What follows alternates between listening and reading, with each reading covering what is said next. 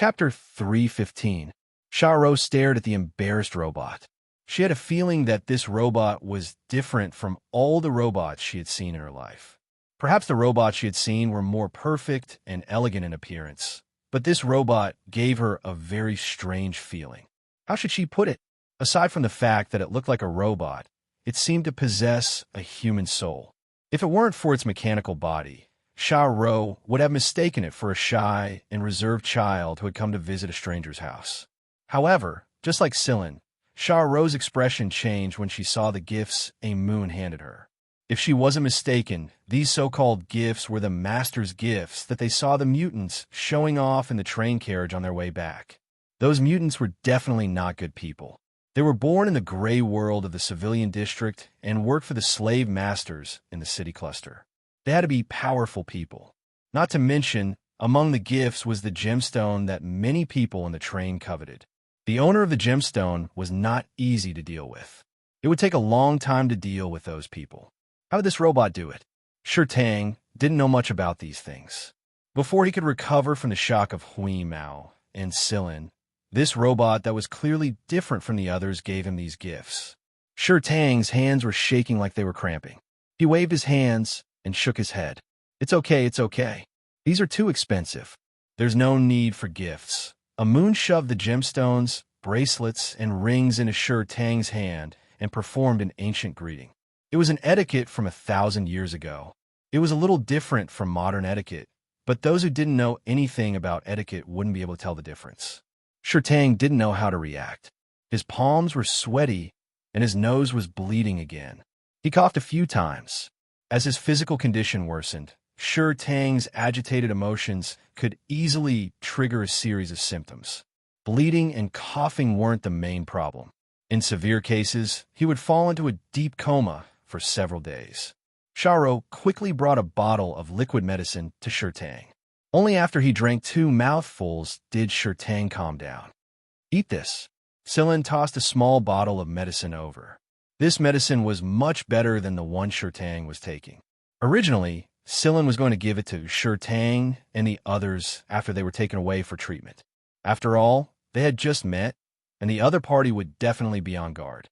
However, seeing Tang's reaction after knowing his and Hui Mao's identity, there was no need to worry about that.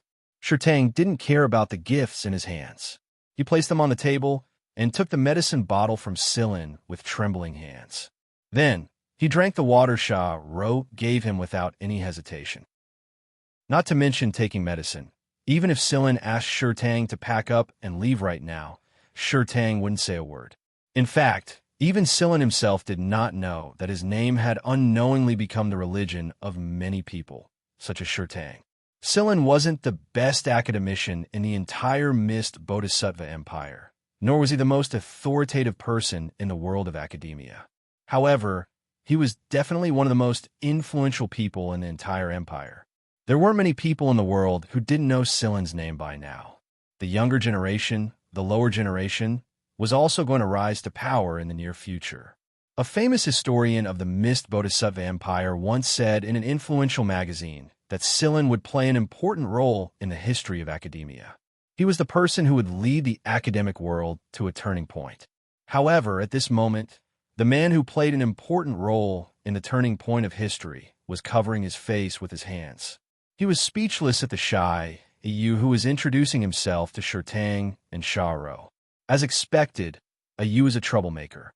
After the introduction, Ayu tilted his head and looked at Tang and Xiaoro. Will you be leaving with us? Tang looked carefully at Sillin and saw that Sillin was looking at them. He sucked in a deep breath and said in a trembling voice, I'm listening to your arrangements. Just call me Sillin. Sillin suddenly turned to look at Ayu. You're in trouble this time, you. Ayu scanned the area with his scanner before looking down and twirling his fingers. I'm really sorry. Sillin curled his lips. Sorry my ass.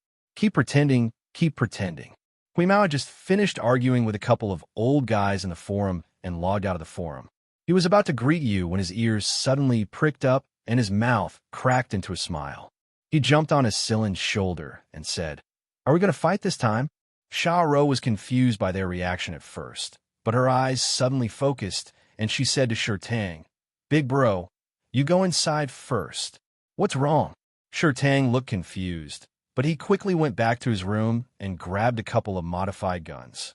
It's fine. I'll stay with you. On the simple scanning screen made by Tang, there were many dots of light surrounding their house. Each dot of light represented a person. In other words, they were surrounded. The most obvious difference between the civilian area and Old Man Chang's was that the civilian area here was filled with violence and blood. The strong preyed on the weak in this lawless place was the law of the jungle. There were no weaklings here. Even a sickly person like Tang was not a weakling that everyone could bully.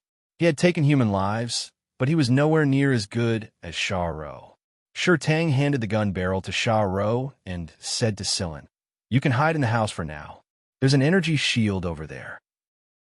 You can activate it after you get inside." Tang only had one energy stone in his possession, and he had always been reluctant to use it as an emergency measure. However, he couldn't care less about it right now. Sharo opened her mouth. She wanted to tell her big brother that this person was much more powerful than the two of them combined. In the end, she held herself back.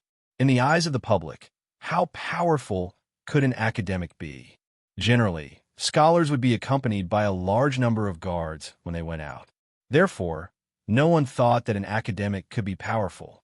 If Guanfeng was a special case in the academic world, then Silin was the special case among special cases. In Tuo Sen's words, Silin was a freak. Silin rose to his feet and stopped Tang from leaving the room. "Since we're the ones who caused this, we'll take care of it. You two just decided to leave with us, so there's no need for you two to show up." After saying this, Silin looked at Yu, who was twirling his fingers. "You, let's go take care of the rest." "Oh." Yu followed Silin out the door with his head hung low. Huimao was already moving its claws around excitedly. Outside Tang's house, a group of unruly-looking mutants surrounded it. They had weapons in their hands, including machetes and guns. One of them was the man you had knocked out. You had taken advantage of the situation at the time, but he was found out later. That was why he gathered a group of people to stop them. "That's the robot. I saw it run off with your stuff." One of the Inhumans pointed at Moon, who had followed Celine out of the room. The blue light on Yu's face narrowed into a thin line. He looked at the person who had spoken. He didn't remember seeing this person around him. The man's eyes flickered when he saw you looking at him. He felt a little guilty. His information should be correct, right? Silin had already told you to explain the situation to him before he walked out of the room. After listening to the story, Silin didn't say anything. He simply looked at the crowd. Tang didn't hide in his room. He walked out with Ro and his gun. Due to his long illness, he looked a lot thinner than the people outside. "Yo, the sickly invalid is out." Someone sneered. Ro's eyes turned cold. Her silver snake knife was already in her hand.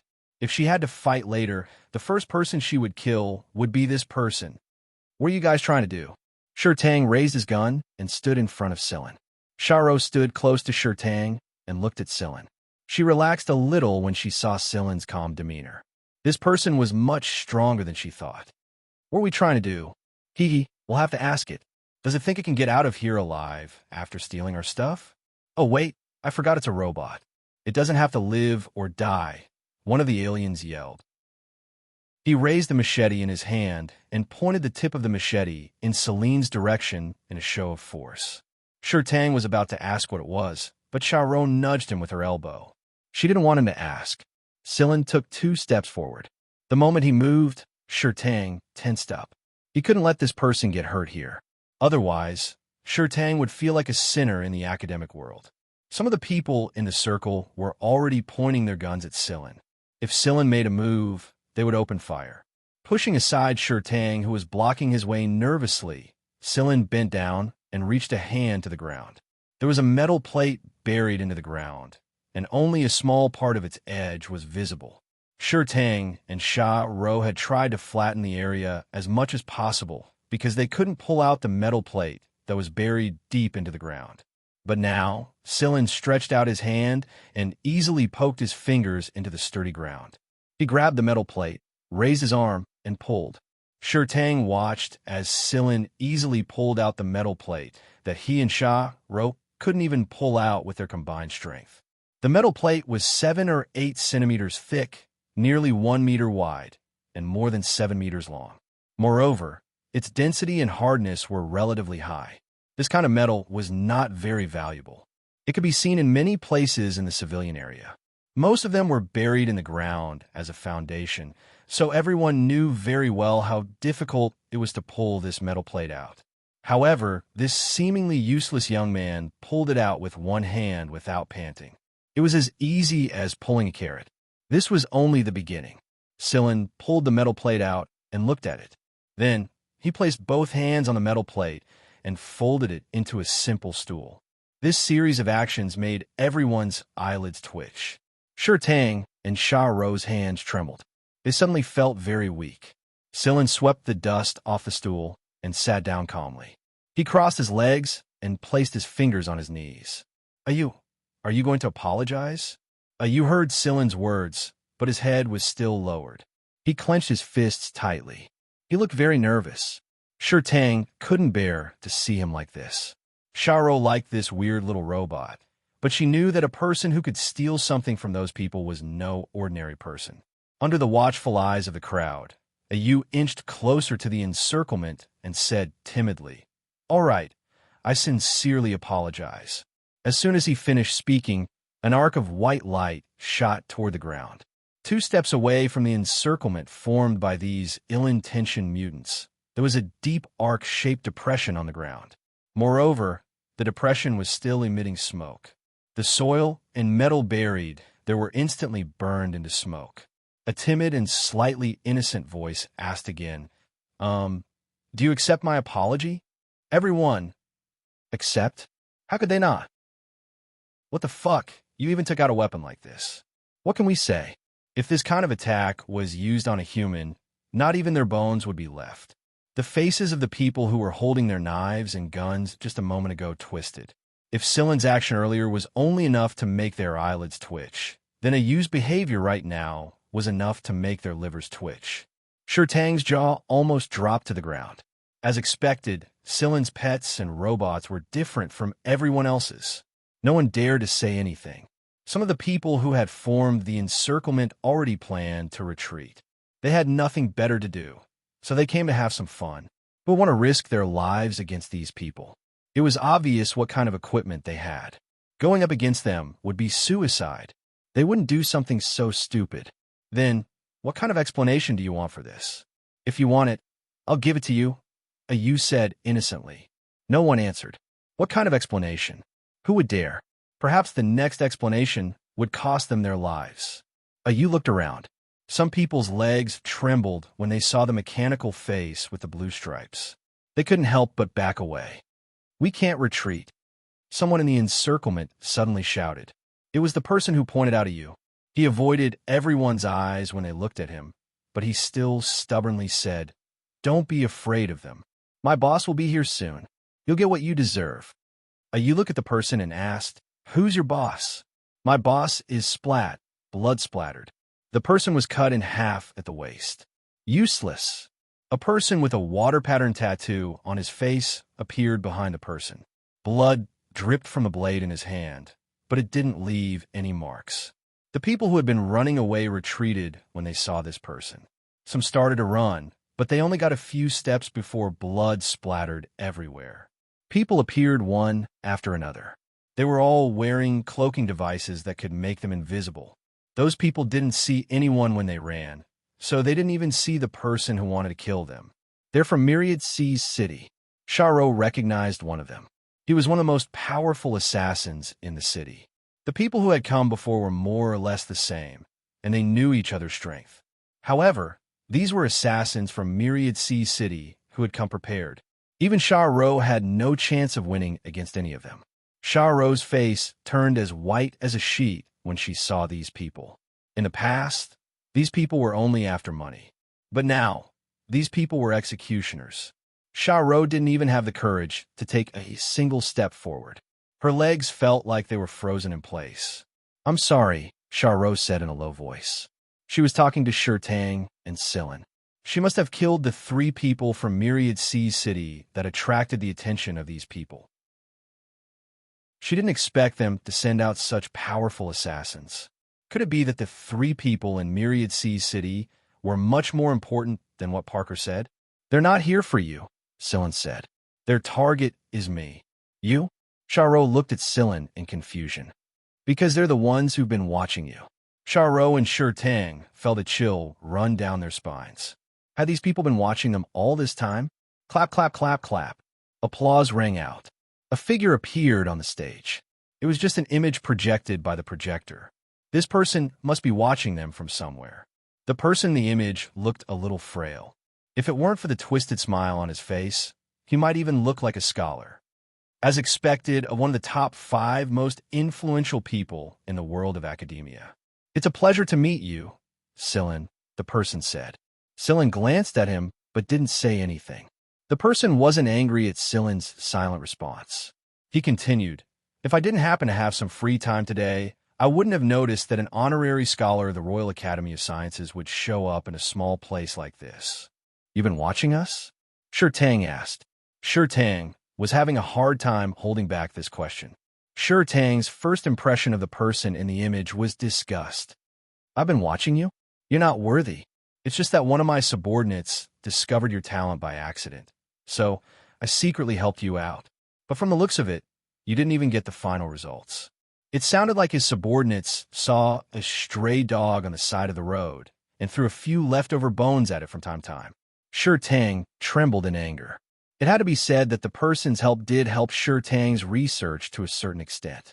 It wasn't much, but it did save him a lot of time searching for the necessary ingredients. That drug did prolong his life a little too. However, Shi Tang and his sister weren't slaves, nor were they livestock.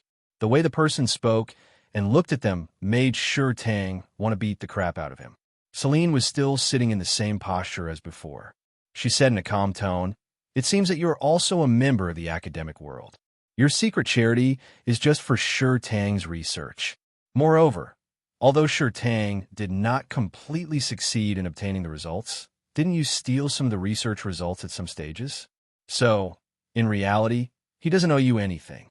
Shi Tang abruptly turned to look at the person in the video. His research was stolen by someone else a long time ago. He had been working hard all this time for these people. His illness was also for these people. He had been fantasizing about selling his research to the people in the research department, even if he couldn't get the final results. That way, his sister could live a better life after his death. But it was all just a fantasy. These people wouldn't allow him to do that. When he couldn't hold on any longer, Xiaorou would be killed as well, and the research department would use someone else's name. If they didn't care about him, why did they have to take away his last hope? Why? Why are you? Shi Tang was gradually losing control of his emotions. Other than his sister, the thing he valued the most was his research. For a researcher like him, his research was like his own child. Even if he had to trade his health and lifespan for it, Shi Tang was willing to do so. However, what right did these people have to deprive him of this little bit of hope and wealth? The world had never been fair. Shi Tang and his sister, who lived in this violent and bloody civilian area, knew this very well. But Shi Tang couldn't accept this. He couldn't accept this. Shi Tang thought back to when he first started browsing the forums, and the people there had posted the extremely controversial words in Sillin's report. This world is strange when it comes to giving rewards. It tends to give rewards to those who are already famous. The background of honor leads to the uneven distribution of honor results. This unfair effect caused many unknown researchers to not be recognized by the academic community for a period of time or for a long period of time after they made contributions and had good results. Some outstanding people even quit the academic community. There's a phenomenon in the academic community of the empire. Those who already have a lot want to give them more. They would rather let them have more, and those who are already short on money want to take away even the last straw in their hands. So this was all true. Shi Tang's mind replayed the words, and every single one of them made him feel suffocated. His violent emotions made him cough again. Blood flowed out of his nostrils. Xiaorou couldn't care less about the people outside. She hurriedly went into the house to fetch some medicine for Shi Tang to drink. Sillin looked at Shurtang and injected him with a syringe. The medicine wouldn't be effective immediately under the influence of his emotions, so he had to inject the medicine first. Shurtang's condition improved after the injection. Sillin asked Xianxia to take care of him while he turned around to look at the person in the video who was looking at them with a sneer. "Are you not going to let me go as well? You don't plan to let me go in the first place, do you?" The person in the video raised his chin. "That's right. Why do you, Sillin, deserve so much attention? It's just because you have a good mentor that you can fool those lowly commoners. Do you really think you're some big shot? In my eyes, you're just an ant that doesn't know who you are." "Is that so?" Sillin snapped his fingers. Puffed, puffed. Sounds came one after another. Some people appeared in the originally empty place. These people were the assassins of Myriad Sea City who had yet to reveal themselves. The Poochie sound came from these people. Their cloaking gear was broken, so they revealed themselves one after another. However, they were already dead by the time they showed themselves. Under the astonished gaze of the man in the video, the subordinates he sent, whether invisible or not, fell one after another. However, they couldn't detect the people who were hiding even deeper than they were. Chapter 316. The man in the video was stunned by the sudden turn of events, but he also understood that an honorary scholar of the RAS like Sillin must have brought along hidden guards. After these people died one after another, he contacted another group of people and informed the planetary government that they wouldn't interfere with Myriad Sea City's actions. Sillin didn't stop him from contacting the planetary government. Through this channel, Sillin could learn more about the man in the video. The reason Hui Mao hadn't done anything until now was because Sillin had asked it to pay attention to all parties' communications and steal their information to investigate the man's identity. The results surprised Sillin a lot. No wonder this man dared to attack an honorary scholar of the RAS. Given their backgrounds, it would be very difficult for anyone to find out who they were as long as they took care of the matter cleanly. Unfortunately, Sillin wasn't someone he could deal with casually. "Gleason Vanet, so you're a member of the Gleason family. No wonder you're so confident." Sillin smiled. Vanet stared at the man in front of him who was slightly younger than him. How could he smile so calmly if he knew that he was a member of the Gleason family? Or was he just pretending to be calm? But if Sillin could find out who he was, then he must be able to contact the RAS as well. This was going to make things difficult for him. Although the Gleason family was powerful, they wouldn't go against the RAS directly. It would be detrimental to their interests. Vanet smiled after thinking about it for a moment. He couldn't start a conflict with the RAS directly, but he could attack from another side. As expected of Guanfeng's student, you may have Guanfeng's support, but these two people are residents of this planet. You, Sillin, can't do anything about it? Oh, I forgot to mention that the Gleason family has jurisdiction over this planet. This is a legitimate cooperation between us and the planetary government. Not even Guanfeng can interfere. Vanet's meaning was simple. You can leave if you want, but you can't take these two people with you. He wanted to embarrass Sillin and make Sillin lose face. If Sillin continued to argue about the ownership of these two people, Vanet was prepared to produce the relevant documents and settle the dispute through legal means. But after hearing Vanet's words, Sillin didn't say anything and even ignored Vanet. While they were talking, Sillin's space plane had flown over on its own. Earlier, when Xianxia was feeding Shurtang his medicine, Sillin had already signaled them to pack their things and leave at a moment's notice. Therefore, after the spaceplane landed, Sillin immediately boarded the spaceplane with Xianxia and Shurtang. He completely ignored Vanet, who was talking to himself. The people from Thousand Seas City had already arrived after receiving Vanite's order. However, there seemed to be a transparent energy barrier in front of them, and there were also hidden people who were creating obstacles for them. When they finally rushed to the front of the low house, the aircraft had already flown away. The people in charge of intercepting in the air could not hold on at all. The control buttons were inexplicably malfunctioning, and they could not lock onto the target.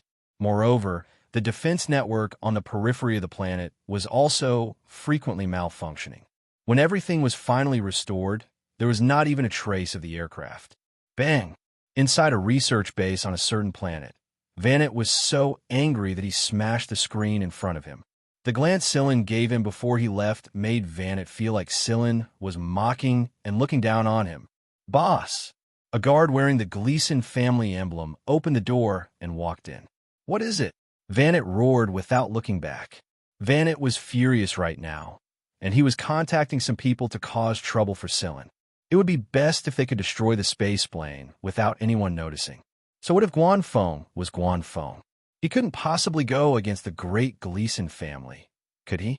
There was no way the Royal Academy of Sciences would pursue this matter too deeply just for a mere Scylla. Young master is here." The guard who was calm a moment ago bit his tongue uncontrollably when he said this name. Vanet's hand paused for a moment. When he finally realized what this young master meant, his anger was replaced by a wave of anxiety. No one would be able to help but be afraid of that person. Vanet hurriedly put away his communicator and straightened his lab coat. He adjusted his expression and forced a smile as he walked out to greet the young master. Although he had already adjusted his expression, when he saw the person striding over from the other side of the tunnel, Vanet's face still stiffened. When he looked into that person's eyes, Vanet felt like he had been thrown into a glacier. The person was obviously shorter than him, but Vanet felt like he was the one being looked down upon. "Why are you here?" Before Vanet could finish, he was slapped in the face. He staggered a step back, and before he could stand up, another slap came. The two slaps directly slapped Vanet to the ground. Half of his face was already swollen, and a few of his teeth were broken. His mouth was full of blood. The person who slapped him stood in front of Vanet, looking down at Vanet, who was struggling to get up as if he was looking at a piece of trash. "You mobilized your men to deal with Scylla?" Vanet stood up with difficulty. His vision was still a little blurry. After he finally recovered, he raised his trembling eyes and saw Gleason Dodge, whose eyes were filled with coldness and anger. Vanet couldn't help but shiver. Why was this guy so angry? In terms of blood relations, Vanet was Dodge's cousin, but Vanet had always been very humble in front of this cousin who was only in his teens. Everyone in the Gleason family knew how special Dodge was. This young man who looked like a kid had entered the center of the family's power at a very young age. This young man was personally trained by one of the 3 generals of the Empire's military, the old master of the Gleason family. His viciousness and abilities far surpassed his peers.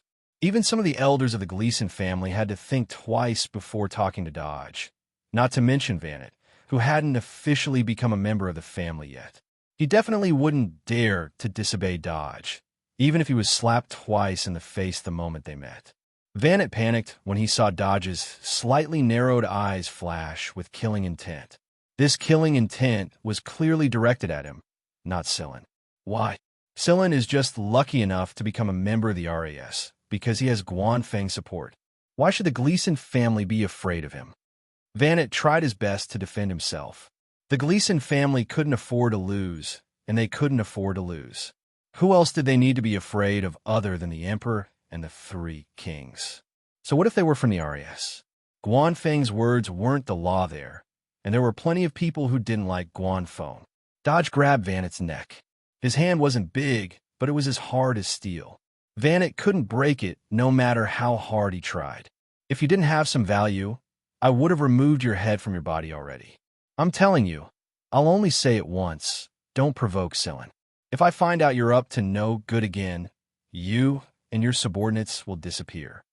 Dodge's voice wasn't loud, and it was very soft, but was enough to make everyone's legs tremble uncontrollably. After that, Dodge tossed Vanet to the side and left with his men. Everyone in the research base lowered their heads when they saw Dodge. They were afraid that this young master would try to divert his anger. "Go take care of things over there, in case Scylla decides to pursue the matter later," Dodge said to the person next to him after they came out. "Yes. Then what about Scylla? I'll explain it to him myself." Dodge rubbed the space between his eyebrows. He couldn't help but get angry when he thought of what Vanet had done. Idiot. Guanfeng and the Jin family weren't the only ones supporting Scylla. There was also the power behind him. It wasn't just a secret weapon, it also meant that the Mist Bodhisattva Emperor had tacitly agreed to it. Caused trouble for Scylla? Did he have shit in his head? It was because Dodge was the old general's personal disciple that he knew some of the Empire's secrets. Ever since the storm Sillin caused in the academic world, Dodge knew that there were too many secrets behind it. Sillin wasn't too surprised to receive Gleason Dodge's message. Sillin accepted Dodge's explanation and apology as well. In fact, even if Dodge didn't show up and Vanet continued to target this matter, Sillin wasn't afraid. From a moment he took Sha Rou and Shi Tang away, all records of Sha Rou and Shi Tang on the planet had been erased. Even if a dispute arose later, he wouldn't lose.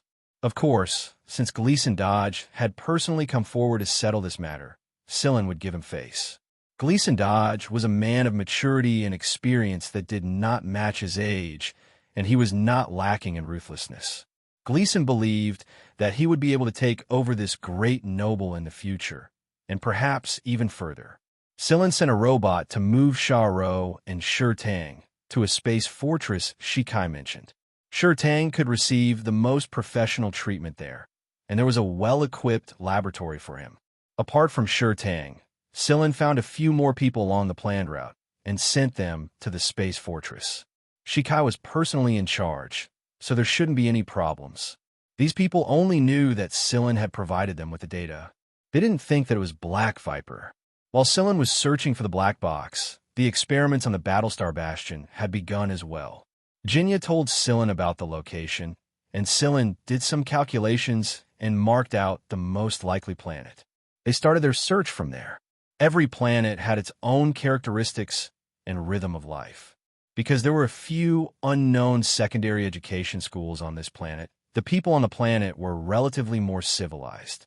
Of course, it was only in a relative sense. The spacecraft landed in a remote area. Sillin and Moon were busy collecting information on this planet over the past 1,000 years, while Hui Mao stared at the screen in boredom. Perhaps the old guys on the forums were afraid of arguing with Hui Mao, but they had quieted down a lot. No one was arguing, and Moon was enough to collect information. Hui Mao stretched and told Sillin to go find food before running off. Sillin was used to this, so he wasn't worried. As soon as Hui Mao stepped out of the spacecraft, he ran with all his might.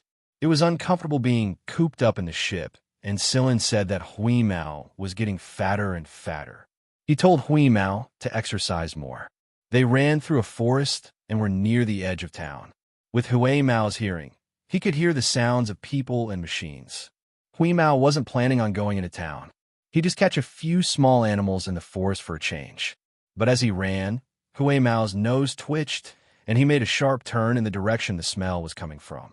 On a patch of grass at the edge of town, a boy of about 14 or 15 sat with his legs bent. His bag was tossed to the side, and his clothes were wrinkled from being pulled.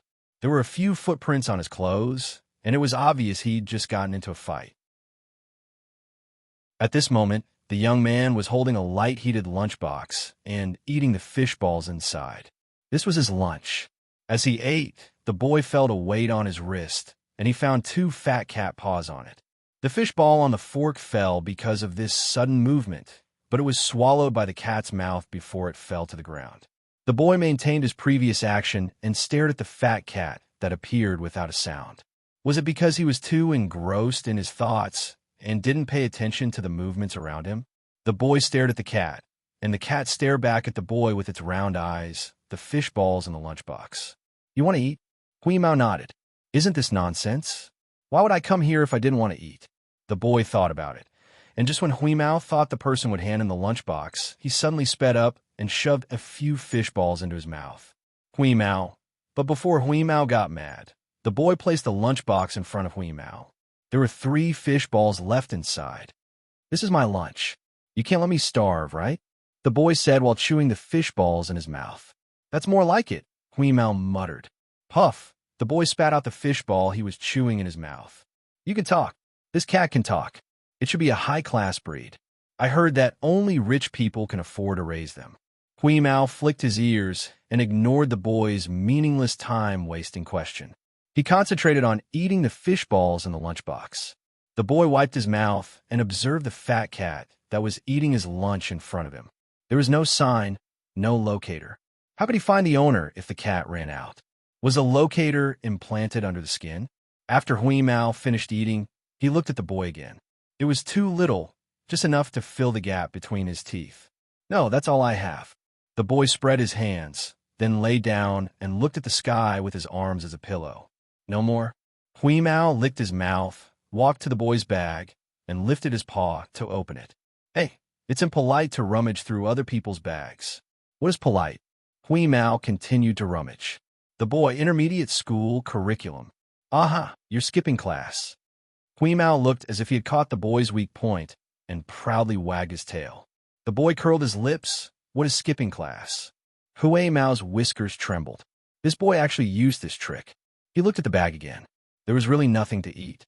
When he was about to leave, he saw the boy lying on the grass and began to weave a frog. This kind of straw frog was a little different from ordinary ones, with some extra skills. The youth turned over and laid on his stomach.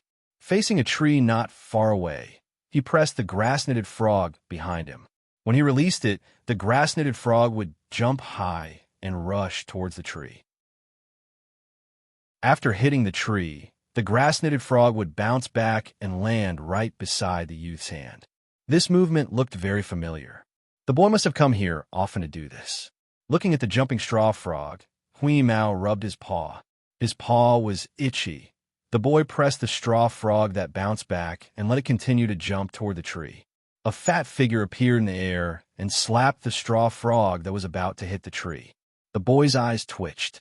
This fat cat could actually jump so high. It was so fat, but it was still quite agile. Hui Mao bent his paw and pushed the straw frog towards the boy. The boy then continued to flick the frog, and Hui Mao continued to slap it. Looking at the fat cat jumping around, the boy smiled. This cat definitely didn't know how much fat it was shaking when it jumped. After playing for a while, Hui Mao felt that it was no longer challenging and stopped playing. He hooked the straw frog with his paw and looked at the boy. This frog is pretty good. Of course, I've been playing this since I was young. I've also tried it. This grass is tough and has the best effect. The boy said proudly. What grass is this? What's its scientific name? Hui Mao continued to ask. The boy frowned. I don't know. Why are you looking at me like that? Who would have the time to find out the scientific name of this weed? Hui Mao looked at the boy with disdain. You've been making it for fun since you were young. After playing for so many years, you don't even know its scientific name. The boy felt that the fat cat in front of him was not cute at all. Not cute at all. Humph. The boy got up and ignored Hui Mao. He patted the grass off his clothes and left with his bag. Hey, where are you going? Hui Mao followed behind him. It's none of your business. Aren't you afraid that your owner will worry about you running around? No. Aren't you afraid that I'll sell you? Sell me. Hui Mao didn't care. The boy, pausing, the boy turned to look at Hui Mao. Why are you following me? I want to know where you bought your fish balls. I didn't buy them. I made them myself. The boy looked at Hui Mao, whose eyes were obviously lit up. Then he turned and ran. Judging from the size of this cat, its appetite was definitely not a joke. Just like the ant next door said, why are people poor? They're all poor because they eat. It was definitely not a good thing to be pestered by this fat cat. The boy seemed to see the scene of the fish that he didn't stock up, disappearing one by one. Fuck. The more he thought about it, the faster he ran. There weren't many people on the streets of the small town at this time. Even if someone saw the boy running like he was a ghost, they just shook their head and didn't say anything. Everyone knew that this kid was a good fighter, so they didn't have the time to care about him. After running across a street and around a corner, the boy leaned against the wall and panted slightly. When he looked up, he saw a pair of round cat eyes. The boy, Hui Mao, calmly squatted on top of the trash can, grinned, and raised his paw to say hello. Yo my ass. The boy leaned against the wall and squatted down, covering his face. This fat cat, this damn fatty. Chapter 317. All right, tell me, what do you want? The boy, squatting on the ground, looked at the gray cat without getting up.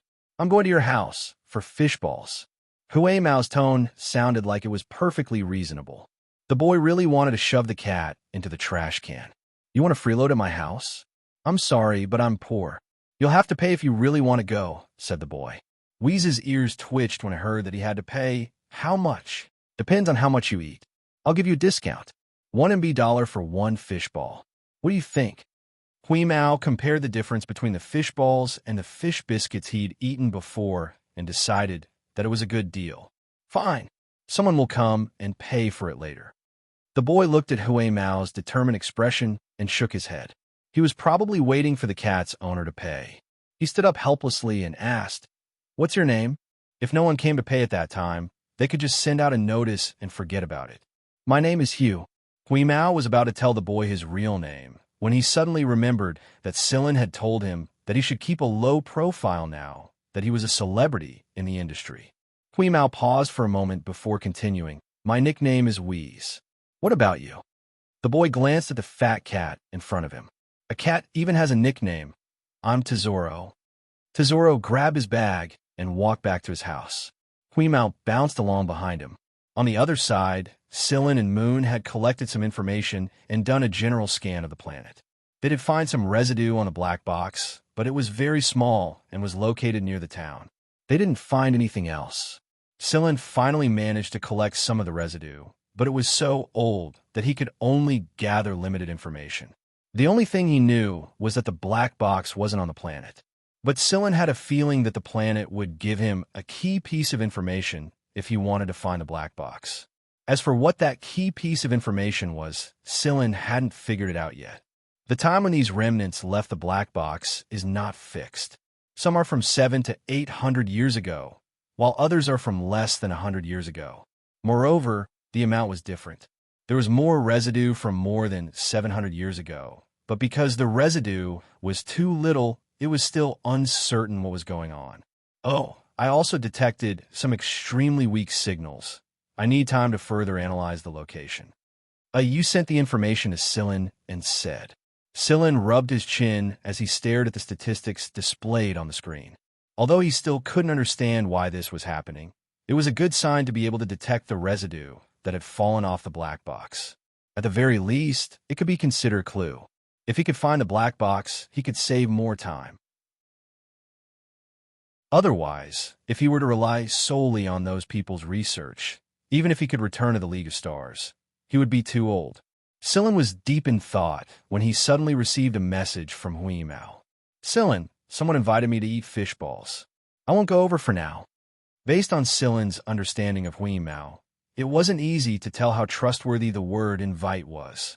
Not long after, Hui Mao sent him another message. "You can come and pay for me when the time comes. One fish ball for 1 MB coin." Silin stared at the message on his communicator and thought, "I knew it. I wonder which unlucky bastard Hui Mao is messing with me." After checking Wheeze's current location, Silin decided to ignore it for the time being. He continued to process the data he obtained and analyze the residue further. Meanwhile, Yu and a few sampling robots went deeper into the black box to investigate the residue. Hui Mao followed Tesoro to a residential area. The houses here looked old and similar to Old Man Chang's, except that the average living space here was slightly larger and more spacious. Tesoro's 3-story house looked a little shabby from the outside. It looked like 3 old houses stacked on top of each other. Tesoro took out a key card, inserted it, pulled, but the door didn't open. He pulled again, but the door still didn't open. Bang! Tesoro kicked the door and pulled again. The door shook twice and opened. Hui Mao stared at the open door and sighed. "I can't believe I kicked the door."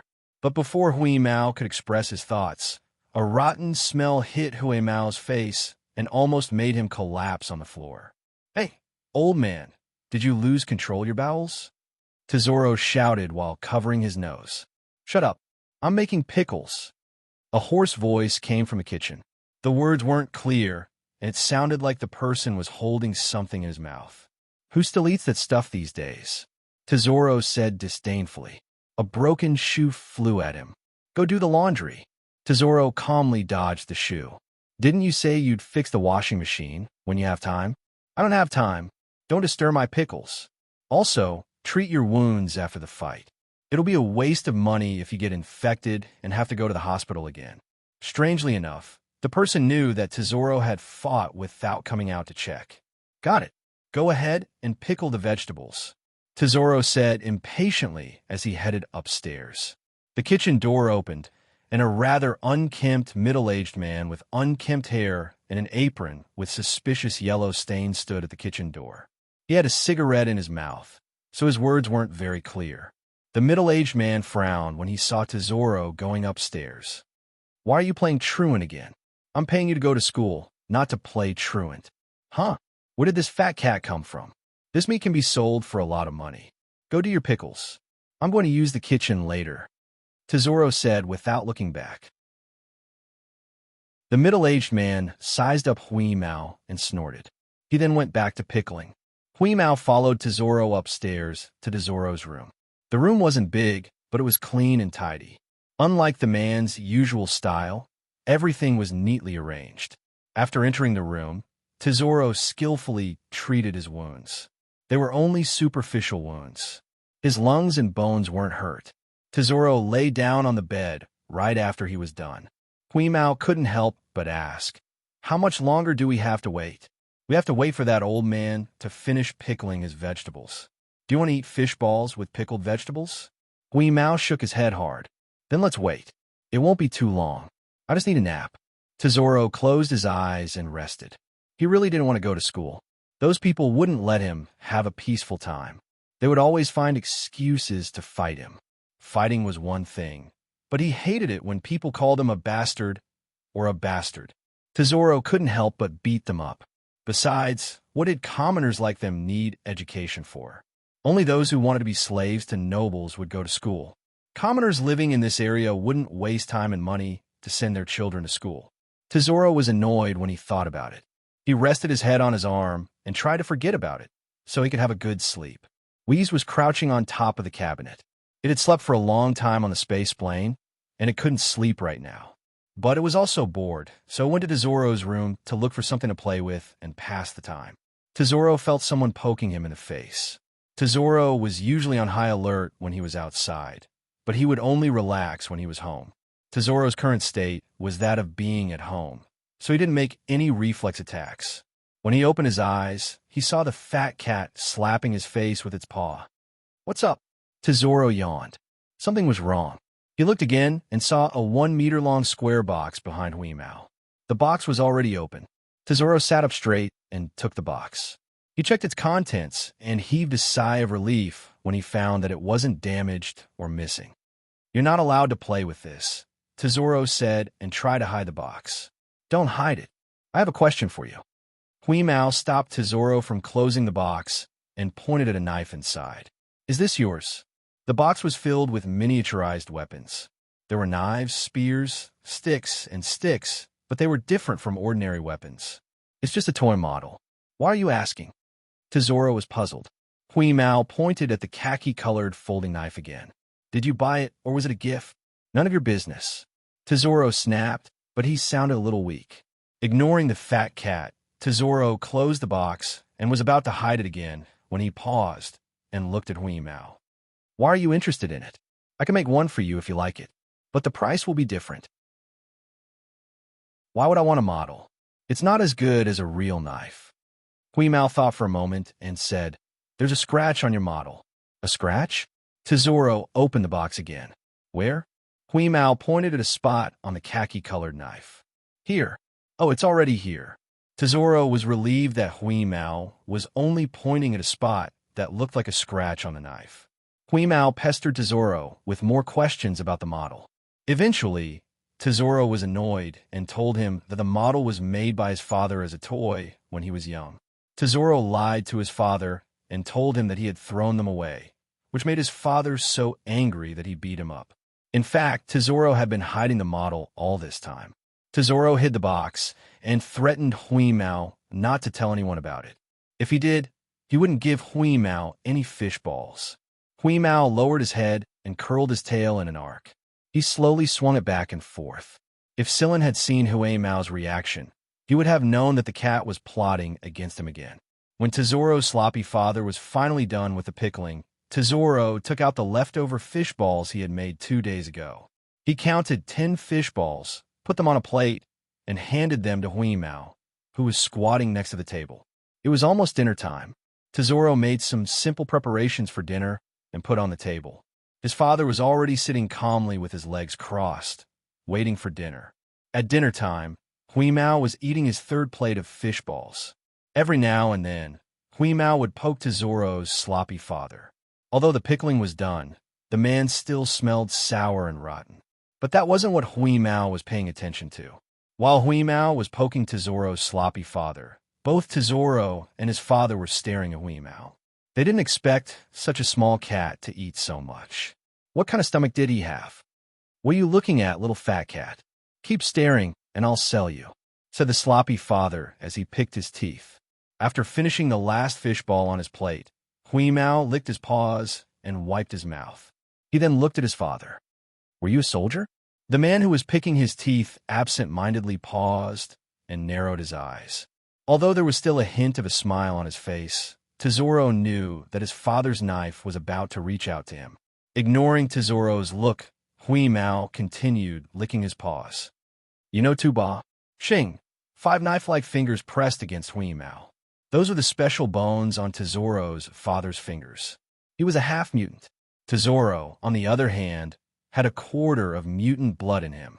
This was why many people thought that Tesoro was dirty. Whenever mutants were involved, people would look down on them, and they would have to endure hostility and ostracism.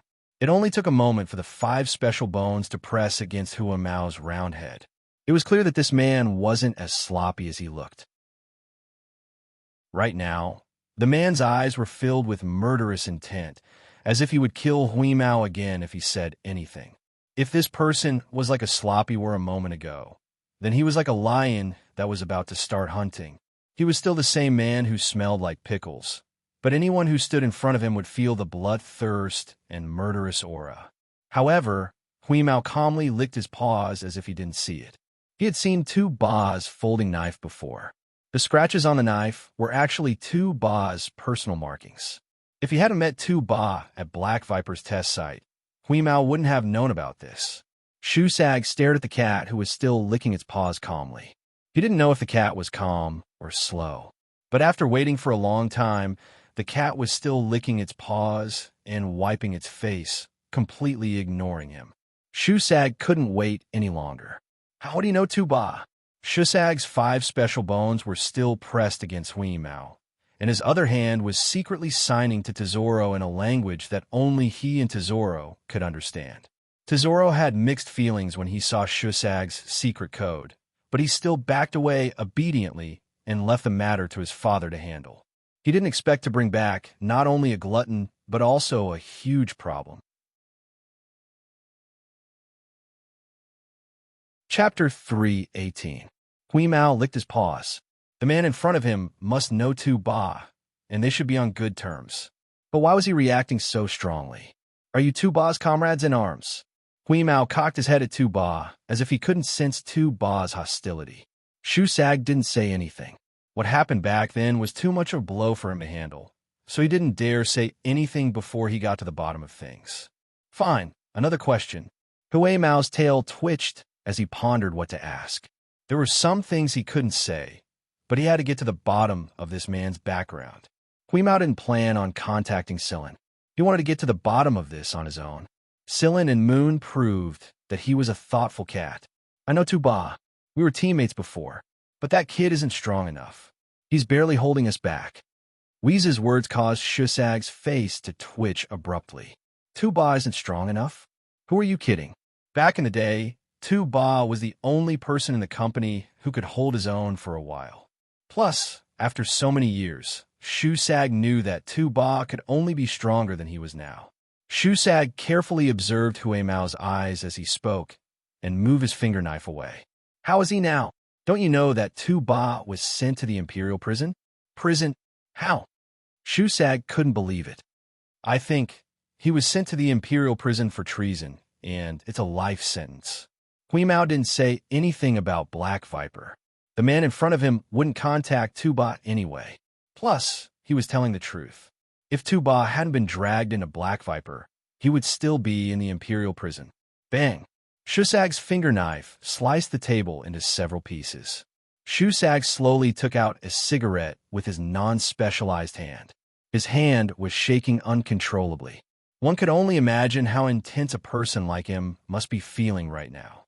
When did that happen? Shusag's voice was hoarse and suppressed. It should be 3 years ago. Hui Mao recalled the information he overheard Sillin and the others talking about Tu Ba. He said with certainty, yes, he was imprisoned in the Empire's high-security prison 3 years ago. Shusag sat in his chair, his body radiating an aura of melancholy and dejection. His eyes were bloodshot, but Shusag couldn't tell if he was angry or feeling sorry for Tu Ba.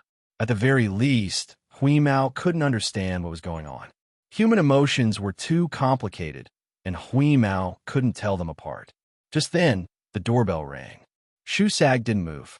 Tesoro glanced at his father, who wasn't paying attention at all. Then, he glanced at Hui Mao, who was licking his paw as if nothing had happened. Tesoro walked to the door helplessly. Opening the door of their house required skill. A couple of kicks later, Tesoro pulled the door open. It was none other than Sillin. Before Tesoro could say anything, Hui Mao yelled, "Why are you here so soon?" Sillin smiled apologetically at the puzzled and wary Tesoro and said, "I'm sorry for the trouble he caused." Tesoro nodded. It looked like this person was the owner of the fat cat. Entering the house, Sillin sensed the strange atmosphere. Shusag, who was sitting there smoking, still had one of his hands in his specialized form. The blade of his finger bone was chilling. Tesoro had been observing Sillin's reaction ever since he entered the room. To his surprise, however, Sillin didn't show much of a reaction to his father's finger blades. Tesoro immediately felt a lot more at ease. After all, mutants were the most ostracized and discriminated against. Even if you weren't a pure mutant, as long as you had a mutant bloodline, you were still considered lowly. Sillin looked at Hui Mao and asked him what was going on. Hui Mao explained it to Sillin in robotic language, looking smug and eager for praise. "Good job." Sillin rubbed Hui Mao's round head. Although Hui Mao was a little reckless, it didn't matter. Sillin could handle it. Shusag's file on this planet was simple as a normal resident. But Sillin knew that Shusag had disguised his information. His real information wouldn't be recorded in the resident's HR system. Shusag was a comrade of Tu Ba, which meant that he was also a member of the Imperial United Garrison. It wasn't easy to survive in the military as a half-mutant. "I'd like to know something about Tu Ba," Shusag finally said from his chair. Celine pulled the chair over. "I'm not too sure myself. All I know is that he was sent to the highest security prison of the Empire for treason. He was sentenced to life imprisonment, and he had only recently been promoted to the rank of first lieutenant." "Lieutenant, that kid's better than me." Shusag rubbed his reddened eyes and looked down. "You guys can go." Sillin didn't linger. He grabbed Hui Mao, said goodbye to Tesoro, and left. Back in the space plane, Sillin did some research on Shusag. With Sillin's current authority, he could look up information on the United Garrison's HR system. However, Sillin was careful not to leave any traces behind. He didn't want anyone to find out that he was investigating Shusag. "Why are you investigating him, Sillin? It's enough that you know he knows Tu Ba. Why do you need to investigate him so thoroughly? You might as well go find the black box and get back to the League of Stars," Hui Mao said. "I have my own plans. You should think about how to lose weight. Look at your body." Sillin poked Hui Mao. The guy looked like a ball of fur when he squatted there. Shusag was his real name, but some records had been changed and a lot of information had been erased. He had to find Tu Ba if he wanted to know more. From Tu Ba, Sillin learned more about Shusag and the real reason Tu Ba was sent to the Imperial Penitentiary. Shusag had something to do with it. Back in the day, Shusag, a half-mutant, worked his way up to the rank of lieutenant. However, he was disgraced by a minor noble for standing in his way and expelled from the army. What followed was the betrayal and frame-up of his gentle wife. In order to avoid being hunted down by the minor noble, Shusag had no choice but to bring his 5-year-old son, Tesoro, with him to a small, unknown planet. There, he had to endure the oppression of starting from scratch. In order to make a living, Shusag had even melted down his precious platinum military medal and sold it to raise more money to escape. Back then, there were people he was close to in the military, but there were even more people who disliked him, especially those who discriminated against mutants. That was why after Shusag's incident, There were a lot of people who added insult to injury. In the end, it was Tu Ba who put a stop to it. 3 years ago, Tu Ba seized the opportunity to kill the minor noble and sent him to the imperial penitentiary for treason. Tu Ba was a good soldier, but he wasn't a good schemer. Back when he was kicked out of the military, Shu Sag was only a second lieutenant. If nothing had happened back then, he would have been promoted to a field officer in the next 10 years. A half-mutant with no background was able to achieve all this with his own strength. Back in the day, Shu Sag was the best fighter in the company, followed by Tu Ba. According to what Tu Ba said, Shu Sag was a good person. According to Silen's plan, he could bring a few good seedlings back to the League of Stars, especially those with mutant bloodlines who had always been suppressed. For example, Xiaorou, Shi Tang, and now Shu Sag and his son. That being said, Silen still wanted to see how he would deal with Shu Sag and his son. The next morning, Shu Sag, who hadn't slept all night, was woken up by the doorbell. When he opened the door, he saw Silen, Hui Mao, and Moon standing at the door. Rent. Shu Sag rubbed his unkempt hair. Who knew how long it had been since he last combed his beard? Yes, we can negotiate the rent. Shu Sag thought for a moment. I don't know why you're doing this, but don't drag us into a conflict. Of course, we're only here for research and sampling. We don't want people to know who we really are, so we're using you as a shield. Silen took out a prepared agreement, and Shu Sag signed it after reading it. He didn't think that an agreement was worth shit as long as they didn't admit it. Still, Shu Sag wanted to know more about Silen's group, so he didn't object to them renting his house. And so, Silen lived here as a distant relative of Shu Sag's. Most of the time, Silen, Moon, and Hui Mao would go out and search for the remnants of the black boxes. The robots they sent out also searched all over the planet, but to no avail. After a few days of searching, they only managed to find the remnants of the black boxes at different times. Aside from that, Silen got to know Shu Sag and his son better. One of them had the rebelliousness and awkwardness of youth, and the other didn't know how to express his love as a father. The father and son quarreled on the surface, but deep down, they both knew that the other was good to them. Shu Sag kept calling them little bastard and little bastard, but Silen knew that he cared a lot about Tesoro. In the language of the mutants, Tesoro meant treasure. During the few days they stayed here, Silen got along well with Shu Sag and his son. Hui Mao had fish balls to eat every day, and he also got to try some of Shu Sag's homemade pickles. Although they smelled horrible at first, they got better after a while. At least, that was what Silen thought. When all the information on the planet was gathered, Silen was ready to leave.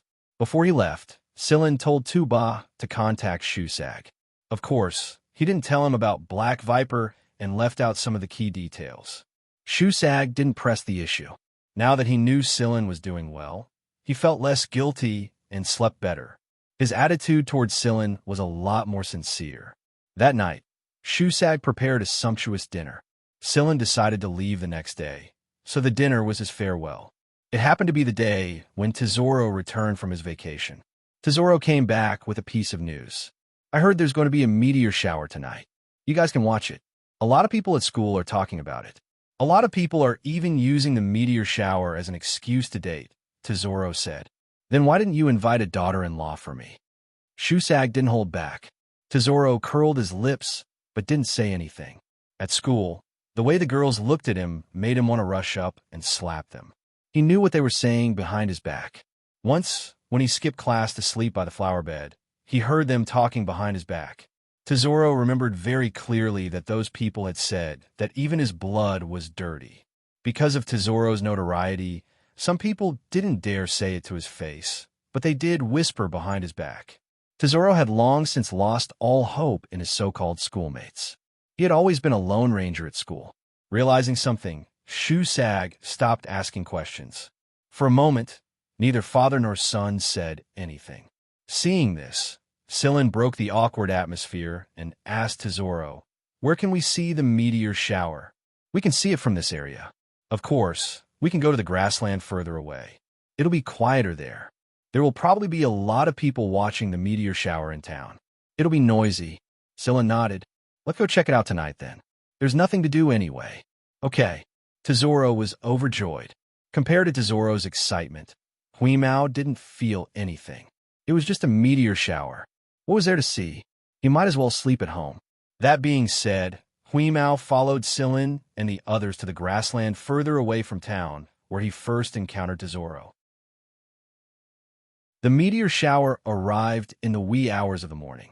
The friction between the atmosphere created countless sparkling ribbons, which excited many young people. Even from where they stood, they could hear the shouts of the youngsters in town. However, there wasn't much romance to speak of here.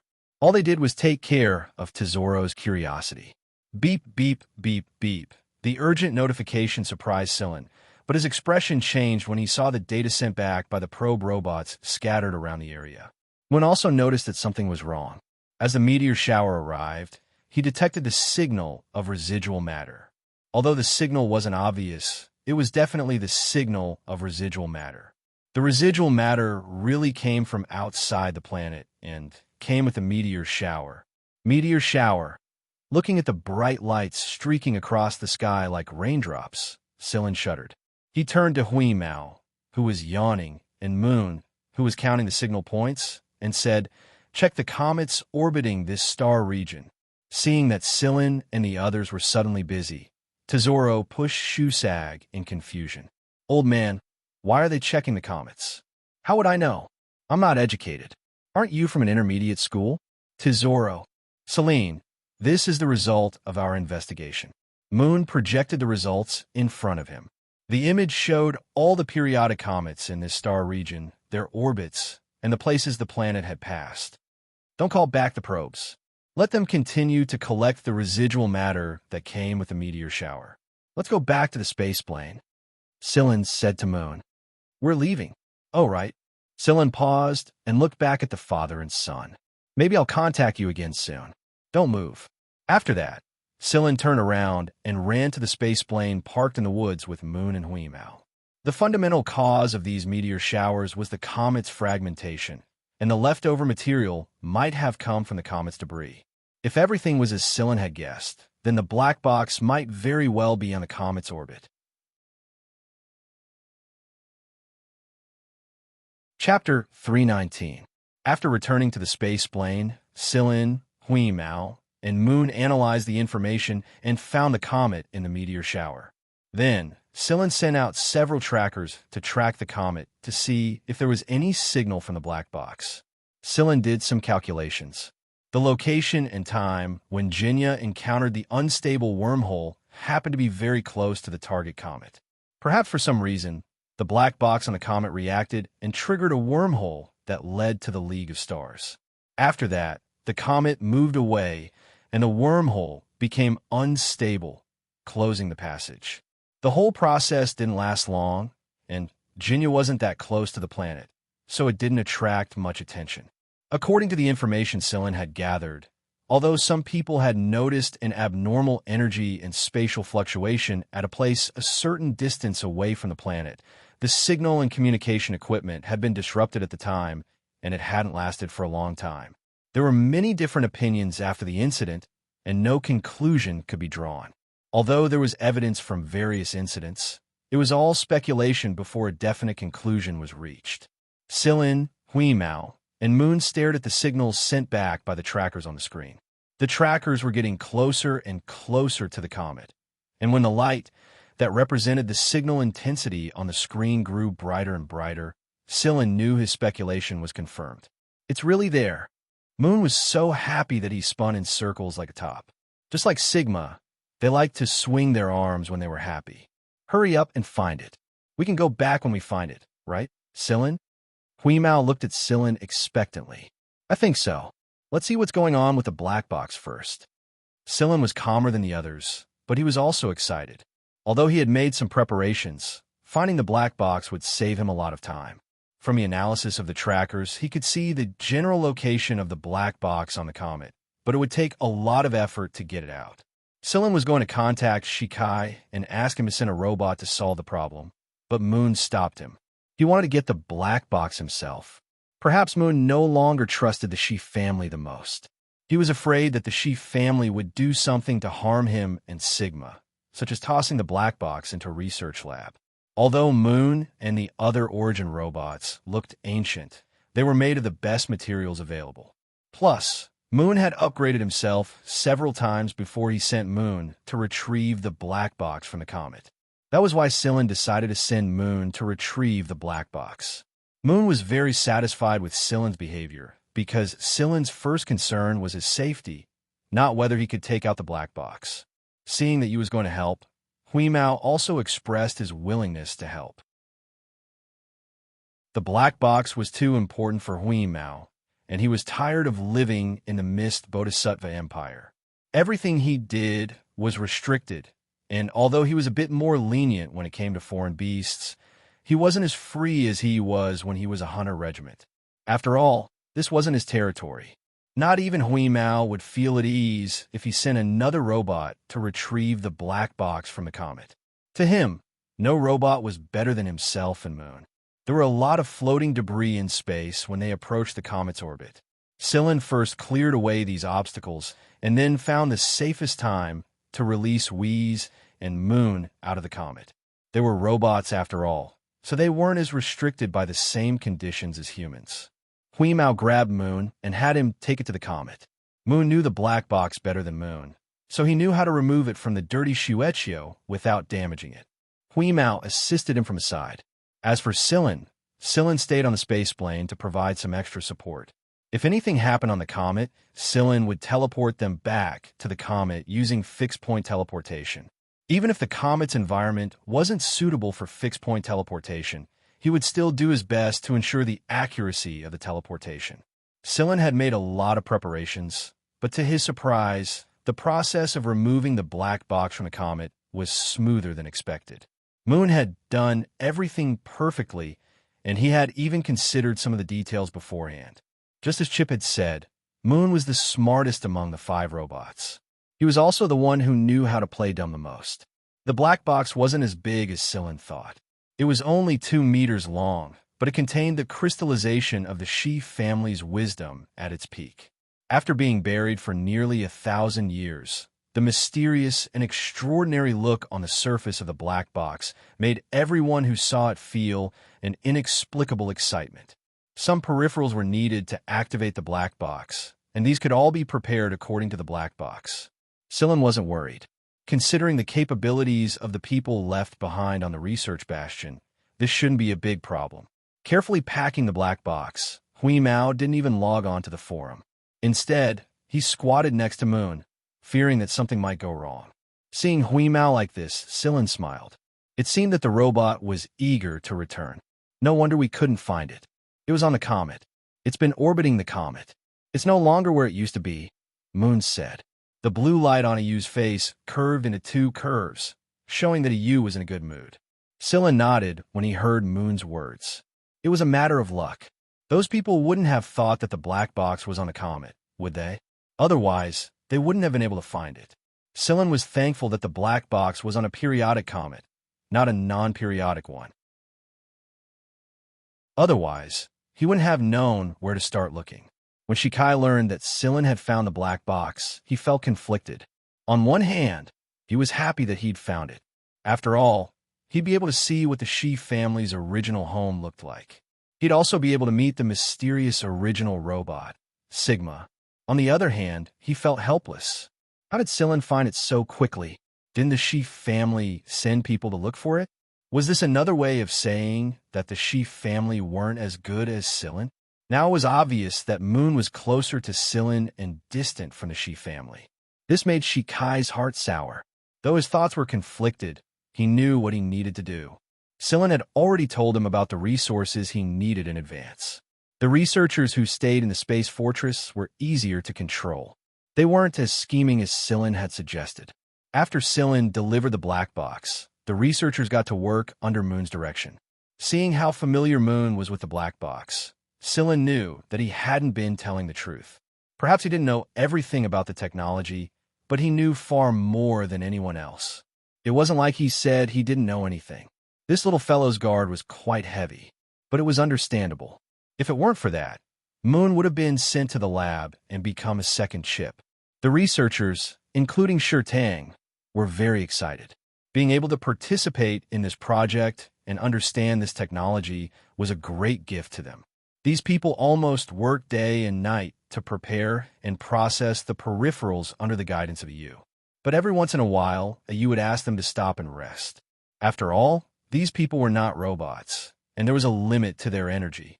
Celine watched the entire process from the side. Sometimes he would join in and help out. Through this process, he learned a lot about this technology.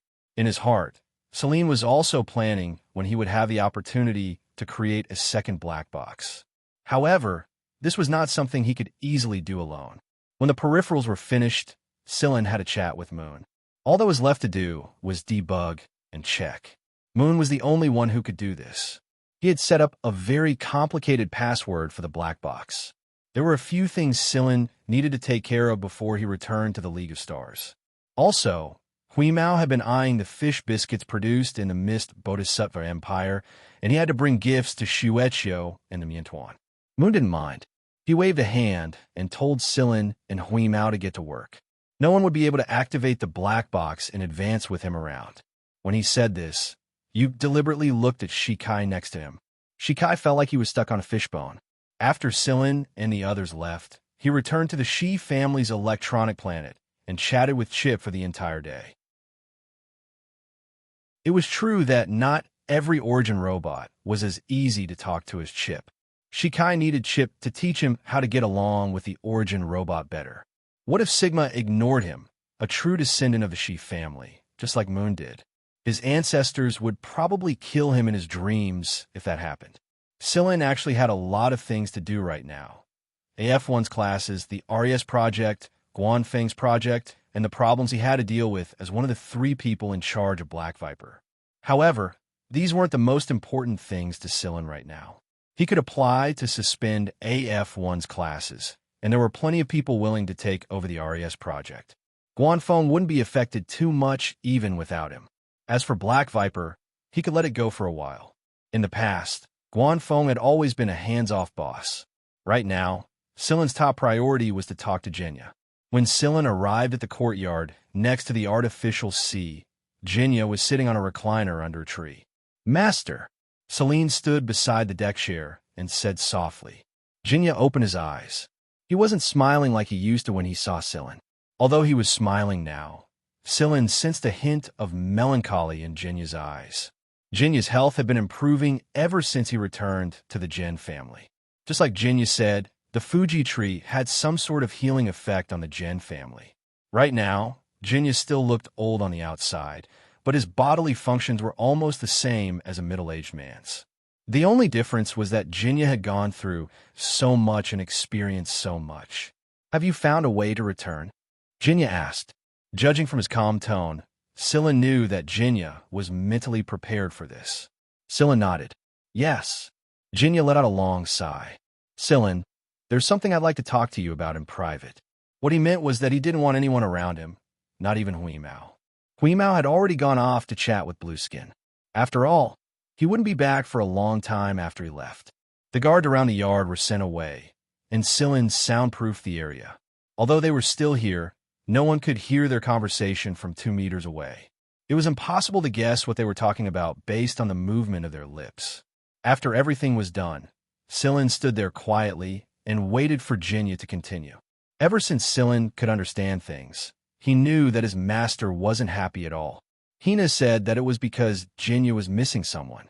Later, when Celine received the ring with the curly leaf pattern, he thought that Xianxia was like that because he missed the Gen family of the Mist Bodhisattva Empire.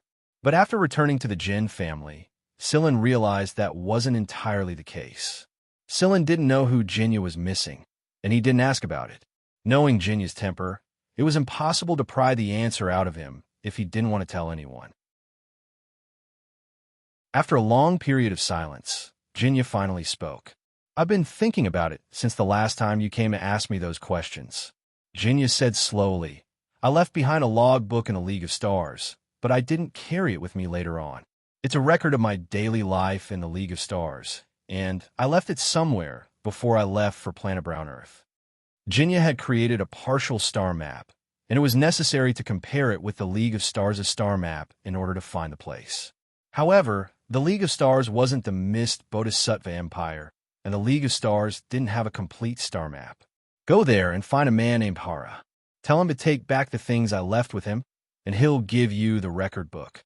Which sector of the League of Stars does this place belong to? Sillin asked while pointing at the partial star map. Sector S. Sillin was astonished. He didn't think that Xianxia had been to Sector S before. But how did he get in and out of a place like that safely? Or is it just luck? Xianxia didn't explain too much. He simply said, the key to open the logbook is the ring on your finger. If anyone tries to open the logbook by force, it will self-destruct. For what I know of Hara, he should have kept the logbook very well. Once you find the logbook, you'll know everything about me. There's a special record of two people in the logbook. If you meet them, please give this to them. Xianxia took out a box with a necklace and a badge inside. The necklace was a woman's style, and the green gemstone embedded on it was exquisite and pure. It looked like it contained a lot of life, and it was much better than the green pearl Sillin had found back then. There was a pattern on the gemstone, and it was the emblem of the Fuji royal family's Gen family. However, the pattern on it was slightly different from the emblem worn by most members of the Gen family. It was an emblem only worn by members of the royal family or those who were extremely close to them. The badge was similar to the one worn by Gen Xingming's father, the current King Fuji. It was a very good proof of identity in itself. Sillin had always thought that only the children of the current King Fuji, like Gen Xingming and Gen Xingming, would have such proof of identity. He didn't think that there would be another. Seeing through Sillin's thoughts, Xianxia explained, my royal brother purposely left this extra badge for me back then. He gave it to me after I returned. Xianxia only explained half of it. The hidden meaning behind his explanation was that Xianxia would give this badge to his son or daughter as well. Xianxia actually has a wife and child in the League of Stars. Sillin looked at Xianxia. He still had a lot of questions, but Xianxia's don't ask me. I don't want to say anything didn't come out of his mouth. He would know everything once he found the logbook. Sillin accepted the box containing the two items. You're not going to meet them. Xianxia lowered his eyes and didn't say anything. However, his lips were tightly pursed and his fingers were rubbing his sleeves. Seeing Xianxia like this, Sillin knew that Xianxia was conflicted. He said, if possible, I'll see if I can bring them to reunite with you. The possibility is very small, Xianxia said in a low voice. No matter how Sillin listened to his tone, he felt that he was full of grievance.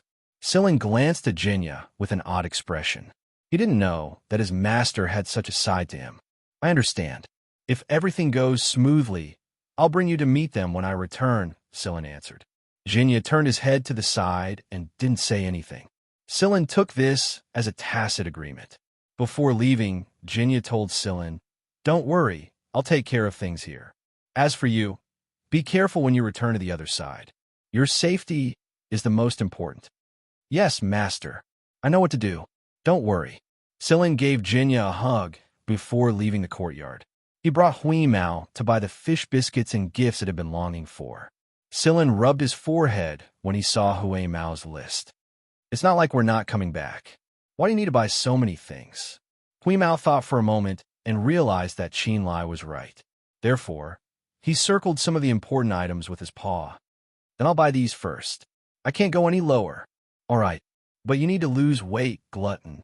Besides the fish biscuits, Hui Mao also took the opportunity to roar on the forums. I'm going to leave for a while. Don't get too cocky, little ones. Some people let out a sigh of relief when they heard this. They could finally enjoy some peace and quiet. Sillin also left a letter for Guanfeng and set it to be sent at a fixed time. It would be best if Guanfeng could show up if there was an emergency. After all, Xianxia couldn't take care of everyone at the same time. It would also reduce some of the pressure on him. Sillin also contacted Shu Sag and his son and picked them up. When they returned to the space fortress, Shikai was already waiting for them. Other than Shi Tang and Sha Rou, the rest of the researchers had been transferred to another space fortress.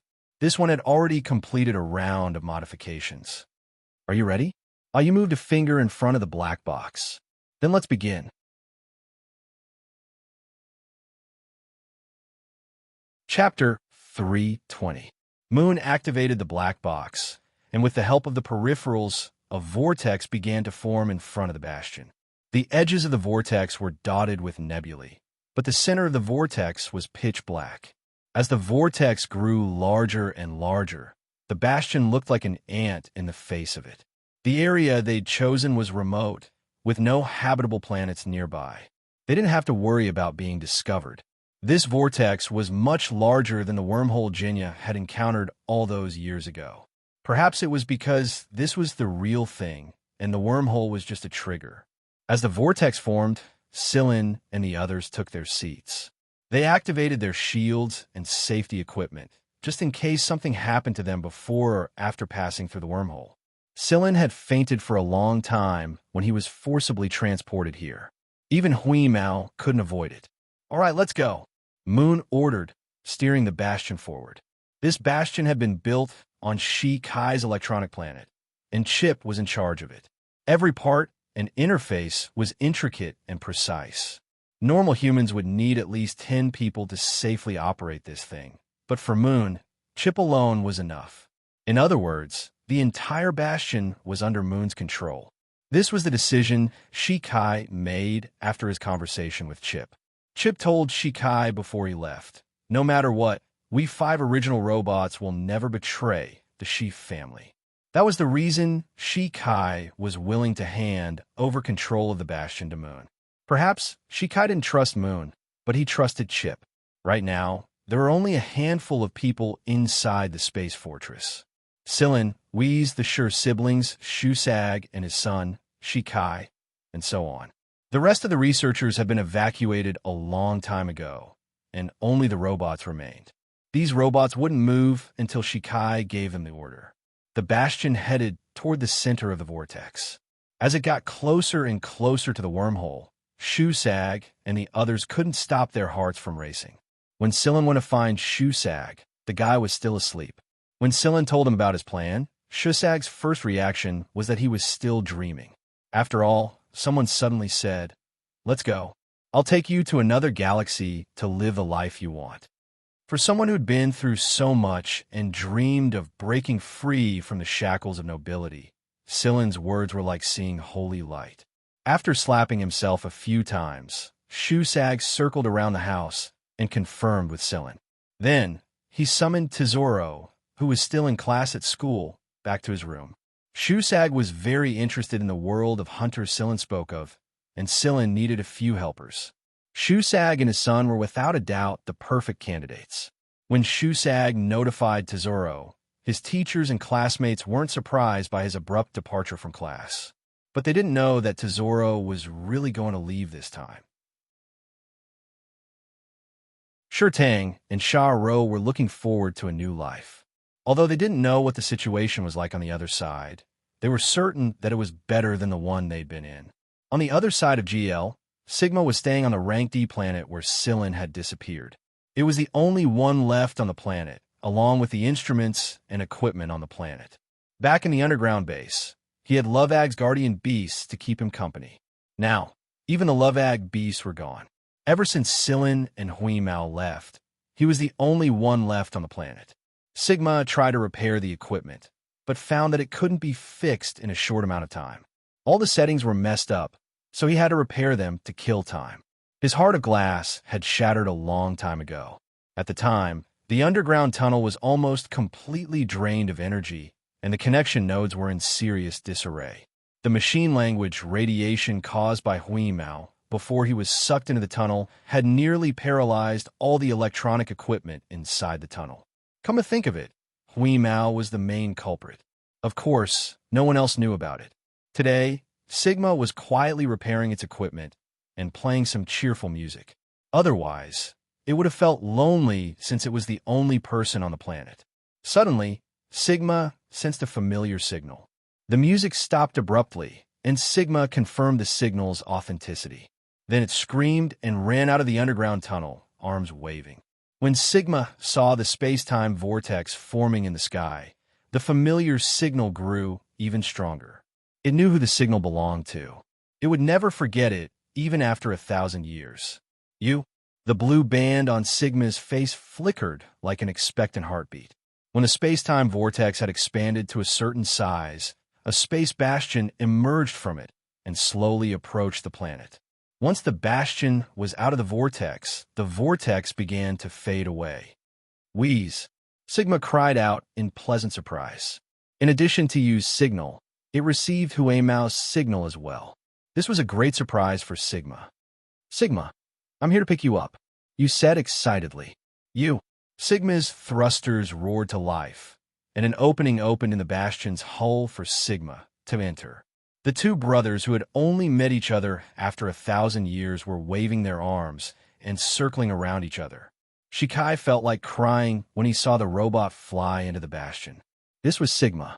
His ancestors could only see Sigma through images. But now, Shikai was seeing Sigma for real. No one interrupted the brothers' reunion. After a quick scan, Huimao turned to Silin and said, "There's no signal from Cheto, and there's no one else on the planet." However, there was a monitor not far from the planet that was constantly monitoring the situation on the planet. Fortunately, because of the space-time vortex, those monitors will be affected and work abnormally. Silin suspected that there were monitors on the planet, so he told Huimao to interfere with their signals. Now that Sigma had been picked up and there was no one else on the planet, Silin ordered Yu to take the bastion and find a place where there was no one watching. Silin needed to understand what had happened in the League of Stars during the 2 or 3 years he was gone. The League of Stars' media was a bit scattered, but Silin was able to get a general idea of what was going on. Silin knew that there would be chaos before he left, but he didn't expect it to be this big. Almost the entire League of Stars was affected, and the situation was complicated. The Galactic Alliance was now divided into several parts. The political, military, and other major families were involved in a reshuffle that hadn't ended just yet. The League of Stars was no longer the same League of Stars as before. The smaller forces had a hard time surviving in this chaos, so some were absorbed and some merged to form new organizations. Right now, Silin was only concerned about the 6th Division, no matter what the politicians and strategists were plotting. Sigma was in a very low mood after the reunion with you. Only 2.5 of the 5 brothers were left, and Chip was only half of them. She kind of knew what to do. Although he wasn't the one who did all those stupid things, he was still the head of the Shi family. He had to shoulder all the responsibility. To Shikai's relief, Sigma wasn't as scheming as Moon. Just like he knew, Sigma wasn't as scheming as Moon. Since Shikai was his master's descendant, Sigma would treat him well. "Where's Cheto, Sigma?" Silin asked. Shikai and the others were carrying the translation device Silin made, so they could understand the language Silin was using right now. Sigma's mood dropped even further when the topic was brought up. Cheto has left the 6th Division. He left Vanguard after the 6th Squad changed hands. The 6th Division changed hands. Silin hadn't expected this to happen. Yes, due to the beginning of the Great Chaos, some small hunter regiments were absorbed by Vanguard, and the 10B squadrons under Vanguard were reorganized accordingly. The current commander of the 6th Division is a member of the A Squad. The original commander, Shotten, has been transferred to the A Squad, and 2 new lieutenants have been replaced. However, due to an internal conflict, Cheto left with Diaz and Asha. Rikulab went home, and he left with Dr. Mernichi Tico. The other familiar faces seemed to have left one after another, but since they were only a minority and the entire 6B squadron was in the midst of reorganization, we didn't bother with them. Those who wanted to leave have already left. Did G-Phone give any explanation for my disappearance? Silin asked. No. Part of the reason Yudi and the others left was to search for you. I don't know anything else, but I can contact the 6th Division's base. Cheto was the one who told me the rest of the information. Can you contact Cheto? Yes. Wait a moment. Sigma quickly pulled himself together and contacted Cheto. The 2 robots had their own unique way of contacting each other. Back then, Cheto had told Sigma to contact him if Silin and Huimao returned. It didn't take long for Sigma to contact Cheto. In the video, Cheto was dressed in sportswear. No one knew where he was. The usually expressionless Cheto smiled brightly when he saw Silin and Huimao. His eyes were bright and full of life. He was already rushing over after receiving Silen's current star map coordinates. Shikai stared at the brightly smiling man in the video and asked a little hesitantly, "Is that Cheto really a robot?" "Yeah, he's a robot. He's very similar to Sigma and the others," Silen said. Cheto had learned more emotions now, and he was able to express them like a human. Shusag and the others' jaws nearly hit the floor when they learned the truth. They really couldn't tell which part of Cheto looked like a robot.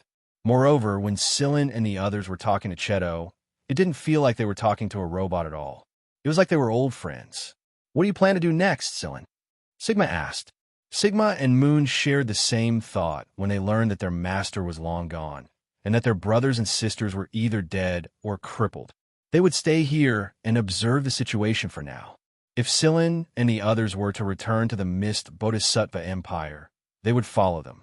The black box was in their hands, so they could go back anytime they wanted. Shikai also said that he would stay here for a while. He wanted to learn more about this star system, and he was very curious about Cheto. He hoped that he could learn something from his interaction with the Origin robots. Silen thinks for a moment before saying, "Can you contact Ji Feng for me?" "Sigma? He told you how to contact him, right?" "He did." Sigma contacted Ji Feng, but Silen told it to send him an encrypted message first. Meanwhile, on planet ZJ-100, Ji Feng was holding a meeting with the leaders of the A Squad. Suddenly, his communicator rang with a message. Ji Feng didn't mind it at all. He only checked the message after he was done talking. But after reading the encrypted message, Ji Feng couldn't stay calm any longer. He abruptly rose to his feet, left the meeting room, and went to his personal lounge to contact Sigma. Ji Feng was very happy to see Silen in the video. Silen didn't hide the fact that the Mist Bodhisattva Empire was located in another star system. Silen knew that Ji Feng wouldn't provoke the Mist Bodhisattva Empire unless he was an idiot. The Mist Bodhisattva Empire was an entire empire. It was an entire empire, a whole entity. If they hadn't taken care of their own side, they absolutely couldn't afford to let the Mist Bodhisattva Empire take advantage of their weakness. If the Mist Bodhisattva Empire intervened forcefully, not even the Vanguard would have an easy time. In fact, they might even face annihilation. It was only after the situation in the League of Stars was stabilized that he could make contact with the Mist Bodhisattva Empire. Silen didn't say too much about his life on the other side. Ji Feng didn't think that Silen would be able to live well in an unfamiliar and huge empire ruled by nobles in just 2 or 3 years. That being said, Ji Feng's attitude towards the Mist Bodhisattva Empire was exactly as Silen had predicted. He wouldn't make contact with them for now. That being said, Ji Feng was very happy that Silen was able to bring back such big news. He had high hopes for Silen in the first place, and now that Silen had returned, Ji Feng planned to give Silen the 6th Division's captain position or transfer Silen back to the A Squadron. Silen turned down Ji Feng's suggestion. According to the information I've gathered, the current 6th Division is no longer the 6th Division of the past. My old squad has either disbanded or left. Even if I were to return now, I'd probably have a hard time getting along with my current teammates. So, Ji Feng waited for Silen to say something. "That's why I want to apply to form the 11th B Squadron." Ji Feng raised an eyebrow when he heard Silen's words. A moment later, he smiled and said, "All right, I agree. Your old base is perfect for the new 11th B Squadron. The 6th Division has already established a base on another planet. The old base is just a backup." "Why?" Silen was puzzled. That base was pretty good. What was the point of not going to another planet to build a stronghold with such a good base? Ji Feng looked meaningfully at Silen. "You'll have to ask a certain person or an inhuman." Silen looked at Sigma. Sigma turned its head away and pretended to communicate with Huimao, but the blue bars on its face kept glancing at them from time to time. Silen had a feeling that the certain person Ji Feng was referring to as Yudi, and the inhuman was definitely Sigma, Cheto, Shueqiu Miantuan, and the Lovag B station at the base. "How much money do you need? Let me be clear. The situation is chaotic right now, and everyone is short on funds. The amount we can give you is limited," Ji Feng said. "Then let's not talk about that. I'm sure some people in the regiment will have objections to the establishment of the 11th B Squadron. You can handle it, Commander. Don't worry. Just do what you need. I'll take care of the regiment. Give me a list of the funds you need, and I'll transfer them to you. After the call ended, Ji Feng lay on his recliner with a smile on his face. Don't disappoint me, Sillin. Hui Mao was the happiest when he learned that Sillin was going to form a new B Squadron. It was his own B Squadron, which meant that it was completely his territory. He was a landlord. By the time Sillin told Moon to pilot the Bastion to the planet where the underground base was, Ji Feng had already ordered everyone from the 6th Division to evacuate. In fact, there weren't many people left in the first place. After Sigma, Sillin, and the others left, the residents of the base were constantly harassed. The entire base was like a mischievous hand, teasing them from time to time. For example, some people were locked inside for several days due to the malfunction of the passageway door. The walls of the toilet would move, and there would often be some very strange sounds, etc. Some people were so teased that they almost had a nervous breakdown. Both Sigma and Moon were overjoyed to be back on this planet. Shikai, on the other hand, was finally able to see his ancestors' handwriting. Hui Mao was so happy that he ran around and played with the Lovag beasts who came out to greet him. So this is a new life. Shu Sag spread his arms and looked forward to the coming days. Then he glanced at his son, who was staring at everything around him with glowing eyes, and slapped the back of Tesoro's head. What are you thinking about? Oddly enough, Tesoro didn't respond to Shusag's slap. He simply stared at the base rising from the ground. After a long time, Tesoro finally spoke up. I can fly a fighter too, can't I? Shusag chuckled and slapped the back of Tesoro's head again. You're still too young. You're not even as good as Xiao. Tesoro was about to retort when Sillin turned to them and said, Go pick a room. This little guy will take you there. Yeah, a little Loag beast hopping around Sillin waved its pincer legs and called out to Shusag and the others to catch up to it. While Sillin, Moon, Sigma, and Shikai were setting up the base, a space plane flew toward them.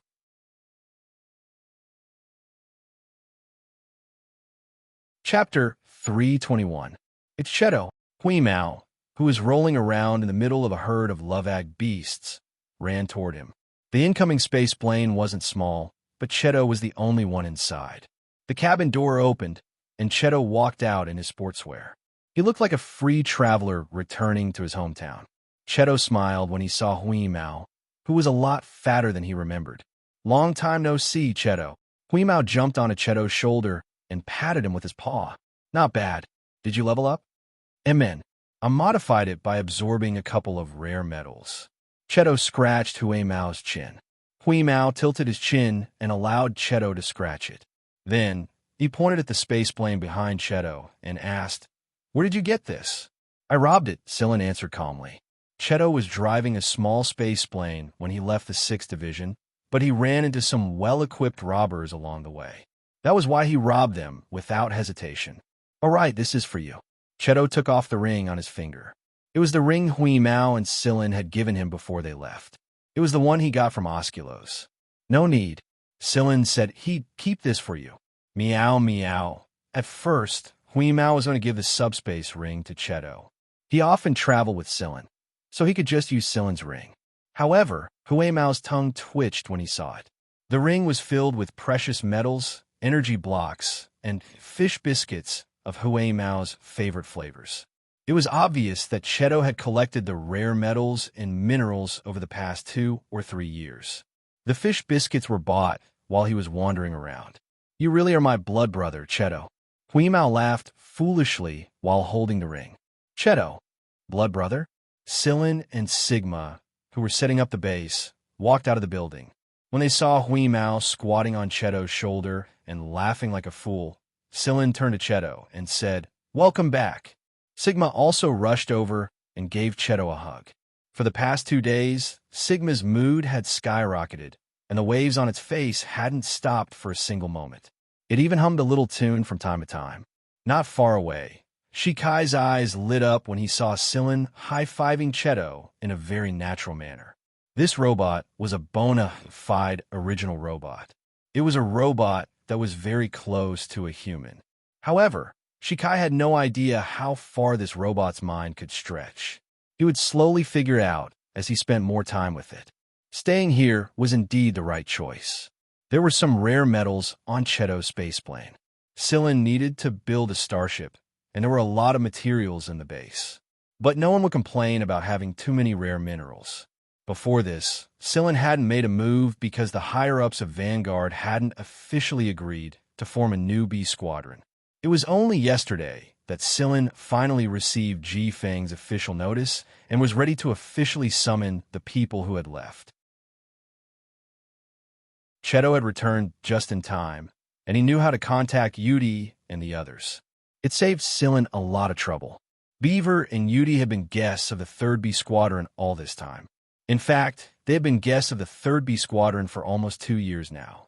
Ever since the 6th Fleet's major reorganization and the departure of many familiar teammates, they had been guests of the 3rd B Squadron.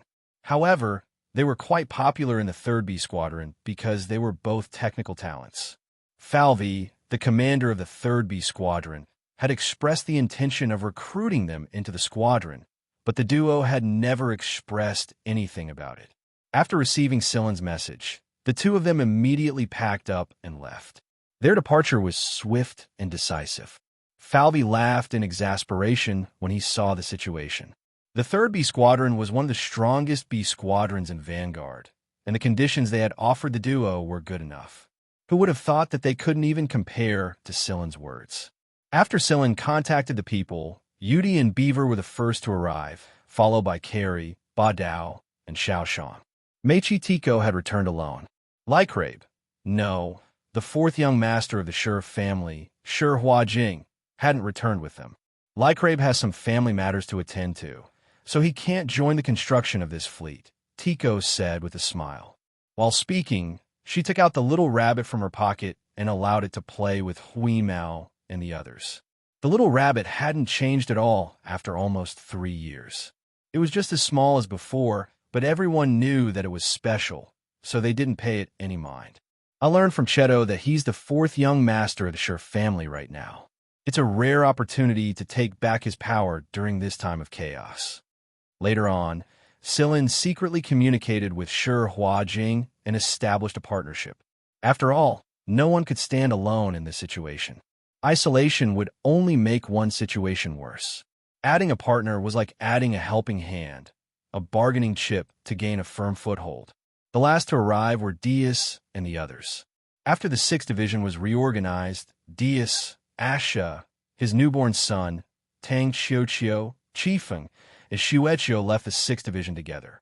After all, the people Tang Xiuqiu trusted the most in the 6th Division were Diaz and Sillin. Since Sillin wasn't here, Diaz was naturally the one who followed him.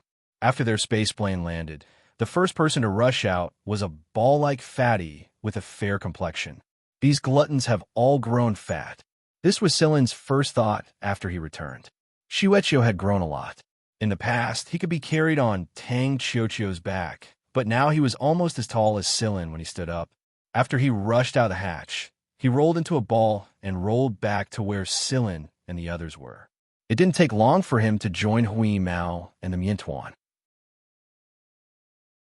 Right now, Tang Xiuqiu was already a young girl. Of course, if you ignored the big sniper rifle she was carrying on her back, she would make people feel closer to her. As for Chifeng, he was trying his best to keep a straight face, but the tail wagging behind him made it clear that he was actually very excited inside. Old man, Tesoro pointed at Chifeng, who was wagging his tail. Tesoro had been surprised when he first saw Ba Dao.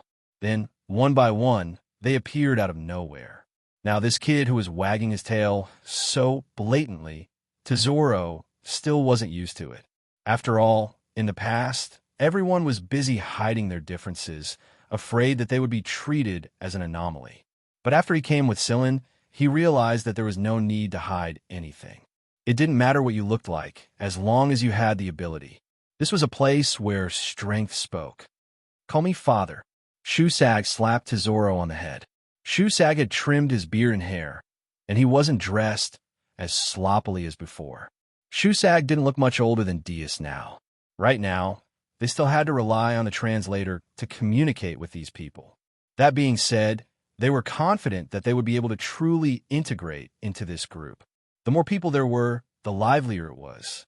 For example, when they heard Carrie's familiar roar early in the morning, the gluttons who had pried open Carrie's storage cabinets and disappeared without a trace. Now that the planet was their territory, they could run anywhere they wanted, and Carrie wouldn't be able to catch them. Tang Xiaoqiu was getting along well with Xiaorou, and Ba Dao and the others were sparring with Xusa from time to time. Silla knew that Xusa was a powerful fighter, which was why Ba Dao and the others couldn't win against him in the first place. While Shikai was busy building robots, he couldn't summon Moon to his office. Moon, on the other hand, kept Sigma away from Shikai's research area for fear that Shikai would dissect Sigma. In the end, Shikai had no choice but to ask Cheto for help. Cheto didn't turn him down. Helping Shikai build robots was the same as helping Sillin grow his B Squadron. Since he was a robot himself, Cheto shared some of his thoughts with Shikai every now and then. Shikai learned a lot from his conversations, and although his new robots didn't have much of an independent mind, some of the details have been greatly improved, and their stealth and combat power had been increased. Everything in the base was progressing in an orderly fashion. When a new team emblem was unveiled, the base held a celebration to celebrate the official birth of the 11th B Squadron and the reunion of everyone. There was still a long road ahead of them, and it would be difficult and full of setbacks. But so what? This was the path they had chosen, and they had to climb it to the end. The B Squadron's main starship was built under the guidance of Sillin, Moon, Sigma, and Shikai. The first batch of engineering robots from Shikai's robot factory were sent to work as labor. As long as they had enough energy, these robots could work day and night with astonishing efficiency. On the day the starship was finally completed, the new Freedom Starship was as sharp as a blade, and it made everyone's blood boil. Huimao had left a paw print on the part of the ship where the Vanguard insignia and the B Squadron serial number were displayed. Next to the cat's paw were Miantuan and Xueqiu's footprints. Although these footprints were insignificant compared to the entire starship, the trio was very satisfied. Hunters belonged to the universe, and when the Freedom Starship was completed, the long-awaited first voyage was about to begin. Sillin wanted to search for the logbook Jinya mentioned, but now wasn't the time. The situation at Sector S was unclear, and he needed more time to investigate. Since Sillin's return, there were a lot of people he couldn't contact like Mo Hung, Lung, Knight, and C.I. Jinsheng. There wasn't much information about them either. Moreover, Sillin's new fleet had a lot of things to do, so he had to push them back. There were some things that Sillin needed to retrieve from the current 6th Division. For example, NG's lab that contained the parasite samples. Most of the samples had been moved when they first arrived at the base, but there were still some records in the lab. Some of them were NG's things, and some were Komunidin's notes. Sillin was going to retrieve all of them. Since NG belonged to the 6th Division, Sillin had to negotiate with the 6th Division's current commander, Simon, if he wished to retrieve NG's things. Since Simon was sent from the A Squadron, Sillin thought that he should start with the A Squadron directly. Therefore, Sillin contacted Nada. Since Komunidin and NG were both deceased, Nada had always taken care of Sillin. When he learned that Sillin wanted to retrieve NG's things, Nada expressed his approval.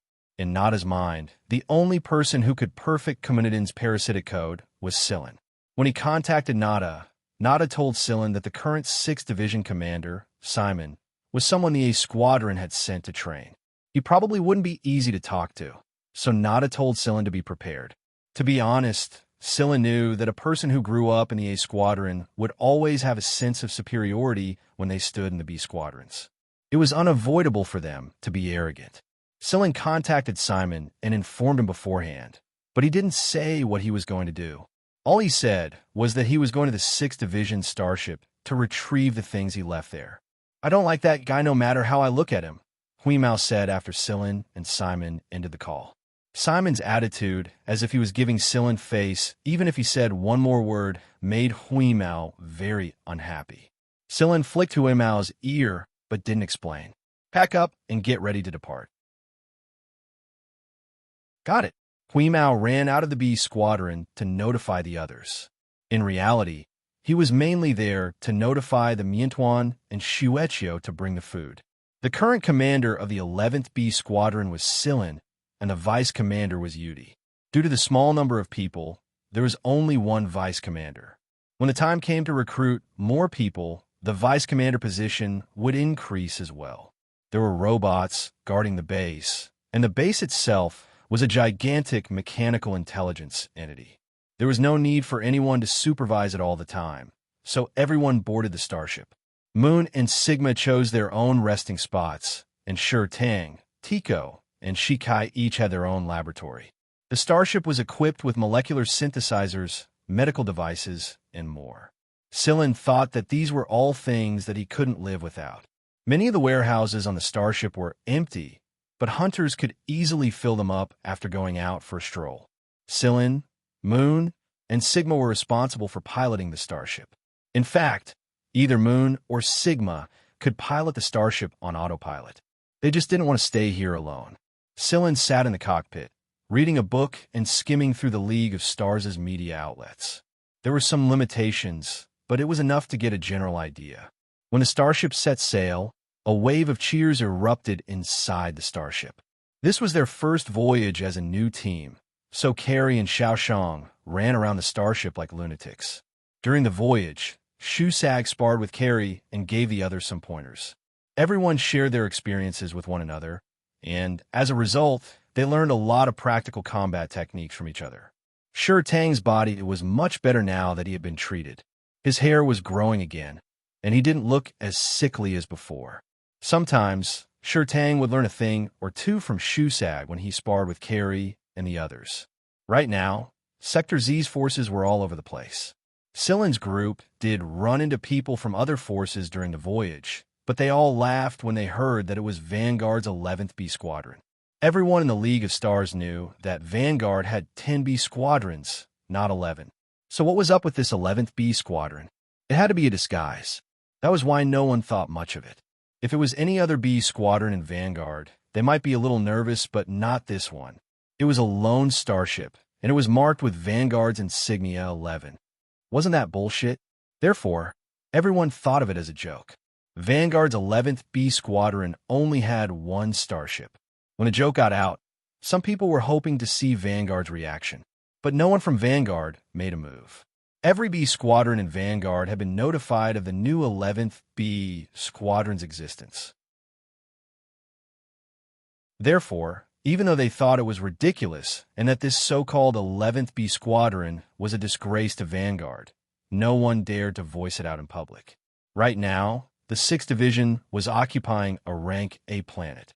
It was a very good planet, and it was one of the forces they had robbed when the League of Stars first descended into chaos. Building a stronghold on this planet was a good thing for many people, especially those who had been harassed by the underground base. Outside the 6th Division's stronghold planet, on the main starship, Simon asked the person beside him, "Is the 11th squad here yet?" "Soon. Judging from the signal we received just now, there's about 15 minutes left." "Amen." Simon sat down on his chair. "Remember my original plan?" "Yes." Since Silin said that he wanted something from the starship, Simon wasn't going to let Silin enter the planet. His so-called reception would be outside the planet. This was a show of strength. Simon wanted to let Silin know that he, Simon, was the one in charge of the 6th Division and not the old Shotten. Moreover, Simon wanted Silin to see the gap between them. How strong could a new B Squadron be? Simon knew that people were treating Vanguard's 11th B Squadron like a joke, and he believed that Silin was a complete disgrace to Vanguard. There was no way he would treat him nicely. That was why Simon didn't even plan to let Silin enter his home. Simon's plan was good, but 15 minutes had passed, and he still hadn't seen a single starship. He had even lost track of the other party. "What's going on?" Simon looked at the person beside him in dissatisfaction. "Commander, we lost track of the enemy 5 minutes ago. There's no signal or phalanx." Simon frowned. Did something happen to the 11th squad? Another 5 minutes passed, and Simon felt that something was wrong. However, the person in charge of surveillance told him that the enemy had disappeared without a trace. Why would they suddenly disappear? "Commander, look!" One of them pulled Simon's attention to the screen. On the display screen, a starship gradually appeared in their line of sight. Moreover, it was right next to their main starship. The insignia on the starship was rather dazzling to Simon. It was invisible, and it was completely invisible. This meant that the 11th squad had arrived a long time ago. It was just that no one on their side had noticed them. If the enemy hadn't shown up on their own, the 6th Division would have continued to be blind. A full 5 minutes. 5 minutes wasn't even enough for some people to squat in the toilet, but 5 minutes was more than enough for the 6th Division to endure a destructive attack without even knowing who the enemy was. It was as if a knife had been placed right next to their necks, and yet they were completely oblivious to it. This was indeed a show of strength, but it wasn't from the 6th team to the 11th team. It was from the 11th team to the 6th team.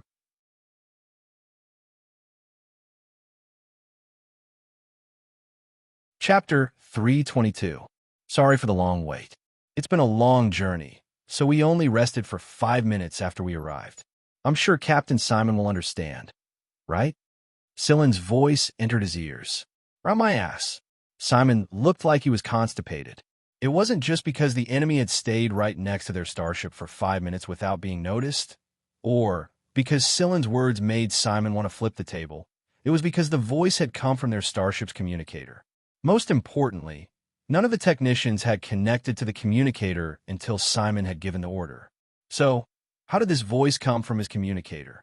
There was only one possibility. The enemy could control their communicator. Other than the communication system, Simon didn't know how many other devices the other party could control on his starship, but what happened just now had made him extremely vigilant. The more he thought about it, the more powerless he felt. Was he trying to take them down a notch? Simon felt as if he were a monkey in a circus, and he thought he was doing a good job. He was a member of the A Squadron after all, so he quickly adjusted himself. At the very least, he was back to normal on the surface. The technicians around him were still staring at him in disbelief. Trash, Simon cursed inwardly. Ahem. It's nice to meet you, every one of the 11th squad, Simon said after regaining his composure. Simon's words snapped everyone out of their daze, and they scrambled to connect the two starships. Simon had regained his composure, but when he saw the leader of the squad walking toward him, he lost his composure again. When Silen contacted Simon at the base, he was still a brawny, honest-looking young man with brown hair. Now, however, he was using his original appearance. Allow me to formally introduce myself. I am the current commander of the 11th B Squadron, Silen. This is my original appearance, Silen said to Simon, who looked like he was about to collapse. When Silen contacted Diaz and the others, he used the appearance he had when he was in the League of Stars. But after they arrived and set sail, he reverted to the appearance everyone in the Mist Bodhisattva Empire was familiar with. This was his true appearance, and it was the only way his body could be in peak condition. The full activation of the AI chip could allow Silen to exist in various forms, turning him into a different person. However, Silen still preferred his original appearance, which was the most natural. His body's energy consumption was the lowest, and his condition was maintained at its peak. I've been looking forward to meeting you for a long time. Simon clenched his teeth. Of all the things he could do, he chose to transform. Was this another show of strength? He had black hair, black eyes, and a tan complexion. He was a healthy and sunny person, just like a young man who had just stepped out of his house and stepped into the outside world. But when he thought about Silen, he couldn't help but feel a chill in his heart. He was obviously a kid who was much younger than him, but she couldn't see through him. She couldn't see through him, and she couldn't tell what he was thinking from the expression on his face. The original members of the 6th Division were looking at him strangely. They were wondering why Silen hadn't shown up yet, but now he was wearing a completely different face. Then, he looked at the people behind Silen.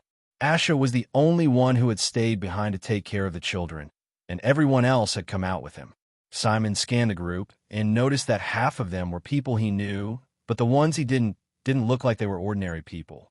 In the end, Simon's gaze landed on Shu Sag. The middle-aged man was flirting with a female technician next to him like a ruffian. He looked old and frivolous, but Simon's instincts told him that he was probably the strongest among the group of people he didn't know. In fact, he might even be on par with some of the seniors in the A-team. How could someone like him be willing to serve a young man like Sillin as a foot soldier? Due to the consecutive setbacks, Simon didn't reveal his original plan. What he wanted most right now was for Sillin's group to leave his territory as soon as possible. Otherwise, he wouldn't be able to rest easy, especially the way that frivolous middle-aged man looked at his starship like a bandit looking at a fat sheep. Don't embarrass yourself, old man. Tesoro elbowed his father, who was flirting with a few female technicians, and said in a low voice. Shusag curled his lip and sighed. I'm thirsty. Little brats won't understand. Carrie and the others heard Shusag's words and shot him a we understand look. Then they huddled together and started chattering away, even laughing at the same time. Tang Kukikyu chewed on the candy in her mouth. She wanted nothing more than to stab these old perverts with her gun. She was no longer the ignorant kid she used to be. She was familiar with Carrie and the others, so she knew they were talking about something indecent the moment she heard those familiar giggles. She slapped away Chifeng, who was wagging his tail at Carrie and the others with a curious look on his face. Listen to my ass. It's not suitable for children. Tang Kukikyu snapped. Simon led Sillin's group to the area where the engineers and technicians were located. Enji's workshop was located. This was because Sillin had set up multiple passwords for this workshop later on. Without the password, it would be very difficult to enter unless the workshop's door was forcefully pried open. Ever since Simon took over the 6th Division, he hadn't paid attention to the engineers and technicians at all. All he did was issue an order and check the results. He didn't care about anything else. Moreover, most of the engineers and technicians who stayed behind were old people, and they all had a kind of reverence towards Enji and Sillin. That was why no one forcefully pried open this workshop. Standing in front of the workshop, Sillin flashed a friendly smile at the familiar faces around him and keyed in the password. The workshop that had been closed for almost 3 years was finally open. Cheto, Moon, and Sigma helped Sillin copy the data and load the specimens Sillin deemed important into the transport crate. Carrie and the others stayed outside the workshop. It would be troublesome if there were too many people in the workshop. Carrie and the others reminisced about the past and told Shusag and the others about their time in the 6th Division from time to time. The starship they were so familiar with no longer belonged to them. However, Carrie and the others couldn't help but lament for a moment. Even if it was a familiar starship, it was still scary without familiar teammates. It was nowhere near as warm and comfortable as the new 11th squad was. Simon left after leading Sillin's group to their destination. It was more than enough for AB Squadron Commander to make it this far. Although it was completely different from his original plan, Simon didn't care about it right now. Right now, all he wanted to do was stay as far away from these people as possible. Simon felt incredibly uncomfortable whenever he saw them, especially when he was in front of Sillin. He couldn't shake the feeling that he was inferior to Sillin, even though they were clearly about the same height. Was his aura inferior to Sillin's? Simon refused to admit it. What the eye doesn't see, the heart doesn't grieve over. Although Simon had left, 2 vice commanders came to him after hearing the commotion. Carrie didn't recognize either of them, but they were probably new members of the 6th Division. Moreover, one of them wasn't originally a member of Vanguard, and he had only become a vice commander of the 6th Division after the 6th Division was annexed. The most eye-catching thing was that this vice commander was a beautiful woman with a hot body. Seeing the man and woman walking over, Carrie and the others only stared at the beauty and whistled, their eyes filled with ridicule. Tang Xianxia touched the shaft of her spear. She really wanted to just stab these embarrassing bastards and be done with it. Yo, so you're from the new 11th B Squadron, aren't you? Are all of your team members here? The man said with obvious sarcasm. He emphasized the word everyone when he said that. He was implying that this was all the new squad had. What a joke. Carrie and the others continued to stare at the beautiful woman as if they didn't hear what the man said. Tang Xiaoqiu and Sha Rou were chatting quietly, and Chiefing was poking his head around to look at Silen's workshop. No one paid any attention to the man's sarcasm at all. It was like punching cotton. The man didn't respond. The man was about to say something else when the beautiful woman Carrie and the others were paying attention to walked up to him with a smile on her face. Shusag's eyes were glued to the long, white legs that were swaying in his direction. The beautiful vice commander looked at Carrie and the others. We could have been teammates, but you all left when I took over. Oh, so you're the one who took over the squad. Yudi, who was leaning against the wall of the tunnel, looked over. He flicked away the tail of the restless chameleon above his head that was interfering with his vision. The beautiful woman smiled. What I don't understand is why you're willing to follow Silen from the very beginning instead of staying in the 6th Division or any other squad. Even if you can't become a vice commander with your abilities, you should at least be treated a lot better, right? In terms of experience, you guys don't lose to Celine. In terms of ability, a lot of teams have heard of your names. This time, no one responded to her. Carrie and the others were too busy admiring the beautiful woman to care about what she said. Yudi was annoyed by the Miantuan on top of his head. He knew that the creature was bored, so he grabbed its tail and swung it towards the workshop where Silen and Huimao were. Remember, don't cause trouble. The beautiful woman wasn't angry that no one was paying attention to her. She looked at Shusag, whose eyes were glued to her long legs. It would be easier to start with him. If Simon were still here, he would never let her mess with Shusag.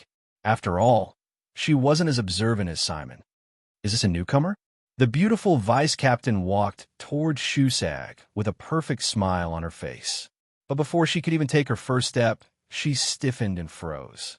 This was because a hand with a specialized finger bone that had turned into a knife appeared in front of her. She didn't even see the person's movement or react before the hand appeared in front of her. The others were the same. Those who were stronger like Carrie and the others could see a few after images, but the weaker ones couldn't even see them. They felt as if the person had teleported to another place. Regardless of whether they could see the after images or not, no one could say for sure that they could avoid the 5 finger blades. For a moment, there was only silence. The new faces behind the man and woman all pointed their guns at them, but they were stopped by the man. He didn't want to make the atmosphere any worse. Plus, he didn't think Shusag had any intention of harming them. Moreover, the man was clearly very strong. He wasn't sure if any of his people could survive a real shot. The 5 long finger blades glinted with a cold light. They were placed there casually, but those who were familiar with the distribution of blood vessels in the human body would notice that they were pointed at the beautiful vice commander's carotid artery, subclavian artery, aortic arch, axillary artery, and trachea. Not a single finger was pointed at the woman's heart. Pointing at the heart would be seen as an act of extreme contempt. After all, they were all members of Vanguard, so Shusag had to save them some face, right? He wondered what kind of expression the beautiful woman would make if she knew what Shusag was thinking. Should she thank him for saving her face, or should she be angry at his behavior? Tico looked at Shusag and smirked. As a doctor, she naturally understood the deeper meaning behind his actions. It seemed that this new member of the team was quite capable. That wasn't all. Shusag pressed himself against her like a drunken scoundrel, but he didn't flinch in the slightest. At the same time, his other hand slid down the beautiful vice captain's waistline and across her exposed thigh with a finger knife that wasn't completely specialized. It was just enough to make contact with her skin and send a shiver down her spine, but it wasn't enough to cut through her skin. It was a very provocative move. Tang Kikikiu covered her face with her hands. As expected, everyone in this team is a bunch of scum. I'm really worried for Dia's 2-year-old son. I don't know what kind of person will be raised in a place full of scum like this. I hope Diaz won't vomit blood when his son grows up crooked. Right now, all Tesoro wanted to do was find a hole to crawl into. Ever since the old pervert left the Mist Bodhisattva Empire, he had turned from a hidden pervert to an overt one. He was flirting with a woman in front of his son and a couple of minors. Dad, where's your integrity? Did you get pickled with the vegetables? Tang Kukikiu, Sharo, and Tesoro cursed at the same time. Old vagabond. Carrie's mouth was wide open, as expected of this uncle. Look at how he's flirting. TSK, TSK, this is so fucking exciting. The woman who was staring at Shusag turned pale. It wasn't because she was angry at Shusag's behavior, but because his eyes gave her goosebumps and chills. She couldn't describe the feeling, but it could be summed up in one word: contradiction. She was smiling frivolously and making frivolous remarks, but everything turned blurry under the gaze of those eyes. It was hard to tell what was real and what was fake, but it was also very oppressive. She wanted to say something, but she realized that even a single word was difficult to say. The two finger blades pressed against her neck were giving off a bloody chill. This man is too scary. Flirting? Games? No, none of those. Only the person involved knew that under the exaggeration, there was a chill that made people tremble. Shusag moved closer to the woman's ear and whispered, "That's a cheap trick. Use a better one next time. You need to be tactful with your words, or you'll be the one to suffer." After that, Shusag put away his finger blades and returned to his original spot. He rubbed his hair and pulled out a cigarette, but Tesoro snatched it away. "No smoking here." "Fine, I'll smoke when I get back." Shusag saved the cigarette from Tesoro's hand and put it back in his pocket like a treasure. Yudi gave Shusag a thumbs up. "Not bad." Shusag cocked his head to the side and gave him a half-hearted smile. "Sigh, life has worn me down." As they were talking, Sillin had finished packing up and noticed the strange atmosphere outside the workshop. Without saying anything, he waved at Carrie and the others. "Come on, let's head back." Shusag turned around and blew kisses at the young women around him. Tesoro kicked him before he finally followed. After Sillin and the others were finally gone, Simon asked the man and woman, "What do you think?" Neither of them said a word. They really didn't know what to say.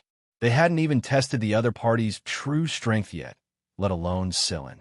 With Shusag as an example, they didn't dare provoke him any further. Simon didn't get angry, even though he didn't get an answer. He lay on his chair and stared at the ship flying further and further away on the screen. On the other hand, Sillin, after retrieving Enji's belongings, they temporarily placed them inside Sillin's workshop on the starship. They were all precious treasures. "Where are we going next, Commander?" Carrie rubbed his palms together. Right now, Sector Z was pretty much divided up. As a newly formed fleet, they had nothing to gain from this place. Moreover, there were too many forces in Sector Z right now, and it was easy for conflicts to arise. Many people would take advantage of the situation and loot it. Right now, the best way to replenish resources and gather more information was to leave Sector Z and head to another sector. It was impossible for them to go to the top 3 sectors. Those places were even more troublesome than Sector Z. Moreover, the 10 free trade sectors were all strong places. Comparatively speaking, only the lagging sectors would give them more room to perform. The question was, where in the lagging sectors should they head to now?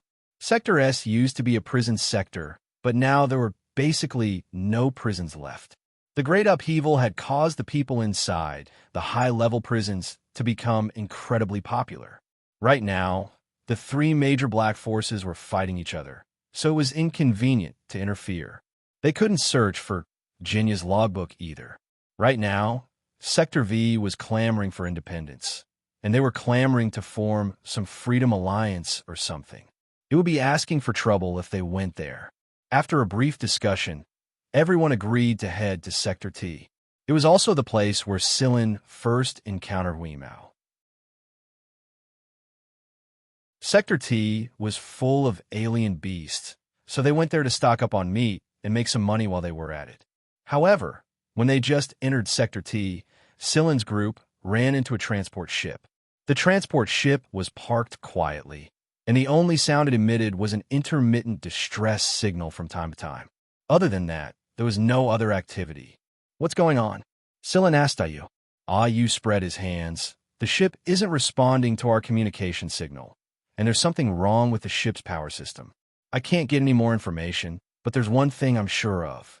If there are people inside the ship, then none of them are alive right now."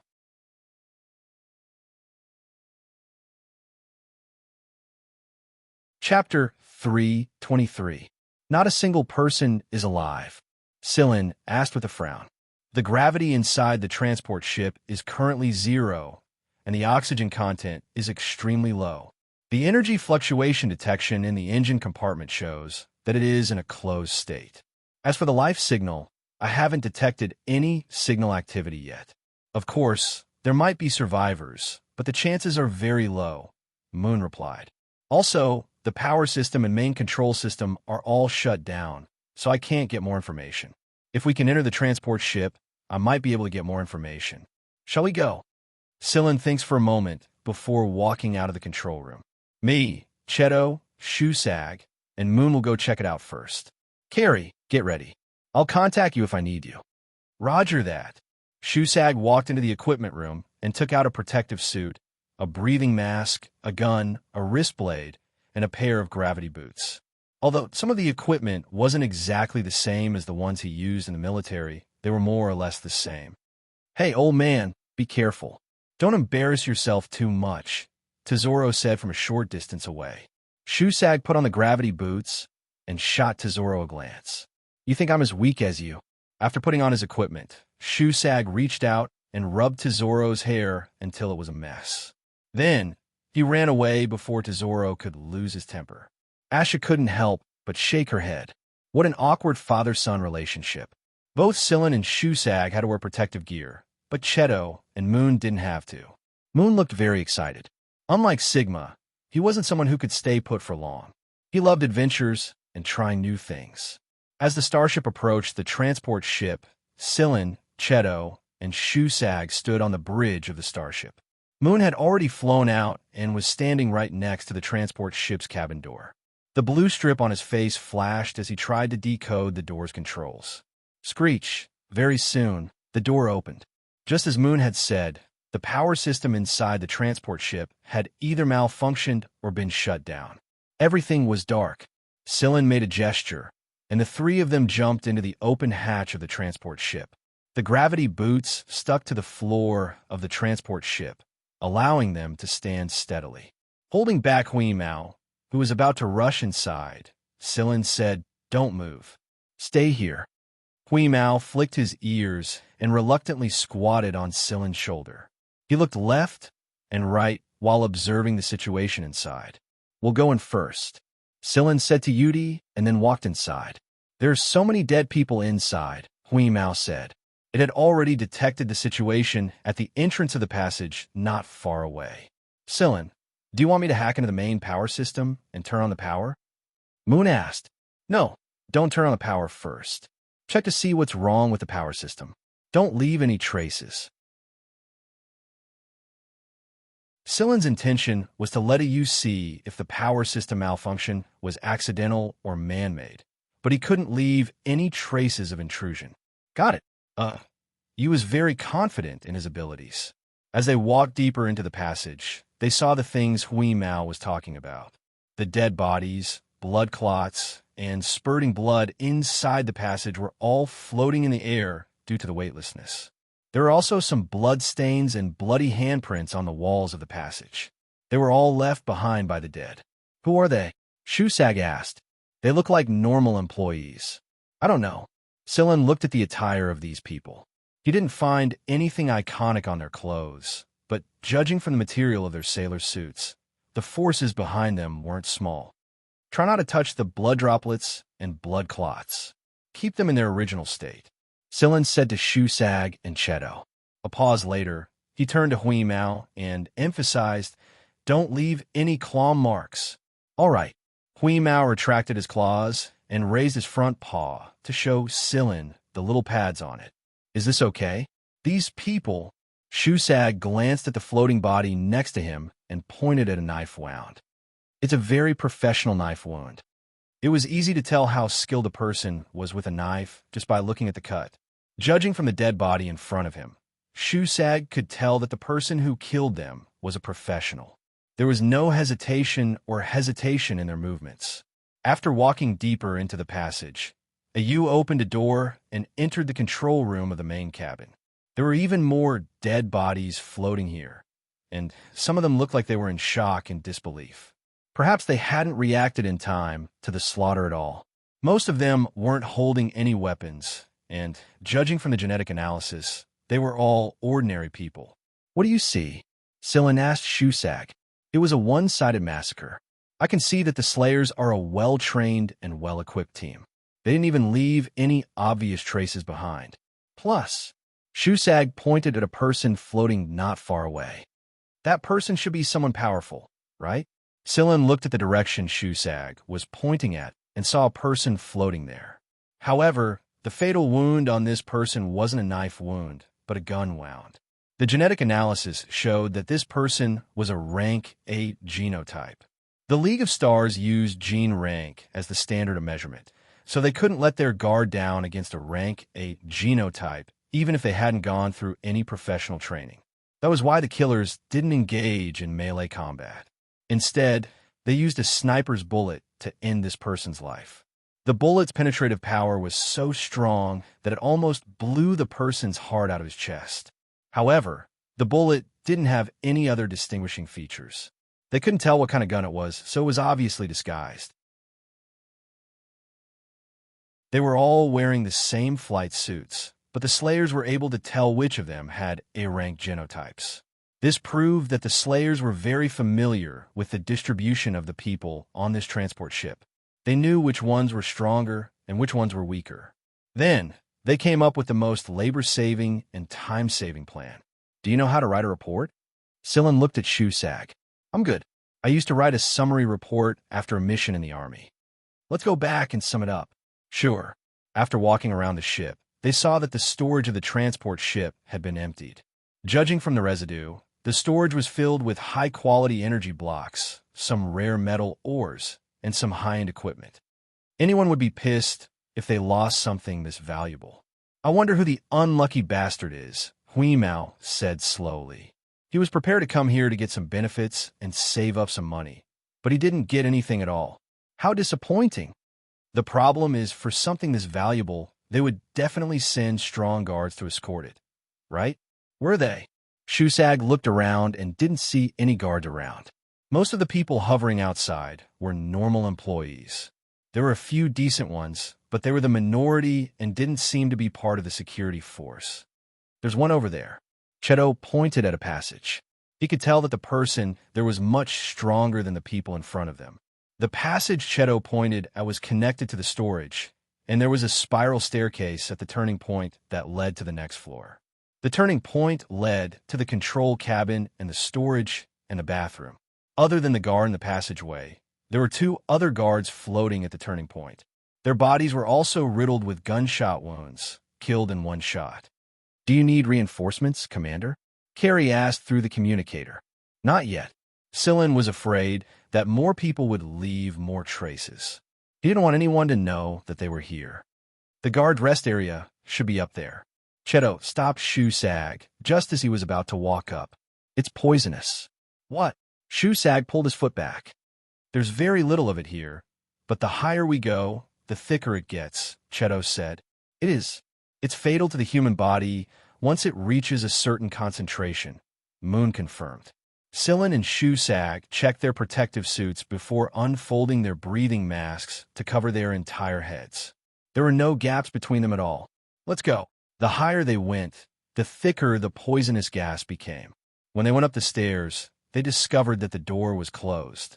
However, there was a small crack on the side through which the poisonous gas leaked out. Ready. Moon looked at Sillin. After receiving a ready gesture from Sillin, he opened the door. What he saw was nauseating.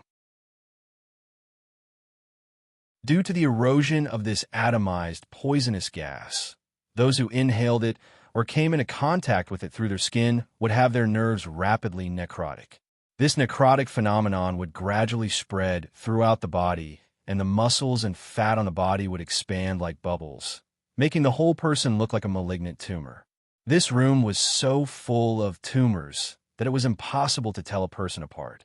The small crack on the door was made by these people with guns before they died, but because of the effect of the poisonous gas, they could only make a small crack.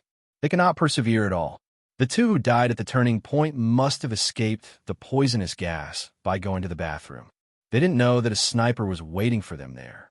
Most of these people are rank A genotypes, Sillin said after a quick inspection, coupled with the armor and clothes around them. He could confirm that these people were the guards of the transport ship.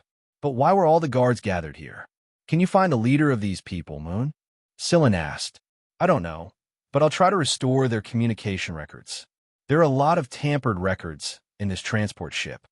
The killers had tampered with the surveillance records and some of the ship's communication records. This meant that some of their information might have been exposed. If they could restore this information, they could figure out more about the killers. The culprit was obviously an expert in this field.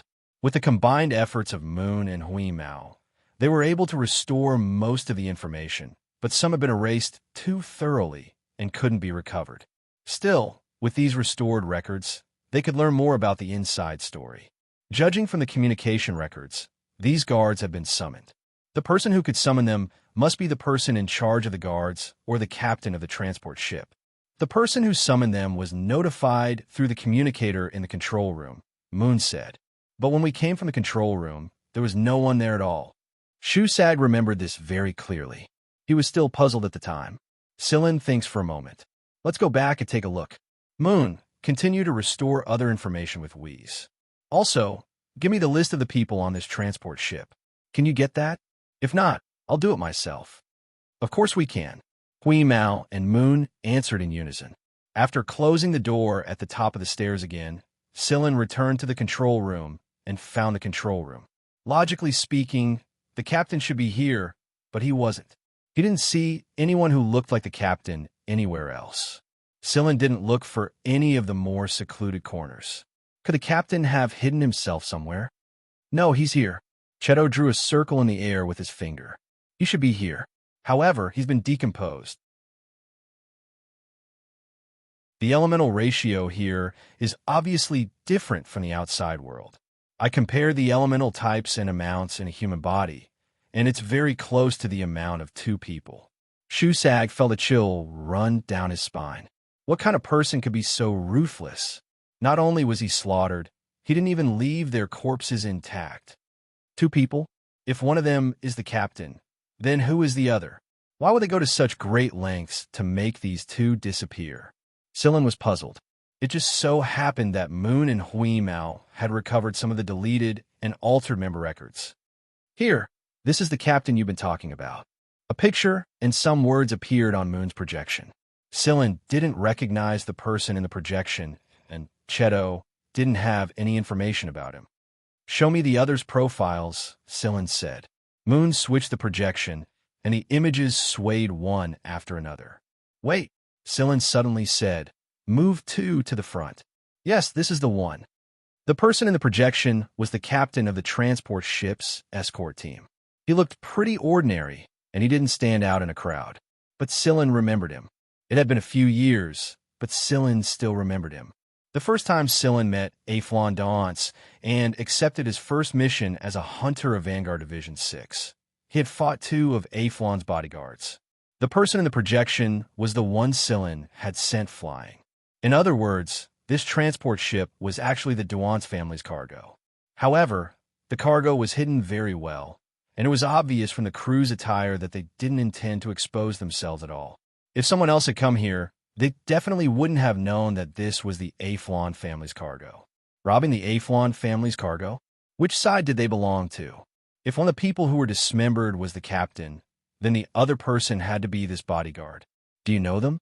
Shusag asked. Men. It could be the Duance family. It's just a guess. A great family? Is there some kind of conspiracy going on here? There's no way he wouldn't have made preparations without my understanding of the Duance family's captain. However, a one-sided massacre like this, even though he was prepared, can only mean that there's a spy in their ranks again. Let's gather some more information and leave. Then why are we gathering this information so carefully? Shusag pointed at the floating people and beads of blood, and then at the projection Moon had projected. Since we're already here, we can't let this trip go to waste. We can't let ourselves be stained with blood, and we need to fish for more chips. If we have the chance, we can sell this chip. That's not easy. Shusag sighed. Can't help it. Those old farts are more cunning than the last. We have to be prepared if we want to fish for money from them. Otherwise, we might get bitten in the back if we try to be a good guy. But let's investigate here. How much can we get in return? I can't say for sure. That depends on how much information we gather. Got it. Shusag made a got it gesture with his hand and went to examine the wounds and other details of the victims. Different gene levels corresponded to different wounds and possible opponents, as well as an estimate of the killer's combat strength. Shusag was very familiar with all of this. Although he had been out of the military for a long time, he still retained some of his professional habits. It would be much easier for him to organize the report when he returned to the starship. Sillin went to the engine compartment to take a look. There were obvious signs of human intervention there. Someone had entered the engine compartment and cut off the main power supply, causing the transport to stop sailing. They had also interfered with the main power system and changed the gravity inside the transport ship. Before they left the transport ship, Sillin asked Moon to set up a surveillance program to see who would come back to the ship after them. After returning to the starship, Sillin held a small meeting and told Yudi and the others not to tell anyone about the transport ship. Otherwise, they would get into trouble. All right, that's it. Don't think about anything else. Sillin pointed at a planet on the star map. Our destination is this hunting planet. Let's go eat some meat. All right, Xiaoxiang. Let's see who can hunt the most prey this time. Carrie looked at Xiaoxiang. Let's compete. I'm not afraid of you. I want to join too. Tang Qiuqiu raised her hands. Sillin ignored their small activities and went back to the lounge to lie down and take a nap. 5 minutes later, Sillin opened his eyes helplessly and looked at Hui Mao, who was pacing back and forth. What's the matter? Say it. Nothing. The gray cat stopped in its tracks and turned its head to the side, but it was obvious that it lacked confidence. Sillin pinched Hui Mao's furry ears and gently pulled them up. Really? No. All right. Sillin let go of Hui Mao's ears and stared at Hui Mao, watching as the stupid cat's tail became stiffer and stiffer. Finally, Hui Mao could not take it anymore and spat out a red gem. The ruby was the size of Sillin's pinky nail. It was as red as blood. Under the light, it reflected a strange light that could make people intoxicated. There was a fracture on the ruby, as if it had fallen off due to an external force. Right now, Weeze's ability to measure value was growing stronger and stronger. At the time, it had spotted the ruby from a pile of floating flesh and blood and swallowed a whole while Sillin wasn't paying attention. It thought that this ruby was worth at least 100 bags of fish biscuits. But Sillin said that it would try to keep the inside as it was, so Hui Mao felt guilty and was restless. Looking at the ruby in his hand, Sillin put it into a small box. Keep it. If it's not useful, I'll sell it and buy you cat food. Hearing Sillin's answer, Hui Mao was very satisfied. Hui Mao quickly curled up in a circle next to Sillin and began to sleep. It still had a hunt when it woke up, and it needed to conserve its energy. Sillin closed his eyes, but he did not really fall asleep. He was thinking about a problem. According to the shape of the ruby, the one Hui Mao got should be on a woman's ring, and it should be very valuable. But on that transport ship, Sillin did not find anyone that matched the member information that Moon had sorted out. There were less than 1/10 of the women on the transport ship, and they were all ordinary staff. Who was a woman who could wear a ruby of this level?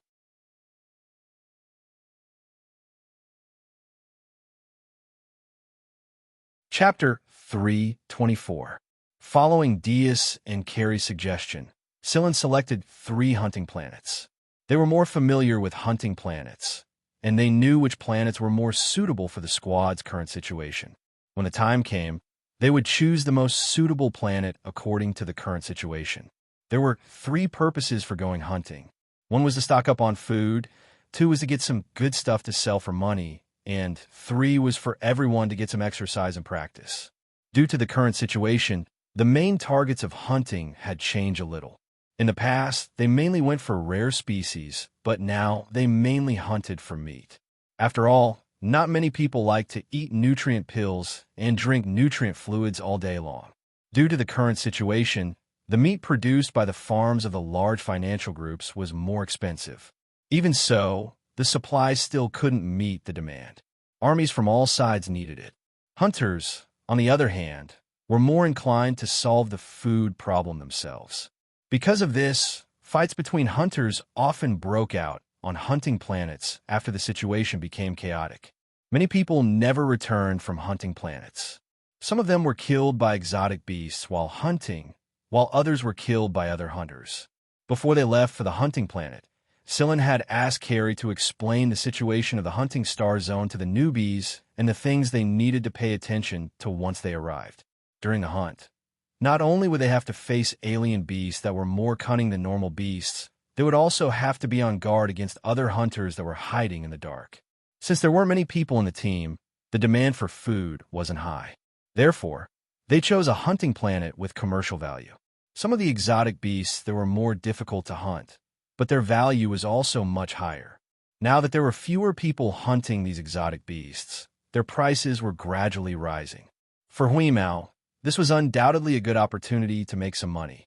Scylla had asked Hui Mao if it wanted to visit the planet it used to live on, but Hui Mao had rejected it decisively. It didn't think there was anything to see there. Moreover, it had only been a few years since they left. It was too short. There was no need. In other words, there was still a difference in the minds of animals and humans. A person who had been away from their birthplace for a few years might want to go back and take a look, but this cat wouldn't. Right now, it only had eyes for exotic beasts waiting to be slaughtered. At first, Shusag was worried that Hui Mao would be traumatized by the idea of hunting exotic beasts, but he soon realized that he was overthinking things. The starship remained in space outside the planet. Scylla and the others took a spaceship to the planet, while the starship hid in stealth mode. There were still quite a few starships outside the planet. There was no need to collide with them. Sigma and Moon weren't with Scylla's group. They had other things to do. Sigma had set up a small indoor fruit garden on the starship for the sole purpose of enjoying the process. Now that it had followed Scylla and the others to a hunting planet, Sigma's goal was to grow all kinds of fruit trees that were highly nutritious and tasty. Once these fruit trees were planted on the starship, not only would Scylla and the others be able to eat fresh fruits, but they could also be made into nutrient fluids and used to make their own food and clothing. That was why Sigma and Moon had gone off to search for saplings and seeds. They would keep in touch with Scylla and the others until they had to leave. Moreover, Scylla had a feeling that Moon would be able to protect himself. The two robots might look harmless, but they were very destructive. Besides, Moon might be a robot, but he was smarter than some of the old guys.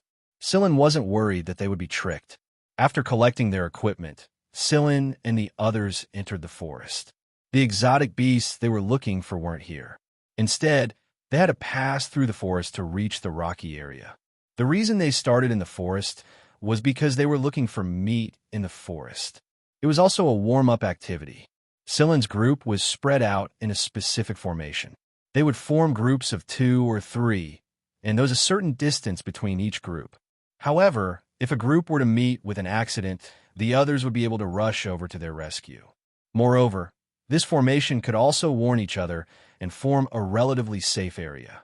Scylla and Yudi were in a group. The Miantuan, the little chameleon, lay obediently on Yudi's shoulder. It was the weakest fighter in the team, so the Miantuan, who was always afraid of death, was especially obedient at times like this. In contrast, Hui Mao was bouncing left and right like an ADHD patient.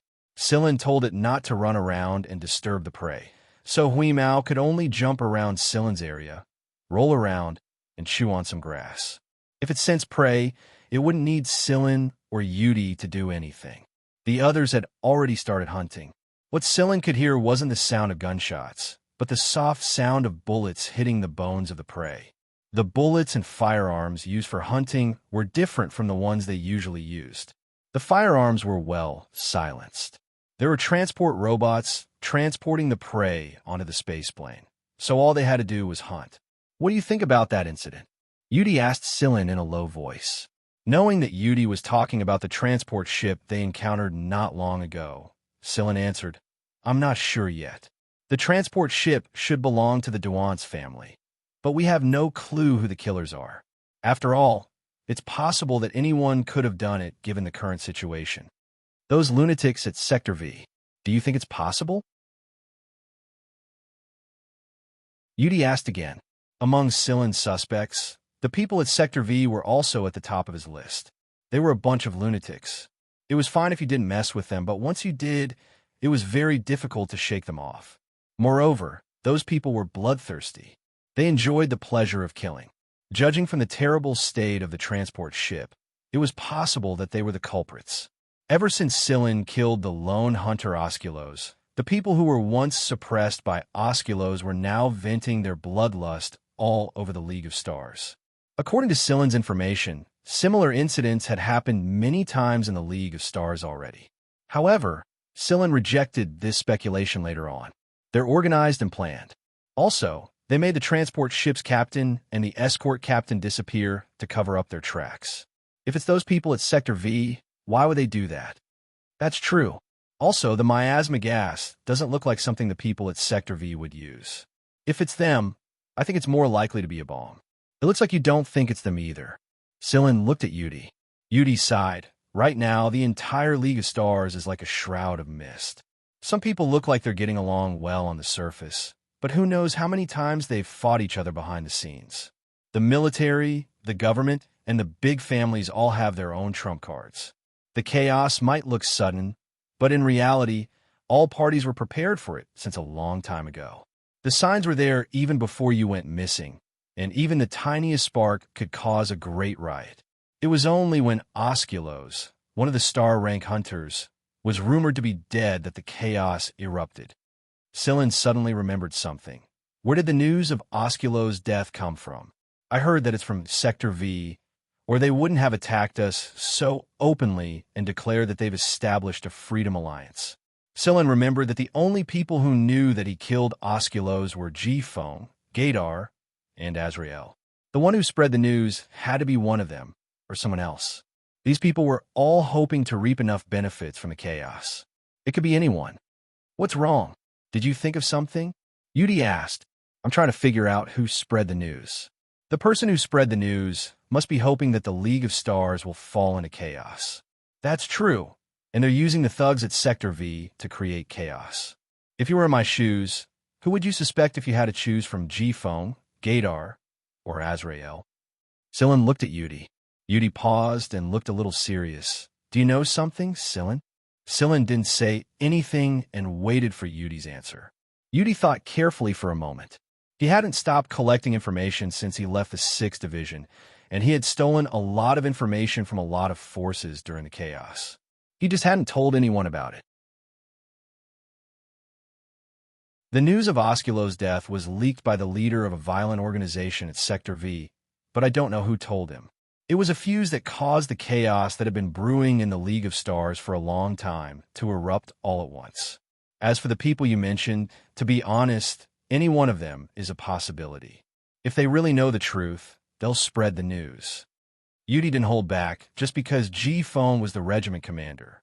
He told Silen his thoughts and the information he had gathered in the past, hoping that it would serve as a reference. After Yudi was done, Silen smiled. You've said a lot. It sounds like it wasn't easy to get all this information, is it? Then let me tell you something else. Osculos is dead. I killed him. Yudi nearly fell to the ground when his legs gave out. The Miantuan on his shoulder rolled on the ground before climbing back up to Yudi's shoulder in a hurry. Are you serious? It was because of Osculos that I left the base. That being said, I would have died a long time ago if Cheto and Whis hadn't helped me. Yudi stuck his fingers through his hair and scratched his scalp hard. Then, he looked at Silen and chuckled. It looks like I'm following an amazing captain. A thought occurred to Yudi, and he added, Don't worry, I won't leak this information to anyone. Speaking of which, did the people you mentioned know about it? Yes. The duo analyzed the current situation for a moment. Then, Shusag sent them a message through the communicator saying that they had run into 2 heavily injured hunters. What's wrong? Carrie and Xiaoxiang ran over to ask Silen. It's nothing. Yudi, you head toward the destination with Carrie and the others. I'll go check on Shusag. After informing Huimao, Silen ran toward Shusag himself. Shusag, Tesoro, and Ba Dao were in the same group. Since they weren't normal humans, they got along pretty well. Lying in front of the trio were 2 heavily injured hunters. Their bones were broken in many places, and their internal organs were damaged to varying degrees. They needed to be treated as soon as possible. Some of their injuries were caused by alien beasts, while others were caused by humans. It was a younger-looking man who helped his comrade over and asked for help from Xianxia and the other two. If it's not convenient for you to help, you can sell me some stimulant potions and nutrient pills. The young man took out a blood-stained debit card and slid his finger across it. The amount inside was displayed on the card, 100,000. When Silin arrived, he saw the young man talking with Xianxia and Ba Dao about buying stimulant potions, nutrient pills, and some other healing medicine. At the same time, the young man was hinting to Xianxia and the others not to think about killing them and robbing them. Though the two of them were heavily injured, a fight to the death might not end well for Xianxia and the others. Silin looked at the young man with an odd expression. What a coincidence. He wasn't sure if he was unlucky or overly lucky. Captain, when Ba Dao saw Silin, he briefly explained what happened just now and the young man's request. They did have stimulating drugs and nutrient pills, but as a hunter, he had seen too many deceptions and deceptions. Ba Dao didn't know if he should just kill these two people and be done with them, or make a deal with them. That was why Xianxia reported to Silin and let Silin make the decision. He didn't expect Silin to come to him directly. Glancing at the young man on the ground, Silin sat down on a piece of dirt nearby. Repeat what you just said. The young man repeated his request patiently. He didn't mention anything about their identities or the reason why they were in this state. As a fellow hunter, Ba Dao didn't ask for the details because he knew he wouldn't get any useful information even if he forced it. Yeah, Silin replied non-committally. How many stimulant potions and nutrient pills do you want? The young man was about to answer when he sensed something and turned his head to look. He saw a fat cat with a sparrow in its mouth running towards him at a speed that did not match its size. It was even running and jumping from tree trunk to the ground, then to the trunk of another tree. It looked like the fat cat was in a good mood. However, because of this cat, the young man's words stopped abruptly. His face contorted into a grimace. Xianxia and the other two, including the young man's companion, didn't understand why the young man looked like he wanted to shit when he saw Hui Mao running toward him with a sparrow in its mouth. His entire body stiffened. Hui Mao didn't look at the others when it ran over with the sparrow in its mouth. It jumped onto Silin's shoulder and was slapped down by Silin. If you want to play, go play somewhere else. Silin knew Hui Mao well enough to know that the cat only caught the sparrow as a toy. If the sparrow was still alive, it would swallow it. If it was dead, it wouldn't eat it. The sparrow in Hui Mao's mouth was still kicking. Its wings, which were pinned down by the cat's teeth, didn't vibrate much, but it seemed to be alive and well. With the sparrow in its mouth, Hui Mao was about to go play on the grass when its eyes swept across the stiff young man who looked like he wanted to stuff his head into his pants. Suddenly, Hui Mao's eyes lit up. Meow, aren't you the ghost butterfly kid who owes me 1,000,000 yuan? It emphasized the words, he owes me 1,000,000 yuan. Gui Dai Shichi roared in his heart. What the fuck? Why did I run into it again? Gui Dai Shichi lay on the ground and didn't say a word. He had already roared in his heart countless times. At the same time, he thought that if the cat was here, the kid had to be nearby as well. Seeing that Gui Dai Shichi didn't say anything, Hui Mao thought that he still wanted to deny it, so he told him about how Gui Dai Shichi owed Silin 1,000,000 yuan for a bottle of stimulant potion and a nutrition pill.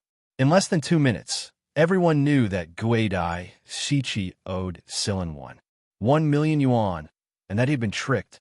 I've already paid back the money, Gui Dai Shichi said through gritted teeth. You did owe me anyway. Hui Mao ignored the sparrow that had already flapped its wings and ran away. He looked at Gui Dai Shichi and the people around him with glowing eyes. You want to buy potions again? Gui Dai Shichi didn't say anything, and the people around him were also unusually quiet. Xianxia wanted to laugh. However, he felt that it wasn't the right time to laugh, so he held it in until the muscles on his face twitched. Since Gui Dai Shichi didn't say anything, Hui Mao asked Silin, Silin, are they buying potions and pills again? How much do they want this time? Let me calculate the price. Hearing Hui Mao's words, Gue Dai Shichi suddenly looked up at Hui Mao, then followed Hui Mao's line of sight to the person sitting on the dirt block. Silin, that's me. Silin nodded. You can't recognize me now that I've changed my appearance. Gue Dai Shichi felt that his luck had been very bad lately. When he decided to ask for help, he had thought of many scenarios and how he should approach the hunters, but he never thought that it would be this person in front of him. Silin looked different from before, but the way he spoke was very familiar to Gue Dai Shichi. Coupled with the cat, Gue Dai Shichi was sure that it was the person in front of him. Gue Dai Shichi had experienced that kid's character firsthand. He was definitely a scumbag. That cat was a scumbag too. Although Gue Dai Shichi looked like he wanted to puke, whenever he saw Silin and Hui Mao, Shusag could tell that Gue Dai Shichi was a lot more relaxed than before. After all, they knew each other very well now. Meanwhile, Sigma had found a few good seedlings, but they were surrounded by thorny bushes. Although it and Moon tried to fly over, the thorny bushes were so thick that they completely surrounded the seedlings. It would take a lot of effort to get them out. Sigma was about to start when Moon stopped him. What's the point? Moon raised an arm and pulled back his fingers, turning his palm into a cannon. Boom! When the dust settled, all the thorny bushes were gone except for the seedlings at the center. Although they were still entangled by some thorny vines, they were a lot easier to deal with than before. See? It's so much easier this way. Not far away from them.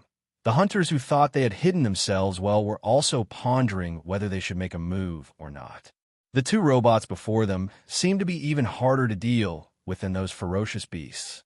Should they make a move or not? Before they could make up their minds, however, Moon pointed his cannon at the bushes they were hiding in. After a brief moment of silence, Moon turned to Sigma and said, "Come on, let's keep looking for seedlings and seeds." Sigma, I use actions kept Carrie and the others busy for a while.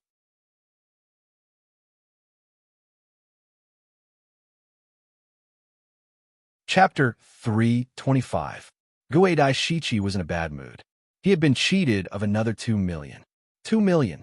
Normally, he could buy a box of that potion for 10,000, but the situation had forced him to do so. Gue Dai Shichi glared at the cat, only to find that the cat was looking at him suspiciously. Gue Dai Shichi was so angry that he wanted to vomit blood.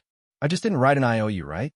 With my reputation, are you afraid that I will go back on my word? Whis continued to grow suspicious. There were 2 cards under its paws, one with 100,000 and the other with 300,000 or so. Let's round it up and call it 300,000. So, Gue Dai Shichi, you owe a total of 1,600,000. If you go back on your word, I will let the entire League of Stars know about your debt. Hui Mao said with a serious face. Gue Dai Shichi felt his wounds open again. He wasn't sure if it was because of his anger. He wiped his face and said to his partner, who was focused on recovering, "Swallowtail, if you see these two in the future, stay away from them." Swallowtail didn't even bother to look at them. Today, he finally realized that Vanguard had such an outrageous person. In the past, the military thought that hunters were all money-sucking vampires. Swallowtail thought it was only natural, but now that it had happened to him, he had personally experienced the feeling of grinding his teeth. Of course, Gue Dai Shichi, who had been cheated twice, had experienced it even more. What a scam. Just then, Silin's communicator rang. It was Carrie. "Captain, we don't need to go to the rocks. The exotic beasts, they're all running out of their caves in fright. It saves us the trouble of chasing them away." "Are there a lot of them?" Silin asked. "Not bad. Enough for us to make a fortune." Carrie seemed very happy. "If there are too many of them, just take a step back and do what you can." "Got it." After the report, Carrie informed the others. Yudi also gathered everyone. They couldn't be too scattered when dealing with these exotic beasts. They had already made a plan before this, so when Yudi said it, everyone naturally started to move. Each of them rubbed their palms together and prepared to hunt. Money. It was all money that was running towards him. Carrie could already see the shining horn on the head of the exotic beast running at the front. It shone like gold, causing Carrie to almost drool. The horn of this kind of exotic beast had a faint fragrance that could expel pests. It also had a calming effect on the human body. It was very popular among the rich when it was made into ornaments or pendants. Good quality ones could be sold for 5 digits. However, the shells of these exotic beasts were too hard, and they were very fast. They liked to live in groups in rocky areas, and they had violent temperaments. Many hunters had suffered at their hands. Carrie switched the bullets, pulling down the magazine for hunting small beasts and switching it to a magazine specifically for dealing with medium to large armored exotic beasts. Their guns were 2-in-1 so that they could react faster in such a situation. Bang! A bullet accurately shot into the eye of an exotic beast charging at them, exploding right where its eye was. It was just enough to blast the exotic beast's brain into smithereens, but still keep the horn on its head intact. Carrie looked at Tang Xianxia not far away. He wasn't the one who fired the shot. While he was still aiming, Tang Xianxia fired the first shot, accurate as always. It seemed like Tang Xianxia's marksmanship hadn't fallen behind in the past 2 to 3 years. Her standards were still the same. After Tang Xianxia fired the first shot, the others opened fire one after another. Meanwhile, Shikai's robot would take the opportunity to cut off the horns of the dead exotic beasts to prevent the most valuable parts from falling into the hands of others. After the hunt was over, Carrie and the others would return to deal with the exotic beasts they had killed.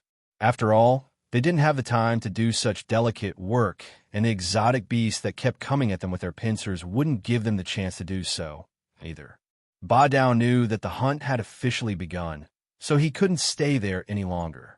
Sillin had the 3 of them join in the hunt, while he left Guidai, Shichi, and Swallowtail to watch over them. After all, the 2 of them were in a critical period of recovery.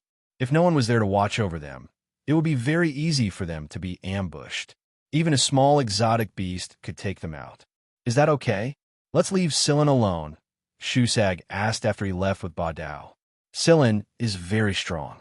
Plus, with Lord Wheezing around, they should be fine as long as they don't run into a large group, Ba Dao replied. Shusag had never seen Sillin fight before, and neither had he seen Hui Mao use his claws. He knew that the cat was no ordinary person, but he couldn't imagine just how strong it was. Swallowtail was a little surprised that Sillin would stay behind to watch over them, but when he looked at Guidai Shichi, he realized that this was the kind of expression the guy should have when he was in a dungeon, so he wasn't surprised at all. Swallowtail couldn't help but change his opinion of the man who was a lot younger than he was. Plus, Vanguard and Lon Hudi weren't enemies. Hey, Sillin, are you still in the 6th Division? What's your position now? Guidai Shichi asked. Before Sillin could answer, Hui Mao raised his chin and declared cockily, "We're the 11th squad now." The 11th B Squadron? Doesn't Vanguard only have 10 B squadrons? Guidai Shichi was puzzled. We have 11 now. Sillin just built them, Hui Mao said proudly. Why are you so cocky? It's not like you built them, Guidai Shichi taunted. Guidai Shichi thought that Hui Mao would explode in anger, but nothing happened after a while. Hui Mao ignored Guidai Shichi. His attention was drawn to something else. The cat's ears were twitching, and the long hair inside his ears were vibrating as well. Like a radar, they reflected the situation around them. After moving his ears, Hui Mao suddenly said, "Sillin." Sillin had obviously noticed it as well. The commotion seemed to have spread too far and exceeded Sillin's estimation. Noticing Sillin and Hui Mao's unusual behavior, Guidai Shichi looked at Swallowtail. Swallowtail was also looking puzzled. Neither of them had noticed anything out of the ordinary. Perhaps it was because of their injuries that their senses had decreased. Sillin sensed activity in the distance. It was the direction where Carrie and the others were hunting. However, Sillin had a bad feeling about it. Sillin had always trusted his instincts, so he immediately contacted Yudi and the others and told Carrie and the others to give up on hunting and return to Vanguard immediately. When they heard Sillin's words, although they were a little reluctant to part with the prey in front of them, they immediately retreated according to Sillin's orders. What's wrong? Guidai Shichi looked at Sillin. Sillin didn't answer directly.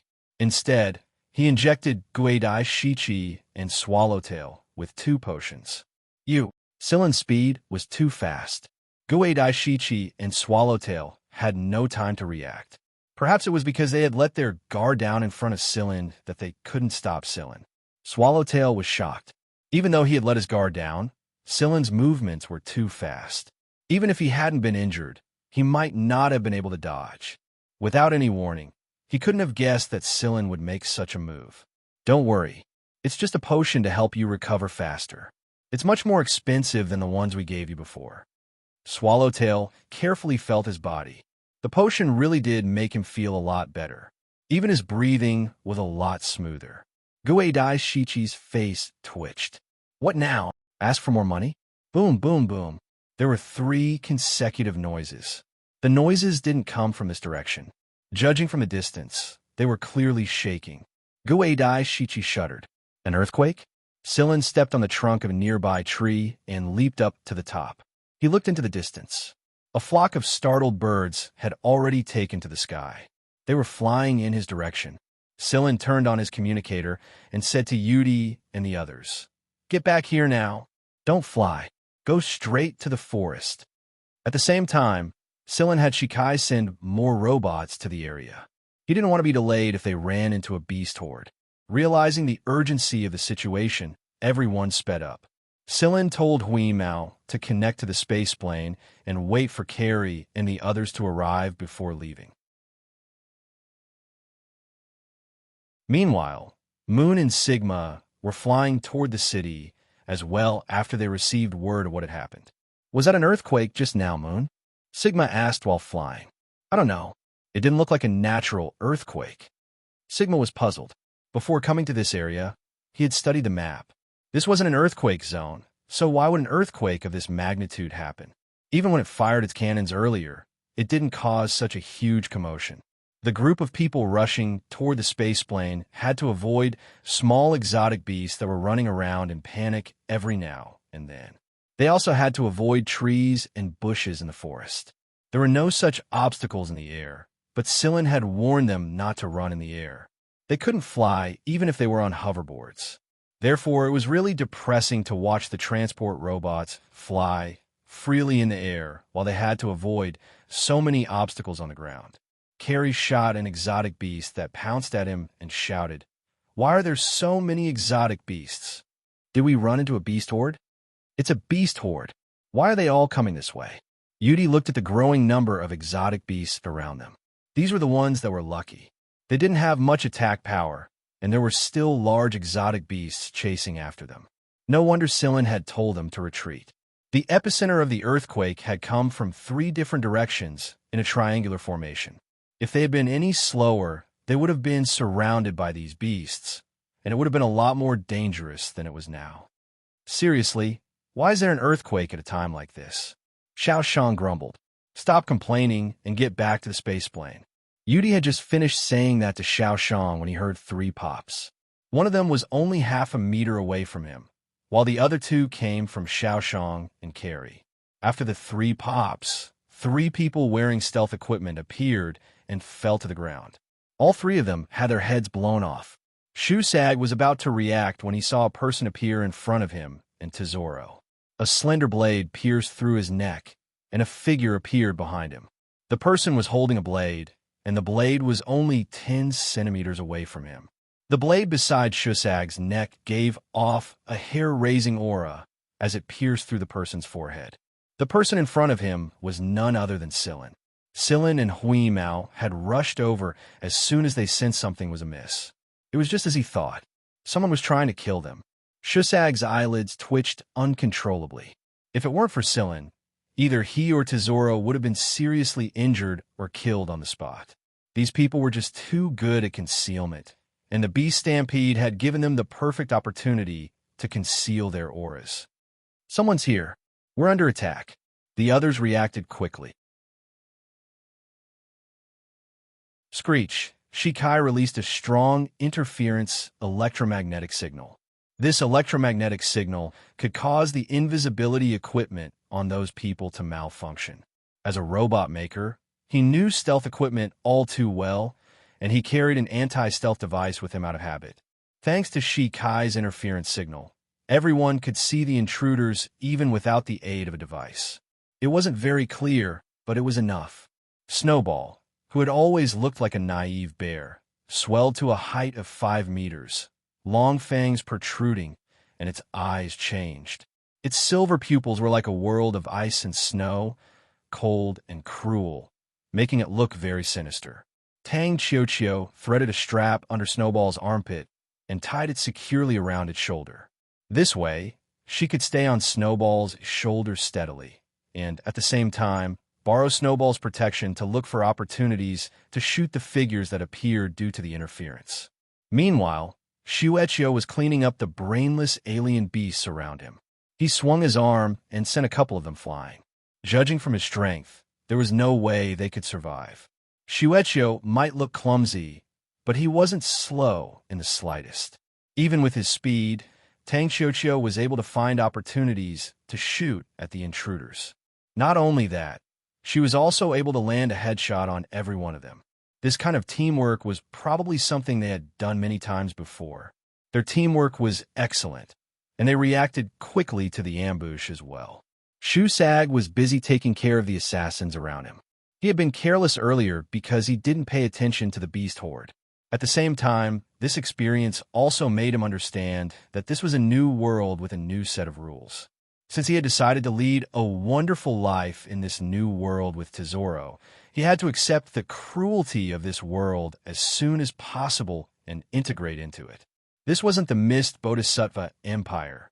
This was a place where strength mattered the most. Every assassin here had gone through countless life and death battles, so their physical and mental fortitude were far superior to the average person's. Even Shikai's invisible robots couldn't keep up with the assassins' movements once they discovered their targets. Even if they could keep up with the assassins in terms of raw speed, they couldn't do anything about it if their minds couldn't keep up. Therefore, they had to rely on their own strength to solve the problem. Pay attention to Chiefing. Shusag said to Tesoro, "Leave the others to me. Pay attention to Chiefing's movements and claws." Shusag had been paying attention to Chiefing since a long time ago. It wasn't because Chiefing wasn't human like them, but because of Chiefing's claws. In battle, Chiefing's claws would always strike from the most precise and effortless angle. It wasn't a deliberate move, but an instinctive one. This was what shocked Shusag the most. Not even he could claim that his claws were better than Chiefing's. Moreover, Chiefing might look small, but even Shusag had no choice but to dodge his explosive power. He hoped that Tesoro could learn something useful from Chiefing.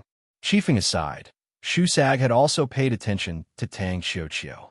The two kids fought almost entirely on instinct and instinct. What kind of environment did these two children grow up in? Talent? Shusag had always believed that talent was only a decoration. The key was still the person. It was like a blade. No matter how sharp it was, it all depended on who wielded it. Only those who wielded it well wouldn't waste it, and those who didn't know how to use it would only be a waste. Cheto was the only one who fought barehanded. Of course, Shusag and his kind didn't count. Their claws were their own weapons. But Cheto fought barehanded.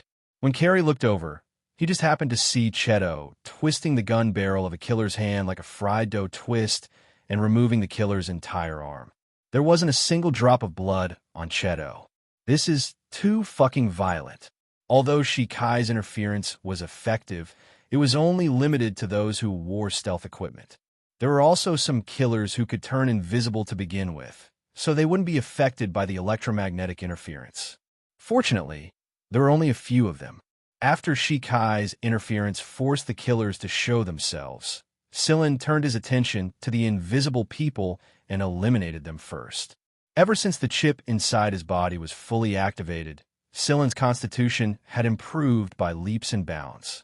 It wasn't obvious from the outside, but both his speed and perception were far better than before. Sillin could see the invisible people as well. He couldn't see their complete appearance, only their silhouettes. But that was already a lot better than the others. Xiao could see the invisible people because of her special constitution, but her abilities were limited. She couldn't react in time, even if she could see them. There was still a huge gap between her and the professional killers. While Sillin was dealing with the killers, he also took care of her. The girl had grown up very quickly. Back in the Mist Bodhisattva Empire, she used to be very restrained. But now, she was becoming more and more open. She had learned a lot of skills from Shusag and Carrie, and every experience was a rare opportunity for her and Tesoro to grow up. Sillin could already imagine what they would be like when they grew up. Bang, bang, bang. Every time a gunshot rang out, an assassin would fall. It might be 1 or 2, or 3 or 4. Yudi and the others weren't the only ones surprised. The killers were just as shocked. It was already shocking enough that they could kill one person with a single gunshot, let alone several. It was a small white gun with a hexagonal muzzle. But to the killers, every gunshot was like a horn calling for their lives. Some assassins wanted to get rid of Celine, the most troublesome opponent, but they realized that they couldn't lock onto Celine at all. They couldn't keep up with Celine's movements either. Celine's speed was too fast, and it was very difficult to make a move on her, be it close combat or range combat. Wielding the terrifying white gun in one hand and the thin blade in the other, Celine kept reaping the lives of the killers. It had been almost 3 years since they last saw each other. This was the first time Carrie and the others saw Celine fight after Celine left. Celine's ability had far exceeded their expectations. Such a person actually didn't join the A-Team. If he had joined the A-Team, he would definitely have a place there. Hui Mao helped left and right, and when he saw that someone was in a difficult situation, he would go over to help. The speed of his claws was not inferior to Celine's, and because his body was small and gray, he didn't even make a sound when he ran. 2 killers were caught off guard by Hui Mao's fatal claws.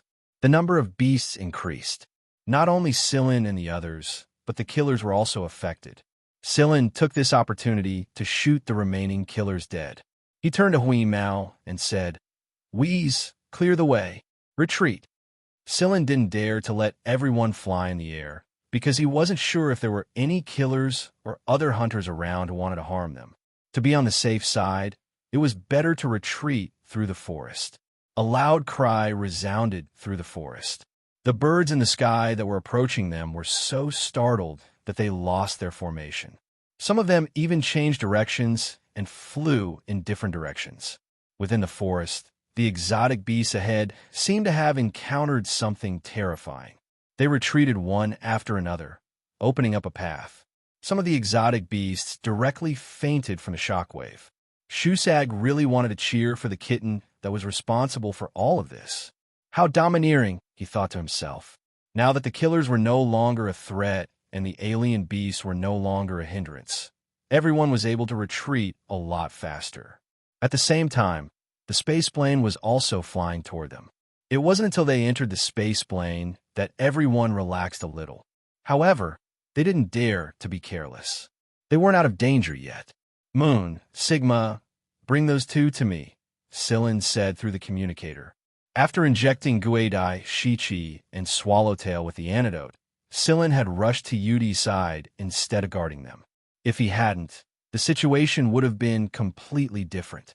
Moon and Sigma had already arrived at where Guidai, Shichi, and Swallowtail were, so Celine ordered them to bring those 2 to him. Moon and Sigma carried 1 person each and flew toward the space plane. Ghost Butterfly 17 and Swallowtail didn't resist either. Their bodies hadn't fully recovered yet, and their best option was to follow Celine's group. At the very least, they would be able to survive. Once everyone was present, the spaceplane flew away from the hunting planet. Carrie and the others couldn't help but feel sorry for the animals that they hadn't killed yet. At this point, Xianxia had returned to his harmless self and was rolling around with the Miantuan without the slightest hint of nervousness. 2 slow-witted bastards. Only after the space plane left the planet and entered the starship did everyone finally relax. The soreness in their muscles intensified. However, Carrie and the others ignored the soreness and ran to the space plane's transport container to clean up the meat and the alien beast horns. Meanwhile, Sigma and Moon went to Swallowtail's little orchard to deal with the seeds.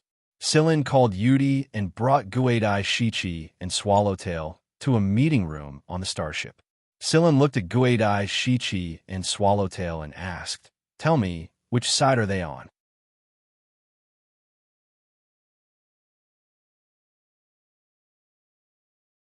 Chapter 326. Hearing Sillin's question, Guadai Shichi frowned. "Ooh." Sillin glanced at the other side. Keep pretending, keep pretending. That earthquake was obviously man-made.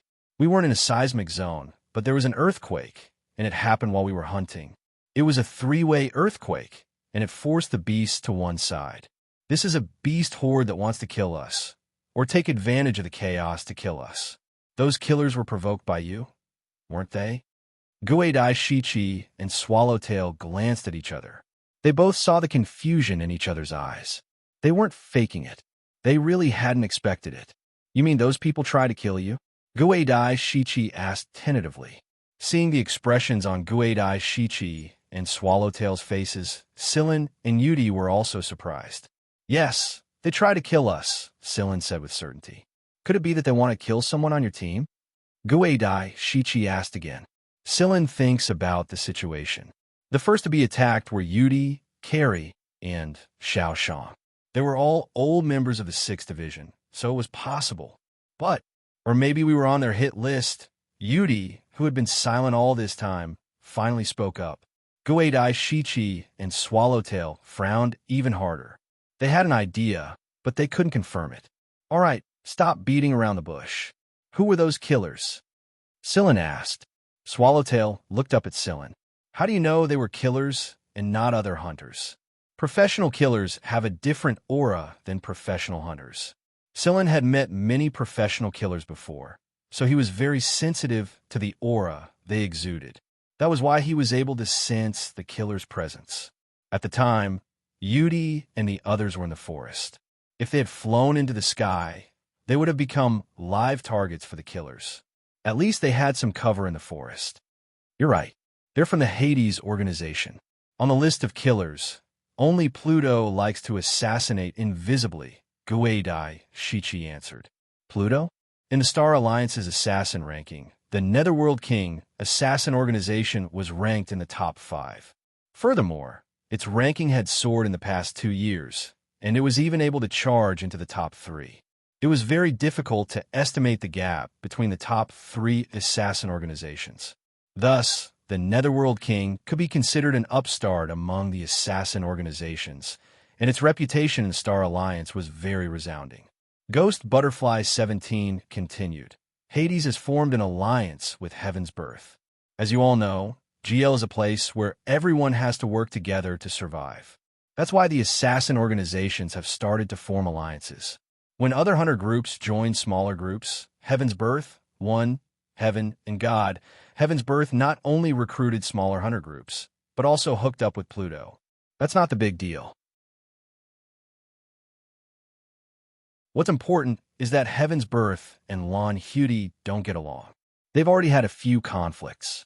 At this point, Guadai Shichi helplessly pointed at himself and Swallowtail, who was sitting beside him with a solemn expression. "We were originally a small team, but we had a conflict with Heaven's Birth. After Pluto's people joined us, our situation became more and more difficult, so we split up and left.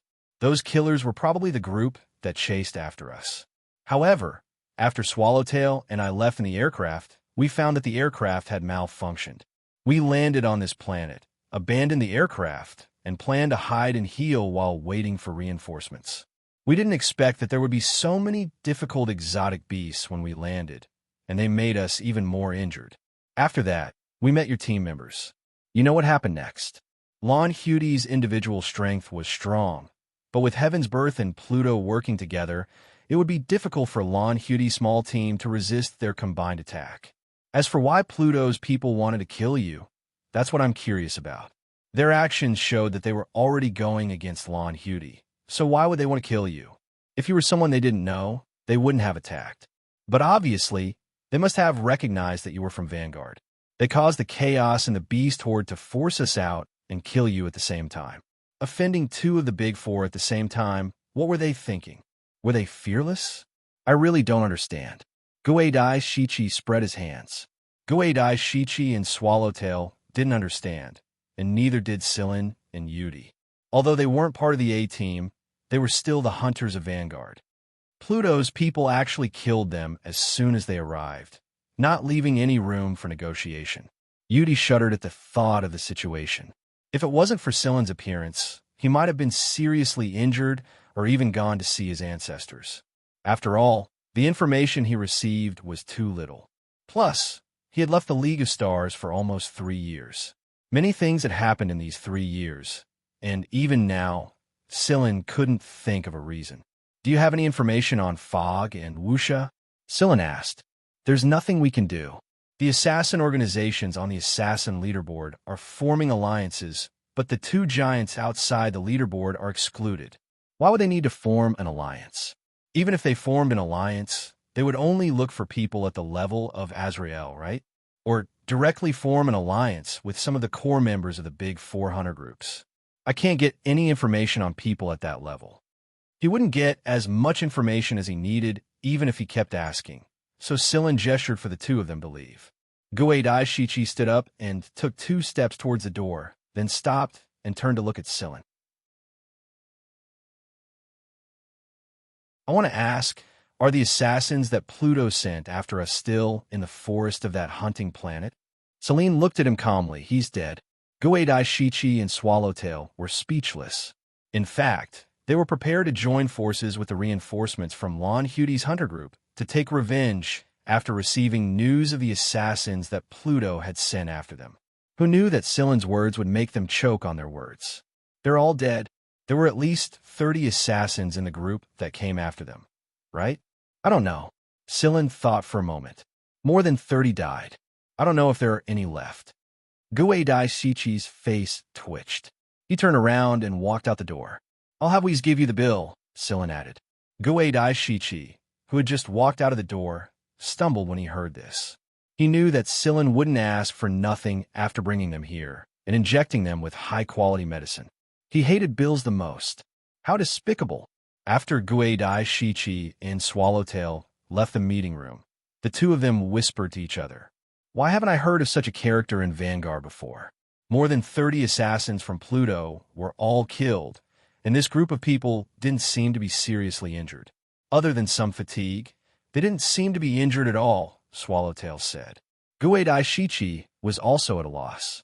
His understanding of the Vanguard B squadrons was limited to a small number of people, and they were all at least at the rank of lieutenant commander. It was a complete coincidence that he had met Sillin back then. As for the people in the B squadrons, he knew even less about them. In Guidai Shichi's mind, the people in the B squadrons didn't need to pay attention to them. But this time, the people in this squad had completely overturned his understanding. What kind of people are they?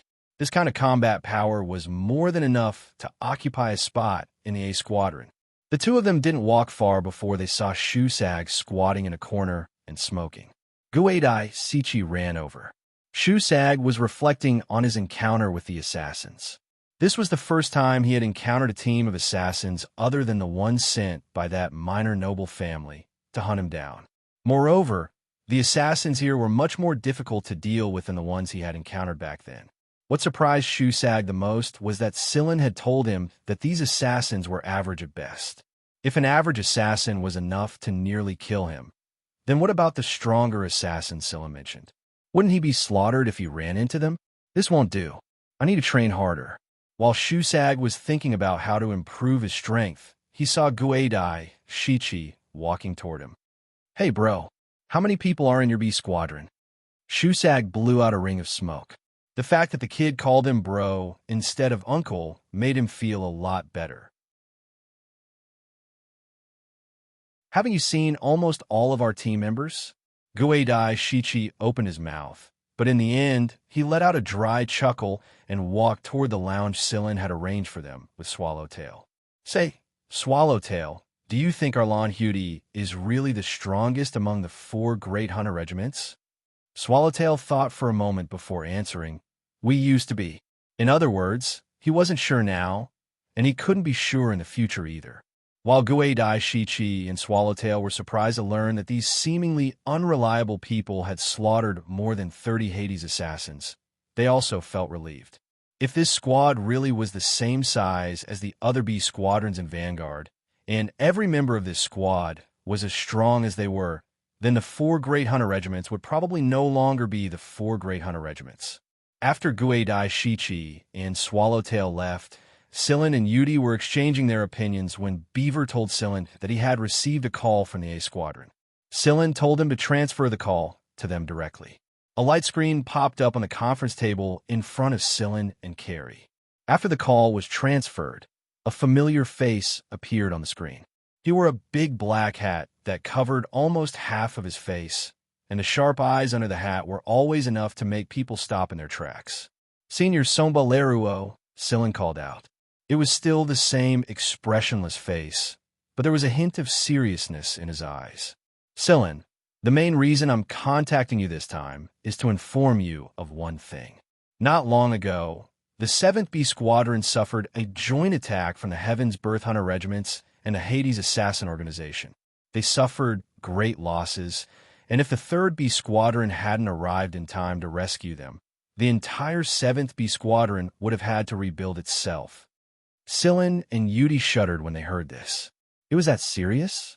Normally, a B Squadron would only be brought up when more than half of the B Squadron had died. If that was the case, then the 7th B Squadron had suffered great losses. Right now, the relationship between Heaven's Birth and Vanguard is very tense. "You must be careful if you encounter Heaven's Birth," Somba Leruo said. "I know. We've actually run into a group of assassins already." Sillin told Somba Leruo about the previous incident. "Anyway, you must be careful. The situation is unclear right now, and you can't trust anyone completely. Also, the higher-ups have decided to hold a meeting 50 days from now, and all B Squadron commanders and vice commanders must attend." "All right, we understand."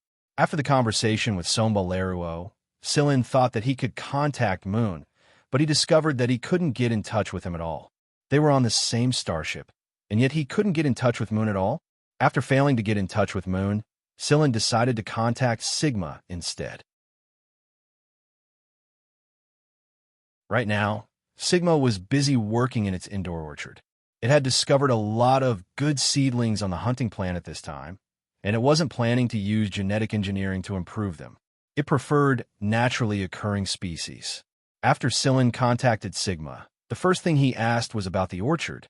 It was a blessing to be able to eat fresh fruits during a space voyage, and the answer he got from Sigma was very satisfactory. Sigma was indeed skilled. It was only after learning about the orchard that Sillin asked, "Do you know what happened to you?" "I can't get in touch with him. Moon said that he's tired and wants to rest. He told us not to disturb him," Sigma replied. Tired? A robot that could work for a long time just by absorbing light energy was saying that he was tired? Bullshit. But before Sillin could ask any further, the light screen on the conference table started flashing. All kinds of data and strings of characters were jumping rapidly, and every electronic device in the conference room started malfunctioning. In the game room on the starship, Tang Xiuqiu was fighting Carrie in a one-on-one shootout, and Xiuqiu accidentally bumped into Tang Xiuqiu while playing with Chiefing, causing Tang Xiuqiu to make a serious mistake. Carrie took advantage of the situation and started yelling about turning the tables. Just when Carrie was about to turn the tables, the game's system suddenly froze. Carrie was having a great time playing the game, and the spectators were also getting excited. Everyone knew that something like this would happen. At the same time as the conference room Sillin was in, all the electronic devices in the game room started malfunctioning, and the lights in the room started flashing more and more frequently. Everyone's first reaction, "Shit, the system crashed at this critical moment." Their second reaction, "Enemy attack." Dias's 2-year-old son, Locke, was rolling around with Xiuqiu and the others. When he saw the situation, the little guy's eyes widened in curiosity, and he let out a squeal. Huh. Before he could finish his squeal, Xiuqiu grabbed him by the straps on his back and carried him in his arms, just in case something happened and he couldn't react in time. What happened? Enemy attack? Or did we encounter an ion storm? Carrie and the others rushed out of the game room and ran to the command room. Unlike everyone else, Hui Mao was squatting on the tea table, lazily eating a bag of fish biscuits, oblivious to everything else. Seeing Carrie and the others panic, Hui Mao only flicked his ears and continued to lie there calmly eating fish biscuits with squinted eyes. When Carrie rushed to the command room, he saw Sillin coming out of the conference room, but Sillin ignored Carrie and the others. He just told them not to panic and quickly left. "What's wrong?" Guidai Shichi and Swallowtail asked the others after they came out of the starship due to the various anomalies. They thought that their pursuers had arrived. "I don't know, but the captain said not to panic. We should go back to what we were supposed to do," Carrie answered.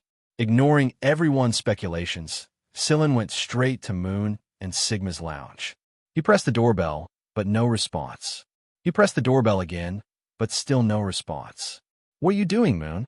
Sillin said in mechanical language. After a long time, the door to the lounge opened. Moon tilted his head and said innocently, "I'm thinking." Sillin said, "What kind of deep thinking are you thinking about?" Sillin didn't finish his sentence. The second half of his sentence was, "Do you know that half of the starship's instruments and electronic equipment can't be used?"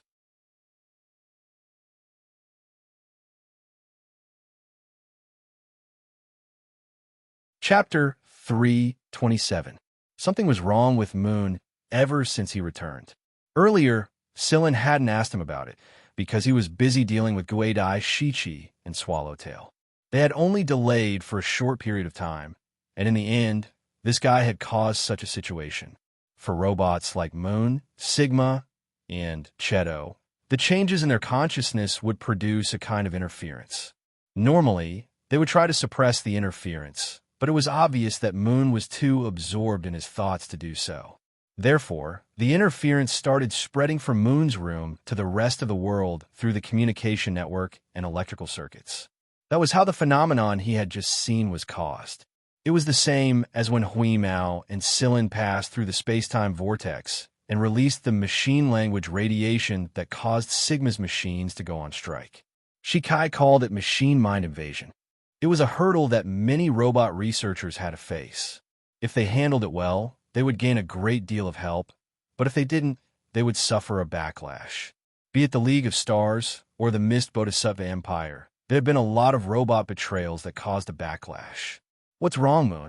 Sillin walked into the room, pulled out a chair, and sat down across from Moon. Moon lowered his head and twirled his fingers. He looked like he couldn't bring himself to say it. After a long time of dawdling, Sillin finally understood why Moon was throwing a tantrum. Moon had fired a couple of cannons while he and Sigma were searching for the seeds. Now that he thought about it for a moment, he realized that the assassins must have used his cannons to cause a ruckus in the beast hordes and come up with a plan to trigger a three-sided earthquake. That was why Moon felt very guilty. He was the one who didn't think things through. Thankfully, there were no casualties this time, or he would have felt guilty for a very long time. That was why Moon had gone into self-reflection ever since he returned. He was so absorbed in his own self-reflection that he caused a lot of the starship's instruments and electronics to malfunction. Now that he knew that he had caused trouble again, he felt even more ashamed than before.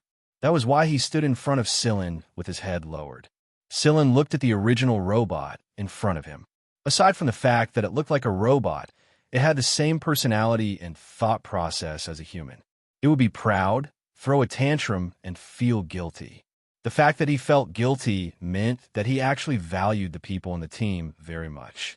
He had already approved of the people in the team. Those who were not approved would be separated from his own world, and he wouldn't care whether they lived or died. Sillin was quite pleased to see a you like this. At least this was a good sign, wasn't it? Sillin raised his hand and placed it on Moon's round head. He rubbed it like he was rubbing Hui Mao, feeling the cold, hard metal under his hand. "It's not your fault. Even if it wasn't for you, they would still have caused such trouble. You did a good job. When it's time to shock them, you should shock them and teach them a lesson. Otherwise, they'll think that you're easy to bully and become even more aggressive. But those killers still found an opportunity, a Yu said in a low voice. You just happened to be at that point. This is the League of Stars, not the Mist Bodhisattva Empire. Do you know the rules of survival here? Strength reigns supreme. That's right. Strength reigns supreme, even if some things are unavoidable. Even if you hadn't fired the cannons, other hunters would have done the same. Think about it. What would have happened if you hadn't fired the cannons? They will take the initiative to attack, and the commotion caused by their attacks might not be smaller than the commotion caused by your cannons. A youth thought back to the situation. It was true that he had attacked the hunters hiding in the forest because he sensed that they were up to no good. If he hadn't attacked them, there was no telling what the hunters would have done. So don't think too much into it. Some things are unavoidable, and we can only face them head-on. Sillin didn't say anything more. It would be counterproductive to say too much. Sillin wasn't worried at all. Naturally, he could understand more with Moon's way of thinking. Of course, if it were Sigma, Sillin wouldn't have said all of this. If Sigma was this conflicted, it would probably be the first robot to crash due to depression if he didn't get rid of its guilt. Moon fell silent for a moment. The blue bands on his face flickered as he pondered. He had withdrawn the interference waves, so they weren't affecting him. Sillin wasn't in a hurry. He sat quietly and waited for Moon to come to a decision. 30 minutes later, the blue bands on Moon's face narrowed. Sillin knew that Moon had returned to normal. Go help Sigma organize the seeds. It's busy by itself. Sillin flicked Moon's head with a smile, just like how he flicked Huimao. All right, I'm going. Don't forget to close the door when you leave. Then, Moon flew towards Sigma's indoor orchard. When Sillin came out, he saw Shikai leaning against the wall with a conflicted look on his face. What's wrong? Sillin asked. That little guy actually said hi to me when he flew past. That's strange. He usually ignores me. That's good. Shikai still didn't understand why Moon changed his attitude so quickly. Hey, Sillin, what's going on with Moon? I don't know how Moon's mind works. Don't your family have a lot of records about him? You should know more about him. Shikai curled his lips. It was precisely because of what his ancestors had done that Moon had been wary of him. Most of what he knew about Moon came from Chip. Hey, Sillin, don't go yet. Shikai hurriedly stopped Sillin. I have something to discuss with you. What is it? Sillin stopped and looked at Shikai. About this starship, a Yu's incident gave me an idea. Shikai explained his idea to Sillin. Moon's incident had revealed a lot of problems with the starship. Although most starships were like this, it was far from enough for Shikai, who had always had high standards. If Moon had affected the starship's machinery to such an extent just by thinking about it, it would be troublesome if something similar happened again, or if it was the enemy who released the interference. You know that Cheto and Sigma weren't affected at all when the starship's machinery was affected, Sillin. This means that they have a strong defense against this kind of interference. If Cheto and Sigma are exceptions, then take my robots as an example. They were affected by the interference, but it wasn't to a degree where their functions were disabled or their programs messed up. At most, their reactions were slightly delayed. That's all. So, I'm saying that we should modify the starship in that direction. Sillin didn't say anything. It wasn't that he didn't agree with Shikai's idea. He was just thinking about the super AI veg fritter he built a long time ago. Back when he was building the veg fritter, he had already thought about modifying the starship in that direction. It was just that he hadn't gotten the chance to do so until now. The 11th Squad starship wasn't developed in that direction due to the lack of time. Although they hadn't completed a super AI starship, they did leave room for modification in that direction. Right now, the starship could only be considered a normal AI model. It was about the same as Vanguard's other B Squadron starships, but there was a lot of risk involved in modifying it in that direction. After all, a starship wasn't a flying car that could jump out if something went wrong, but a starship's AI could simply throw them into space and kill them. Shikai understood Sillin's concerns, but he really wanted to give it a try. The problem was that not everyone could afford it. Come up with a plan first, and we'll work on it together. By we, Sillin included Moon, Sigma, Cheto, and Huimao. They were the ones who understood the super AI better than anyone else, so their chances of success would be much higher. All right, I'll come up with a plan as soon as I can. Shikai was very happy to receive permission. This was going to be a huge challenge. Back then, his ancestors were able to modify Chip into a super AI that could control an electronic star. He was confident that he could do the same thing. Shikai's original plan was to improve the robots, but after encountering Pluto's assassins, he realized that the new batch of robots had many shortcomings. Perhaps it was due to material limitations, but these robots were not like the ones that Black Viper used on missions. Every robot that Black Viper used on missions was expensive, and all the materials were expensive, but at the time he did not care about money. Things were different now. Shikai had saved a lot of money, and it wasn't obvious under normal circumstances. But when it came to critical moments, its speed, reflexes, and detection abilities weren't up to Shikai's standards. After he returned, he discussed with Cheto how to improve the robots and how to build better robots while lowering the cost. Obviously, this matter had to be delayed. Shikai couldn't care less about anything else until he had the plan to embed the super AI into the starship. When Sillin returned to the command center, he was still thinking about how to embed the super AI into the starship. If it succeeded, it would be a great help to him, but if it failed, it would be a bomb that could be placed around him at any time. Sillin would rather destroy it than keep it around. Sillin suddenly heard a strange sound while he was deep in thought. He turned around and saw the gray cat rubbing its back on the table. The sound was made by the gray cat rubbing its back on the table. Is it because his back is itching? Are you lice? Or are you infected with fleas? You didn't catch those things while you were hunting, did you? Sillin walked over and asked. No. Huimao twisted his back left and right on the table. His chubby body looked very comical. Come here, let me take a look. Sillin beckoned him over. Huimao immediately kicked his hind legs and crawled in front of Sillin. Sillin scooped Huimao up and scratched his back a few times. However, Sillin immediately noticed a problem. There were two protrusions on Huimao's back. They looked like bones, and they were long and oval in shape. Although they weren't very obvious because of the fur covering them, Cheto could still feel them with his touch. What's going on? Sillin poked the two protrusions on Huimao's back. Yes, that's it. It's really itchy. Huimao cried. Carrie was walking past the door with a glass of fruit juice when he saw Huimao's reaction. That was why he came over and asked about it. After listening to Sillin's explanation, Carrie reached out to feel Huimao's back. Feeling the two protrusions, Carrie exclaimed, Huru, you have bone hyperplasia? Slap.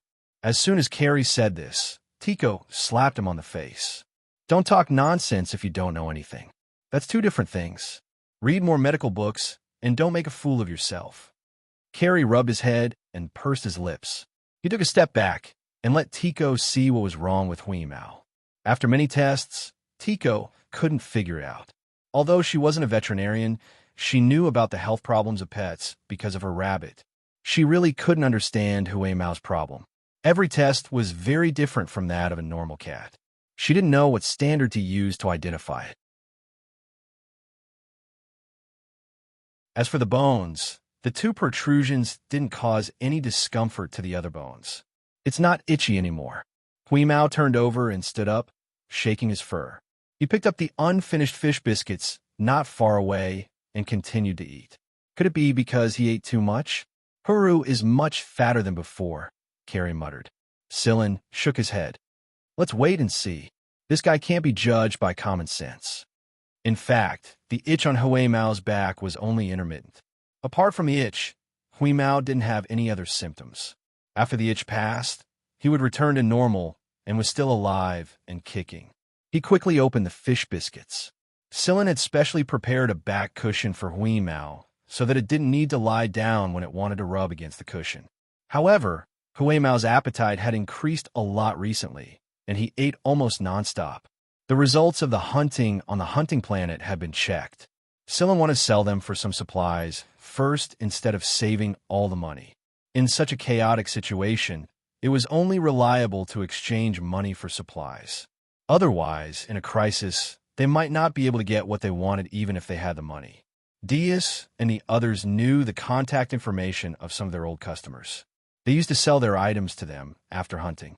These people specialized in purchasing items in the hunting star zone, and their prices were fair. Many hunter regiments liked to trade with them. After contacting the buyer and the trading location, Silin told Gui Dai Shichi to contact Lon Hudi's people to pick him up at the location. "Remember to return the money, by the way," said Hui Mao, who was lying on the ground eating a fish biscuit. Gui Dai Shichi threw a nut at him. "Eat your biscuit, fatty." The trading planet was a relatively remote area in the entire hunting star zone, but it was in such an area that almost 60% of the goods in the hunting star zone were traded from here. The people who came to deliver the goods were undoubtedly not large hunter groups. Since the chaos of the League of Stars began, this place was obviously much quieter. There were only a few starships and spaceships docked at the spaceport outside the planet. There are no starships from Heaven's birth. Should we dock the starship at the spaceport or park it somewhere else invisibly? Carrie asked. "Invisibly. We'll take the spaceship over to do the trade," said Silin. After finding a place to hide the starship, Silin and the others split into 3 groups and took the spaceship to the trading planet. Because they had informed in advance, Silin and the others flew directly to the trading location. It was a vast manor, with tamed exotic beasts in the surroundings. The exotic beasts that people spent so much effort to tame all had their own selling points. Those people were just maximizing their value. There was no need to take the initiative to contact them.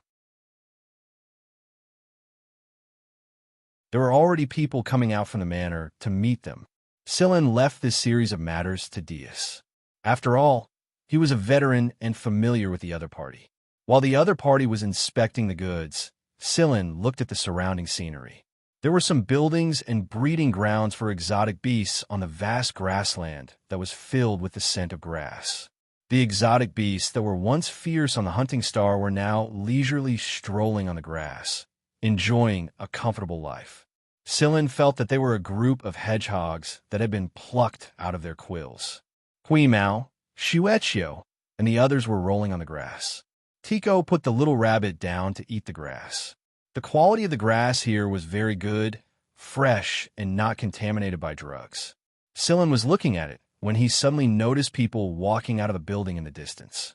Although they were quite far away, Silin could still see them clearly without the help of any tools. The bodyguard were protecting 2 young men, and one of them was someone Silin had met once before, Xianxia. Behind Xianxia was the famous business-related media giant of the League of Stars, Lux, which had over 80 contribution points. Since they mainly reported on the business sector, Silin had only met him once at a small gathering held by Lung when God's Back Garden at the center of Sector Z was first opened by the military. However, Xianxia probably wouldn't be able to recognize Silin even if he stood in front of Silin. After all, they had only met once, and Silin had changed his appearance. Moreover, it was Lung who had pulled the strings for him. Xianxia probably didn't think much of Silin at the time. However, with Xianxia's identity as the young master of Lux, he chatted happily with the person next to him without putting on any airs of superiority. Silin knew that this wasn't to say that Xianxia didn't put on airs. If it was someone of lower status, Xianxia would definitely put on airs. However, the fact that he didn't put on such an attitude meant that the other person's background was pretty big. The young man gave Silin a sense of familiarity even though he had never seen him before. The young man looked a little thin and weak, and Silin could tell from his walking movements that he wasn't very strong. The young man's bodyguards were all experts, and no matter where the young man went, the bodyguards would always be able to protect him from the best angle possible. The young man wasn't very strong, but his senses were very sharp. When he noticed that someone was staring at him, he looked towards Silin. However, he moved his gaze away after a single glance. The bodyguards around him were very wary of Silin, and they were paying attention to Silin's situation at all times. Strange, have I really never seen that person before? Why does he feel so familiar? It was at this moment he heard Yudi shout. Silin shook his head and walked towards the direction. However, he had only taken 2 steps when Silin suddenly paused and widened his eyes. That person.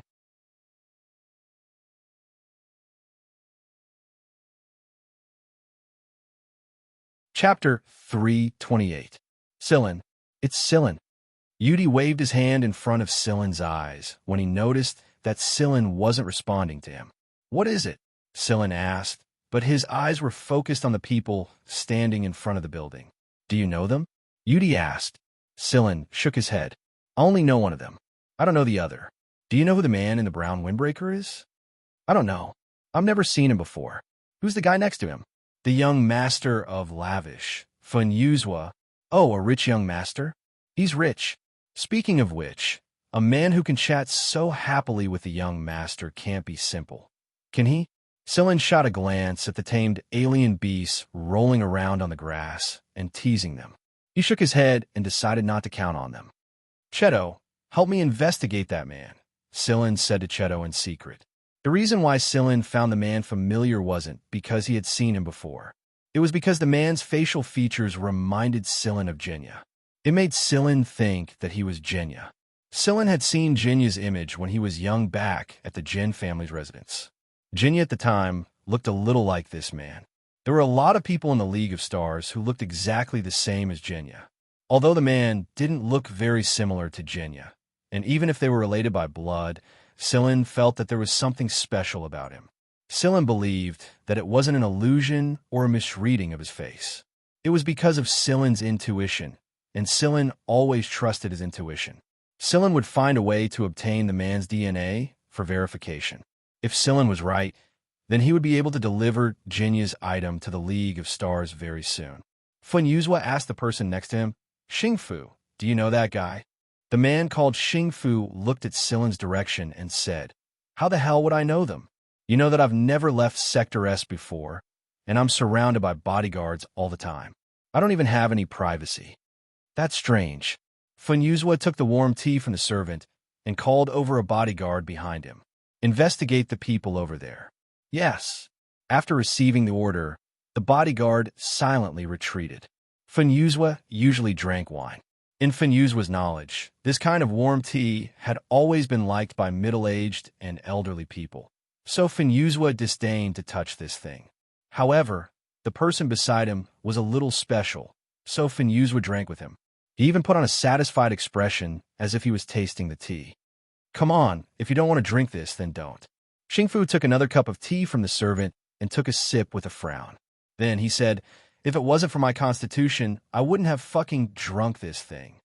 Ahem, did your father forbid you from undergoing surgery in genetic medicine? Fun Yuzhua asked curiously. Considering their background and wealth, there was no way they couldn't even perform a simple surgery. Besides, even if Xingfu's genes were crap, they shouldn't be so crap that he couldn't even endure a surgery, right? Xingfu shot him a glance and said, My grandmother forbade it. Realization dawned on Fun Yuzhua. Ah, so it's the queen's decision. No wonder. If it wasn't for my grandmother, we would have been like everyone else a long time ago. At the very least, we'd be able to run and fight like a normal person, instead of doing girly things all day long like a cripple. They're drinking wine, and we're drinking warm tea, no less. Aren't they afraid that I'll go soft from drinking this thing? The bodyguards behind Xingfu looked like they were deaf, and they couldn't help but feel embarrassed. One of them, who was probably the head of the bodyguards, cleared his throat and reminded his young master of the situation. However, the young master pretended not to notice and continued venting his dissatisfaction. What do you think happened? My grandmother is a domineering person. She's resourceful and bold, or she wouldn't have been called the queen. Why would she allow us to be trash like this? Xingfu continued. Fun Yuzhua hurriedly covered it up with the excuse of drinking tea. The man could criticize the queen, but he didn't dare. Setting aside whether the queen would do anything about it, his old man wouldn't let him off the hook for sure. Why didn't she call him Her Majesty instead of Her Majesty? It was because the queen was just a title someone else had given her. There might be a lot of people in the League of Stars who hadn't heard of the name Queen before, but ever since the chaos began, more and more people had learned of the name. Everyone knew that the Queen referred to the one in Sector S. She was the leader of one of the three great forces of Sector S, Golden Beginning, and the Queen Xianxia. Ever since the League of Stars chaos ended, a power struggle had broken out in Sector S, and in the end, only three great forces were left: Flying Snake, Fire Phoenix, and Golden Beginning. Queen Xianxia was the ruler of Golden Beginning. Fen Yuzhou wouldn't have cared so much about Xing Fu's feelings if he was just the grandson of the Queen of Sector S. Some of Fen Yuzhuo's friends were dissatisfied with Xing Fu's politeness, but Fen Yuzhou simply smiled and said nothing. Everyone knew that Xing Fu was the Queen's grandson, but there was one thing they didn't know. Xing Fu's aunt was Xianxia, the only huntress of the 6 stars of hunt. Every star rank hunter had powerful connections, and even Osculos, the loneliest of them all, had a lot of forces behind him. That was why his death caused such a huge commotion. Xianxia had connections with the military, the government, the hunter regiments, and some of the big families. Her connections were something that Fen Yuzhou had to be wary of. It was why Fen Yuzhou had always been so considerate of Xing Fu. Xing Fu was still complaining to himself and ignoring the awkwardness of the people around him. It wasn't a good thing to listen to the queen speak ill of him, and there was no telling when trouble would come knocking on his door. While Fen Yuzhou was trying to figure out how to respond, the bodyguard he had ordered to investigate Silen's group walked up to him quietly. "Young master, those people are hunters from Vanguard 11th B Squadron. They're here to trade their goods." Vanguard? 11th B Squadron? Xing Fu wasn't the one who asked the question, but Fen Yuzhou himself. He might not be strong, but his hearing was pretty good, and Fen Yuzhou wasn't planning to hide anything from him. The bodyguard didn't lower his voice, so Xing Fu heard everything the bodyguard said. Although he wasn't familiar with the situation outside of Sector S, Xing Fu still knew some basic information about the 4 great hunter regiments. He knew that Vanguard had 10 B squadrons, but since when did they have an 11th B squadron? Fen Yuzhou had the same question on his mind, so the bodyguard hurriedly explained, "It's a new group, so there aren't many of them." Seeing that the bodyguard was hesitant to speak, Fen Yuzhou got angry. "If you have something to say, just say it." "Well, I've looked into it. The person who received the goods gave me a list of the members of the 11th Division. Among them is the name young Master Lung is looking for." Cough, cough. Cough, cough, cough. Fen Yuzhou was so agitated that he choked and his face turned red. Xing Fu patted Fen Yuzhuo's back. Calm down, calm down.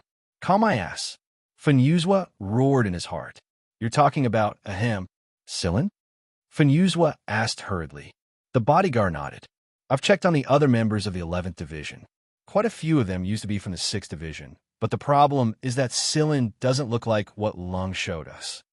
After catching his breath, Fen Yuzhou took a few deep breaths and turned to look at Silen's group.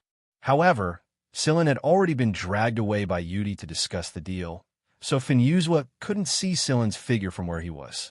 Not long after the League of Stars descended into chaos, young Master Lung contacted a few of his friends in various fields to search for the person named Silen. However, there had been no news since then. Not even Vanguard's 6th Division members knew about it. How could Fen Yuzhou not be excited when he suddenly heard news about Silen? It wasn't because he was close to Silen, but because of young Master Lung. If this matter was confirmed, Fen Yuzhou was certain that young Master Lung would help him solve the difficult test his father gave him not long ago. "Young Master, should we continue the investigation?" the bodyguard asked. "Of course. It's most likely him." "Should we contact young Master Lung then?" "Not right now. Let's wait until I confirm it. Have the person in charge of the goods stall them." "Understood." Fen Yuzhou suddenly remembered something and called out to the bodyguard who was about to leave. "See if the cat young Master Lung mentioned is here. If it's here, then it's Silen." "Got it." After the bodyguard left, Fen Yuzhou finally remembered that he had been too focused on Silen and neglected Xing Fu. He was about to apologize when Xing Fu spoke up first. "Silen? That name sounds familiar. I think I've heard it somewhere before." Fen Yuzhou thought for a moment and smiled. "Oh, I forgot to tell you. Silen is acquainted with Fire Phoenix's Pianhua and Flying Snake's Cgu. Did you hear it from one of them? No wonder. Xingfu clapped his hands. I was wondering why it sounded so familiar. I heard Pianhua and Ciju talking about him before. Is he acquainted with young Master Lung too? I wouldn't have noticed if you didn't mention it, but he seems to be acquainted with a lot of people. Fen Yuzhuo was surprised. Sillin wasn't the kind of person who would take the initiative to befriend people, and he wasn't exactly friendly either. However, he was acquainted with a lot of people. He had learned a few things about Sillin from Lung. It wasn't everything, but it was enough to surprise anyone. Then I'll have to meet him. It's not every day that I'm out here, so it's good to make some friends. Xingfu's depression from his constitution was mostly dispelled, but I have to remind you that Sillin is a member of Vanguard right now. I don't think Golden Beginning is on good terms with Vanguard, is it? Fen Yuzhuo asked. Xingfu didn't mind. That's different. I'm here to meet Sillin, not Vanguard. Plus, a newly formed squad isn't going to affect Vanguard as a whole, is it? Fen Yuzhuo thought. I can't say for sure. Sillin received a message from Cheto right after the deal was concluded. The man was indeed from Sector S, and his name was Xingfu. Xing? All three Jin, Xingming brothers had the word Xing in their names. Was it a coincidence? Cheto couldn't get his hands on Xingfu's DNA because the bodyguards were too well protected and cautious. While Sillin was thinking of a way to get his hands on Xingfu's DNA as soon as possible, he turned around and saw Fen Yuzhuo walking towards him with a smile on his face. Xingfu was with him. Fen Yuzhuo and Xingfu walked over with their bodyguards behind them. The 11 squad's members were all looking at them warily as they made their way over to the main hall. Is that you, Sillin? Fen Yuzhuo asked before he even got close to Cheto. The moment Fen Yuzhuo said this, Sillin knew that Fen Yuzhuo definitely knew. Sillin didn't bother to hide it either. He walked up to Fen Yuzhuo and greeted him. Long time no see, Fen Yuzhuo. It really is you. What happened to you, kid? It's a long story. What are you doing here? Sillin asked. I'm here to see if there are any tamed alien beasts I can bring over to the 11th squad. I'm also here for a stroll, Fen Yuzhuo replied. He was here mainly to keep Xingfu company. He could have just sent someone to do the job himself otherwise. Sillin smiled and looked at Xingfu next to Fen Yuzhuo. Oh, allow me to introduce you. This is Xingfu. Fen Yuzhuo didn't bother to introduce him. Hello, nice to meet you. I've heard about you from Pianhua and Ciju, Xingfu said. Sillin and Xingfu had become a lot more familiar with each other after Fen Yuzhuo mentioned Pianhua and the flying snake Ciju. However, the bodyguard around Xingfu would raise their guard every time Sillin tried to get close to Xingfu, and Xingfu didn't object to it at all. All right, Sillin, why don't you contact young Master Lung right now? He's been looking for you. Fen Yuzhuo had one of his subordinates bring him the communicator Lung had given him. The Andrira family had their own communication network, and this place was the Andrira family's property. It was just that not many people knew about it. When Lung received Fen Yuzhuo's message, he was wearing his precious slippers and sleeping on a shell bed that was even bigger than the one Sillin had seen before. I'll give you 10 seconds. Lung yawned without even opening his eyes. Young master, I'll let Sillin talk to you directly. Fine, then tell him to fuck. Who did you say just now? Lung immediately sobered up, straightened his body, and rolled down from his bed of shells. Fen Yuzhuo didn't answer. He passed the communicator to Sillin so that Sillin could talk to Lung. You sure have unique taste, Sillin said while looking at the shell bed on the communicator. Lung crawled to his feet in a hurry. When he saw Sillin on the communicator, his face twisted for a moment before he squeezed out a few words. Fuck you. It's been a few years since we last met, and this is what you say? Why did you change your appearance again? Pretending to be dead again? This is my original appearance. I didn't pretend to be dead this time. I really had some business to attend to before I left. Now that I'm back, I've just established a new B squadron, Vanguard 11th B Squadron. You can invest a little when the time comes. Lung was silent for a few seconds before he said, I'll fuck you again. Behind Lung, the little old man Brzett reminded, Young master, please pay attention to your etiquette. When he heard Brzett's words, Lung paused for a moment before he abruptly ran towards the small study. After he entered, he pulled the door shut behind him and shut Brzett outside. That little old man is too annoying. Let's continue. After Silin chatted with Lung for a while, Lung said, "Where's Wheeze, Silin? Call it over and talk to Lord Cat. I got a lot of good cat breeds this time. Let's see if there's any that Lord Cat likes." Silin. Lung wanted to talk to Wheeze, so Silin went to the grassland to look for Huimao. Huimao wasn't playing with Xianxia and the others right now. "We said it was sleepy just now, so it left," Xianxia said. "I'll go look for it. You guys keep playing. Don't scare those alien beasts too much." "Why is that alien beast bald?"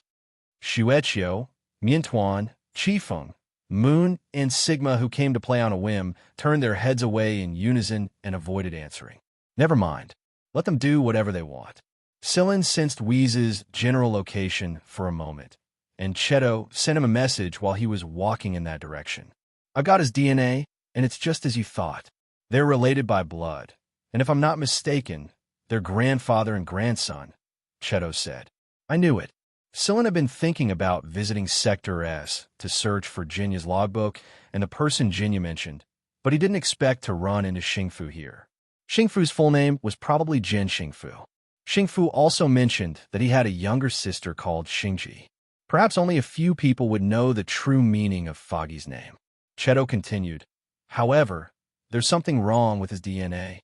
Unlike a normal person's DNA, his DNA is too muted for too long. It's a flaw that makes him look thin and weak." Silin understood Xingfu's condition. The Jin family's DNA was different from the others. Most of the Jin family's DNA was muted, and the natural plant hormones extracted from the Fuji tree would cause their DNA to change. The Jin family would inject a portion of the DNA into their DNA at birth, and then another half at adulthood to trigger a change in their DNA and remove the muted state. The DNA was unique to the Jin family's DNA, and Jinya didn't have the time to inject the other half of the DNA into his body. That was why his DNA was so flawed and aged so quickly. Clearly, Xingfu was in the same situation. That being said, Xingfu didn't even inject the DNA when he was born. No wonder he looked thin and weak. Silin wondered how Xingfu's father, Jinya's son, was doing. Silin thought about how he should tell Xingfu about Jinya as he walked toward Huimao. On a grassy field not far away from where the alien beasts were kept, Huimao was lying on its side with its belly facing Silin. It was enjoying the warm sunlight and sleeping soundly, its paws still clutching a bag of fish biscuits. Huimao's ears twitched a little when he heard the familiar footsteps. Then he went back to sleep. Maybe it was because its consciousness had sensed Silin's approach, but Huimao rolled on its stomach and rubbed its body against the grass. Silin was just about to tell Huimao that Lung wanted to talk to him when he suddenly paused and looked at Huimao with a strange expression. "Wheeze, what's that behind you?"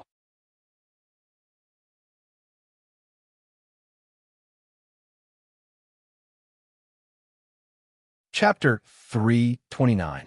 Upon hearing Silin's words, the gray cat lazily half-opened its eyes and let out a slow yawn. "What did you say?" Silin pointed at Huimao's back. "What's that thing on your back?" "My back." Huimao suddenly felt an itch on its back, so it cocked its head and raised one of its hind legs to scratch it. The moment it did, however, it realized something was wrong. Thus, on the vast grassland, the sound of a cat's meow suddenly spread out with a different tone. The tame beasts that had just calmed down were thrown into chaos once more. "What's wrong? What's wrong?" Carrie and the others searched for Huimao everywhere they went. They were all very familiar with the cat's meow. Meanwhile, Xingfu's bodyguards quickly formed a defensive formation the moment the cat's meow rang out. It was a conditioned reflex. There were two gray things growing out of Huimao's back. He didn't know what they were, but when Huimao woke up, the two gray things slowly unfurled and grew wider and wider. Wings? Silin couldn't help but wonder. Who would have thought that the cat's words would come true? But Silin stared at Huimao's round body. Can it really fly? The wings were shaped like wings, but they weren't made of feathers. Instead, they were made of the same ugly gray fur as Huimao's body.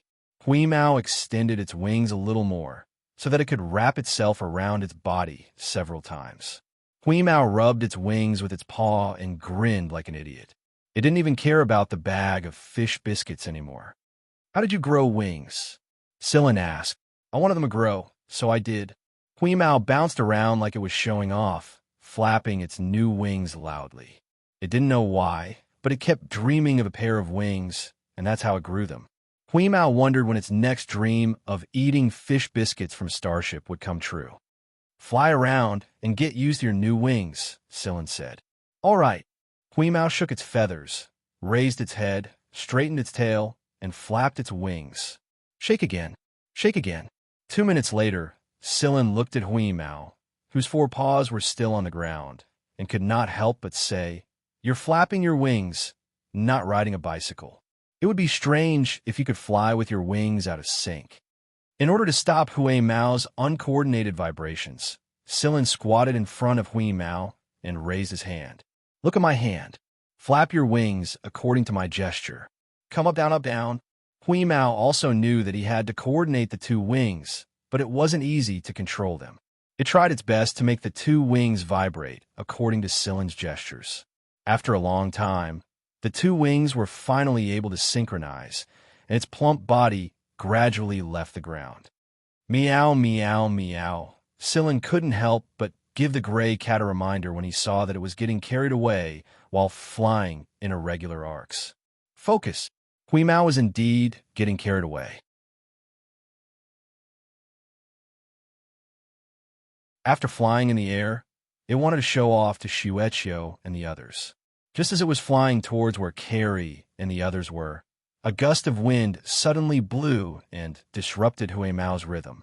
Plus, it was not familiar with controlling its wings, so it fell from the sky and knocked out an exotic beast that was dozing off and could not dodge in time. The group of exotic beasts looked at their companion, who was lying on the ground for a long time, and immediately classified Hui Mao as highly dangerous. Therefore, as soon as they saw a suspicious figure in the air, the exotic beasts would run away as if they were avoiding their natural enemy. Fortunately, the place was big enough, or else they would be in trouble. What? What is that? Carrie asked Yudi, dumbfounded, as he looked at the familiar-looking fellow that flew out from the chaotic group of exotic beasts. It's a snore. Cats don't have wings, right? Normally, yes. But that fat cat doesn't belong to the normal category. TSK, TSK. Other people fly like eagles, but this one? From afar, I thought that it was a wild duck at first glance, but when I looked closer, oh my, it's a fat one. Carrie pointed at the gray cat flying leisurely in the air, not far away, and said with a smile, I'm afraid we'll have a lot of trouble in the future. Yudi sighed. Carrie couldn't agree more. Since Hui Mao could fly now, Moon and Sigma flew up to play with Hui Mao and help Hui Mao familiarize itself with its wings. While watching Hui Mao, Moon, and Sigma fly in the air, Xianxia squatted next to the fence and bit its paws. Tang Xianxia couldn't stand it anymore and tossed it a hoverboard. See, that cat doesn't have time to talk to you right now, Sillin said to Lung on his communicator. Lung also saw the blurry figure in the sky and became excited when he learned that Hui Mao had just grown a pair of wings. Quick, call Grandpa Cat over. I've never seen a cat with wings before. Sillin called Hui Mao over to greet Lung, and Hui Mao did come over. But after a brief greeting, he flew back to chase after the bird with Moon. They were obviously fast enough to catch up to the bird, but they just had to stay 10 centimeters behind it and scratch it with their claws from time to time, scaring the bird so much that it kept chirping away. Yeah, it looks like the good breeds I got aren't going to work. Let me see if I can find a female cat with wings, Lung said in a serious tone. Are you free right now? You still have the time to care about something like this? Sillin said. Of course not. Lai Long grumbled at the mention of this topic, but he glanced at where Sillin was and winked at him. Let's talk somewhere else. This was the Andrira family's property after all, so it was easy for him to order people around. Lung asked someone to arrange a room for Sillin. Whatever they were going to talk about was not to be leaked out. Xingfu made up his mind when he saw one of the managers respectfully ushering Sillin into the building. It was obvious that Sillin was much more important to Lung than Fenyuzhua, so Xingfu was trying to figure out a way to build a good relationship with Sillin. He didn't want to rely on his grandmother and aunt for protection, not to mention that his grandmother and aunt weren't in a good position right now. He shouldn't trouble them with everything. So he needed to establish his own network of connections. After Sillin entered the room that was decorated to look like a study, he inspected his surroundings. The protection measures in this room were indeed very good. Sillin, isn't the situation in the Hunter Alliance a little unstable right now? Lung asked.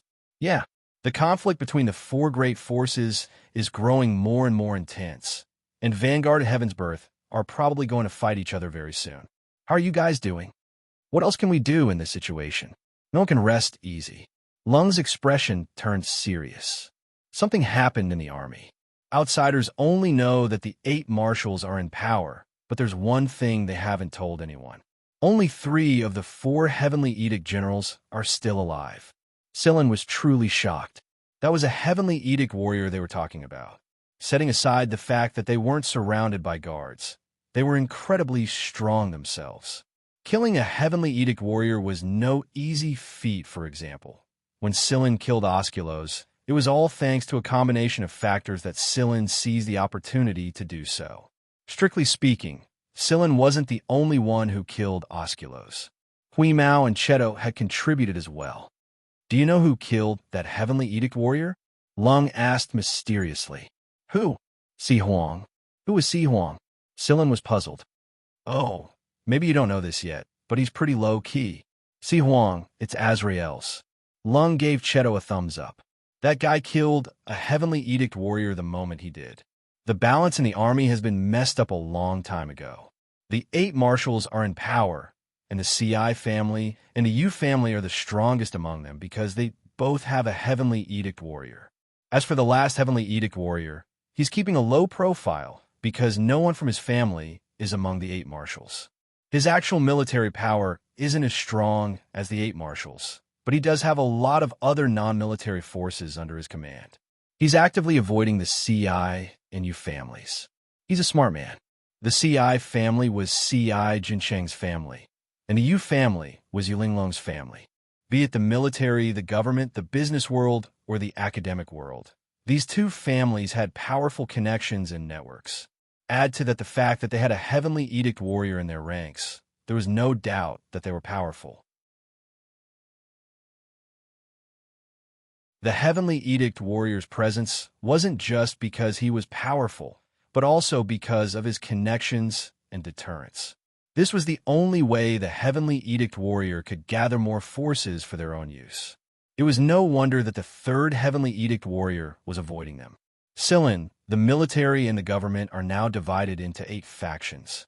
The relationships between them are complicated, so you hunters shouldn't get involved.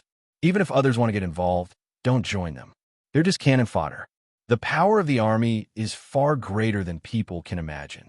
This is what CI Jincheng and Knight told me as well. They told me to tell you in passing. I understand. I have a lot of things to do, and our new team doesn't have many members, so we'll do what we can. Lung and Sillin's conversation only lasted for an hour, but the amount of information Sillin had gathered was enough for him to investigate for a long time. There were some things that Sillin wouldn't have access to in such a short period of time. As expected of the Andrira family, they had a lot of information at their fingertips. Sillin believed that Ji-Feng knew about these things as well, but Ji-Feng wouldn't tell him. Ji-Feng probably didn't think that Sillin would learn these secrets from Lung either. Sillin, be careful of the Yu family. Don't get involved. Yulinglong might not attack you, but the rest of the Yu family might not.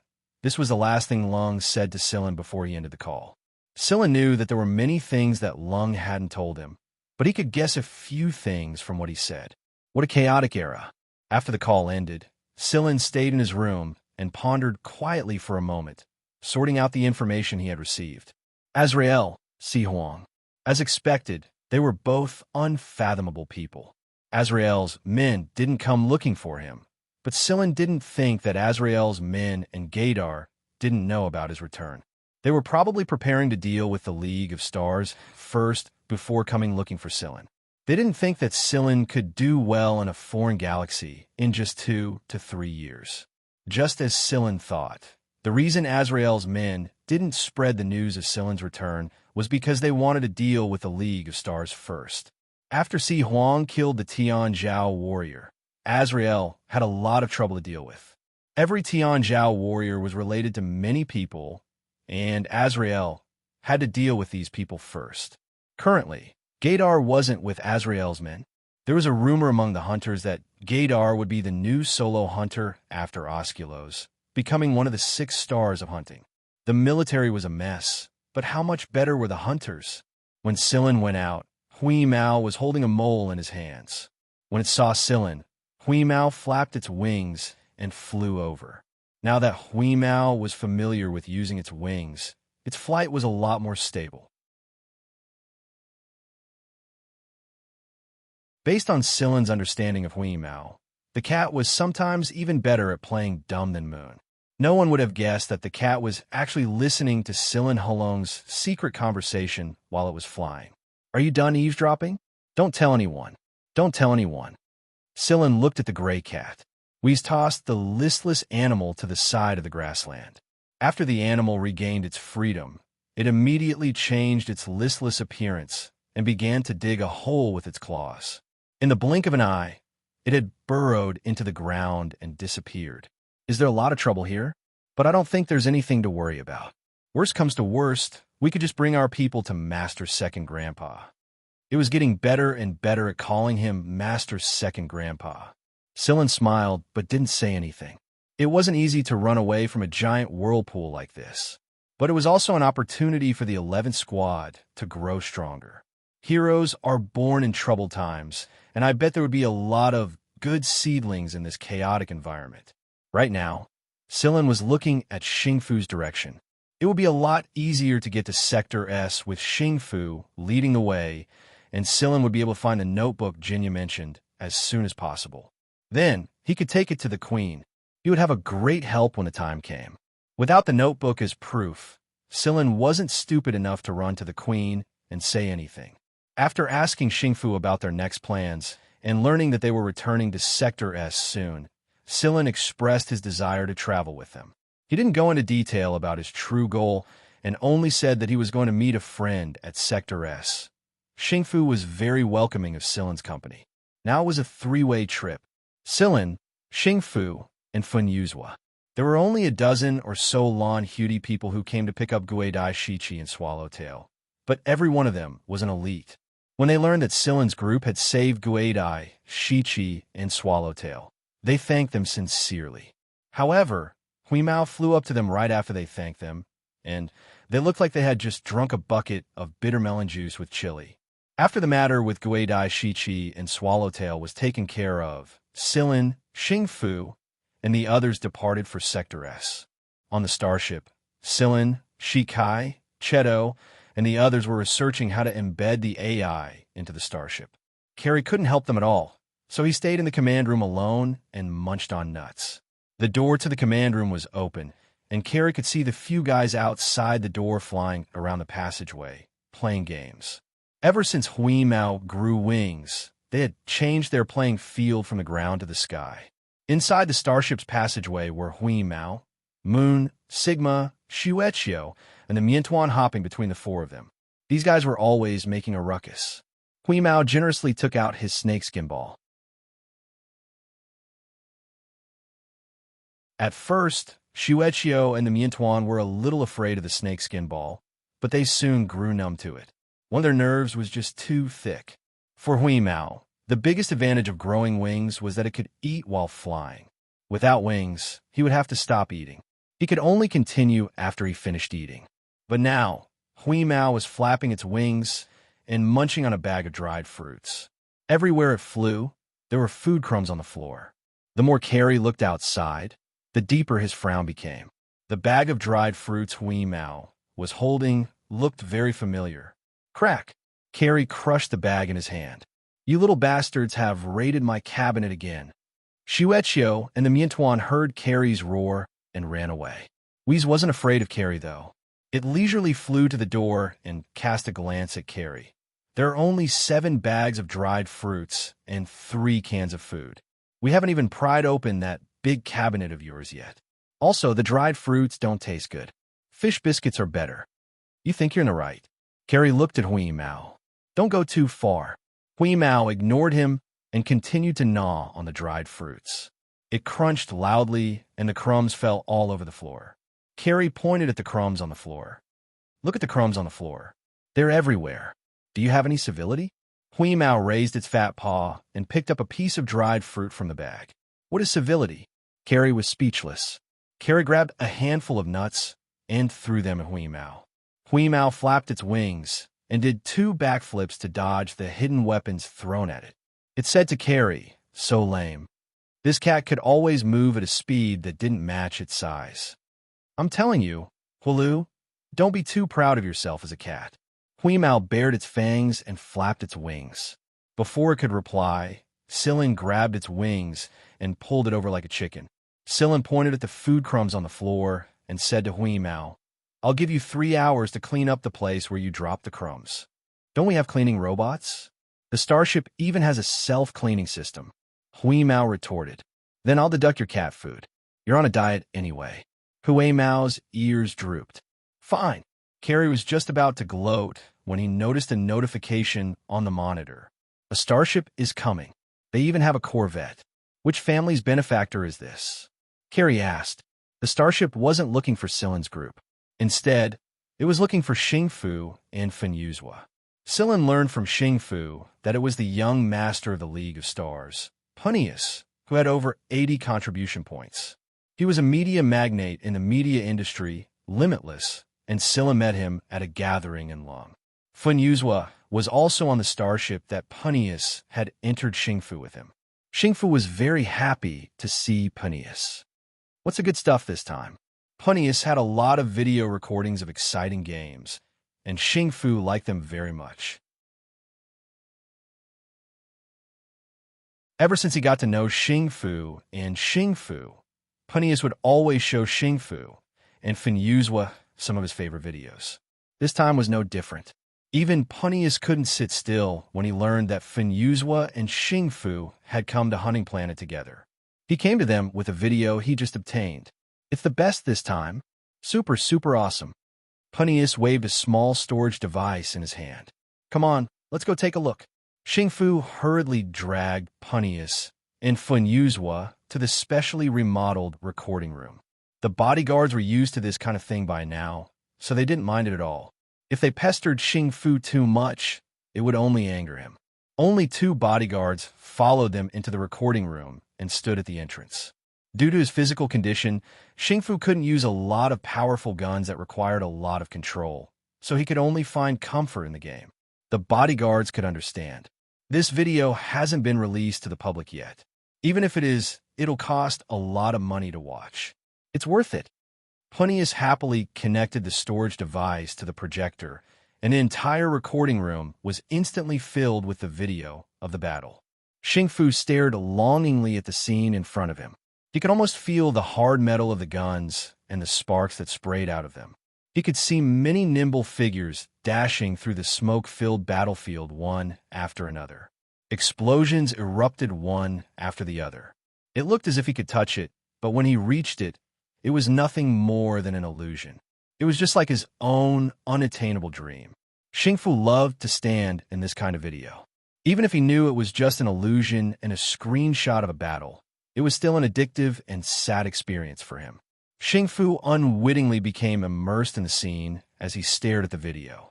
No one else in the recording room noticed that Xingfu's pupils were acting strangely. The rate at which they contracted and expanded gradually synchronized with the flashes of fire in the video. Xingfu felt a sense of anxiety and frustration that he couldn't vent. It was as if something was stuck in his heart, and it was only growing stronger by the second. His dizziness grew stronger by the second, and the images of people running around and the flickering of the flames assaulted his optic nerves. Xingfu's breathing grew more and more ragged by the second. He felt as if he were trapped inside a box, and every breath he took would use up the limited amount of oxygen in his body. The alternating light and shadow in the video assaulted Xingfu's retina and stimulated his brain, disrupting his central nervous system and triggering a series of adverse reactions. To others, this might have been a spectacular and shocking battle. The beautiful video and the fact that it wasn't inferior to the battles of elites in real life was enough to excite any fan of the game. But to Xingfu, it was an unexpected killing tool. Sometimes, one didn't need a weapon to kill someone. A video was more than enough. The two bodyguards in front of the door were handpicked by the queen, and the more they looked at the video, the more uneasy they felt. There's something wrong with the video. Turn it off, one of the bodyguards yelled. Unfortunately, it was already too late. Xingfu felt like he had reached his limit, but he still couldn't break free from that state. His legs finally gave out, and he collapsed to the ground.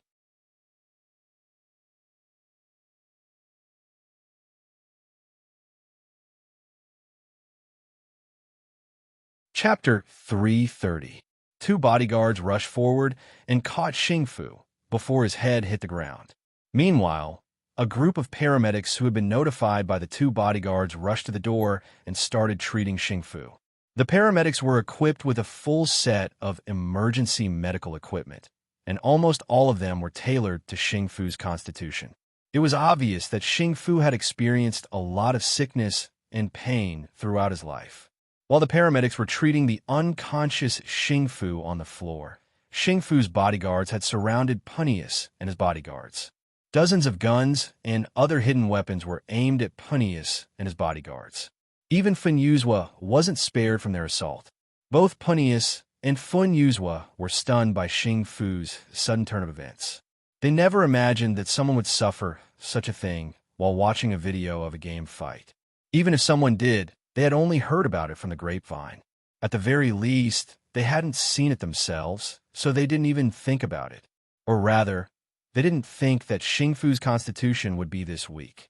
Fun Yuzhua and the others didn't know Xingfu's genotype rank, and Fun Yuzhua had always thought that Xingfu was a rank E genotype at the very least. Among the peers he had interacted with, there was not a single person in this generation whose genes were below E rank.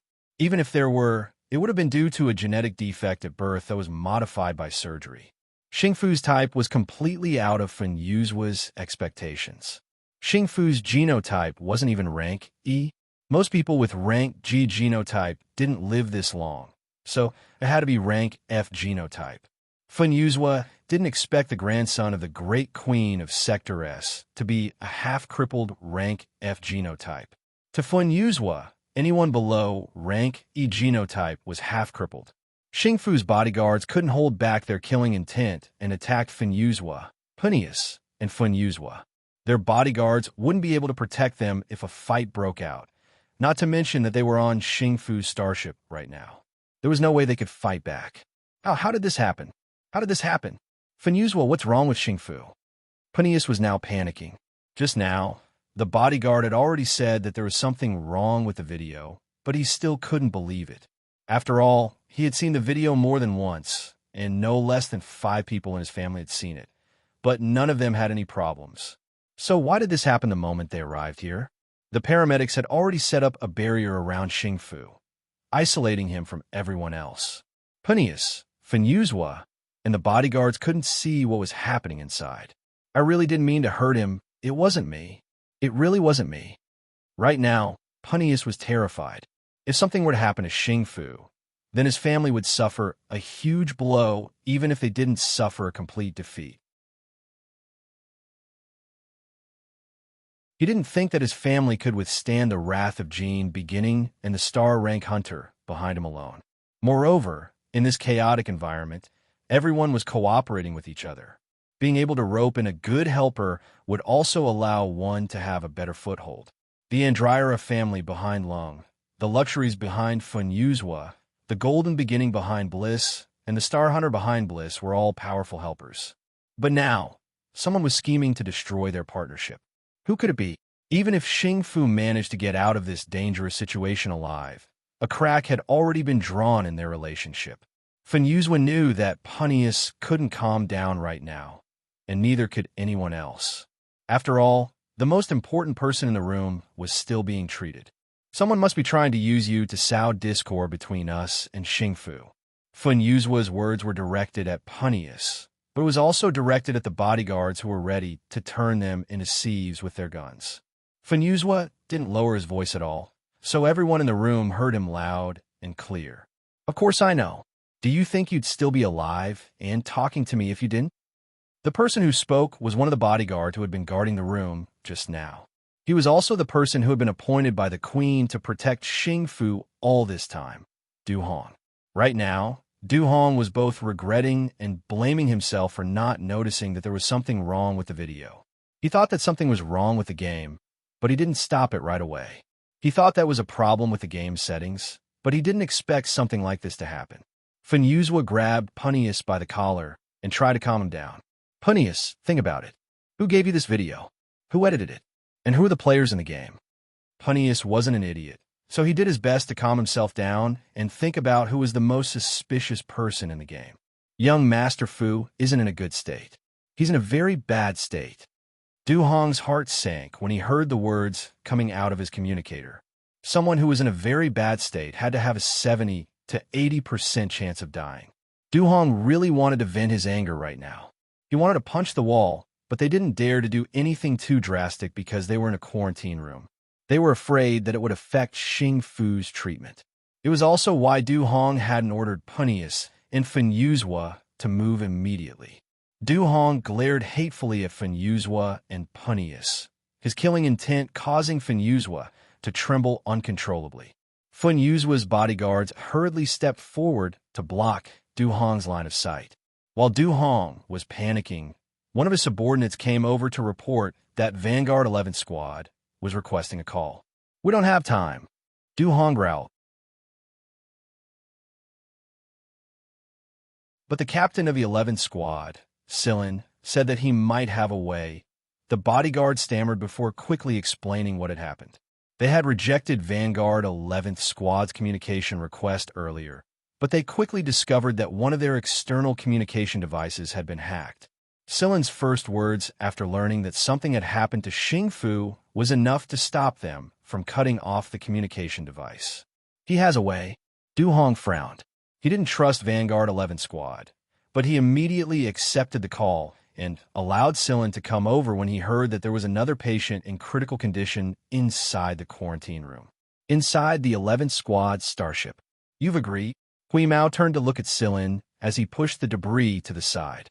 "Yes, I'll head over right away." Silin paused for a moment before turning to look at Hui Mao, who was staring at him pitifully. "Put away your wings if you want to go." Whoosh! Wheeze's fully spread wings instantly shrank into nothingness. "Should we continue monitoring the other two starships?" Moon asked Silin. "Of course. Make sure not to leave any traces." "Got it." Silin had told Moon to keep an eye on Xingfu's condition from the very beginning. Otherwise, he wouldn't have been notified as soon as Xingfu was in trouble. Although he couldn't directly monitor Xingfu's condition, he was able to deduce what had happened based on the movements in other parts of the starship that weren't heavily guarded. Only Xingfu's condition would cause everyone on the starship to panic. Silin learned from Du Hong that Xingfu had fainted. Silin knew a thing or two about hypnosis, and from Du Hong's words, Silin was able to deduce that the recording was a very powerful hypnosis. "How is he now?" Silin asked Du Hong after arriving at the room. "Very bad. Tell me what you need to do." Silin shook his head. "I want to check on him first." "Impossible." Du Hong refused. No one was allowed to enter Xingfu's room while he was undergoing emergency treatment, not even Du Hong. The queen had specifically sent the paramedics to him, and they were under her direct command. Du Hong didn't have the authority to order them around, or else Xingfu wouldn't have been forced to drink a cup of warm tea without resistance.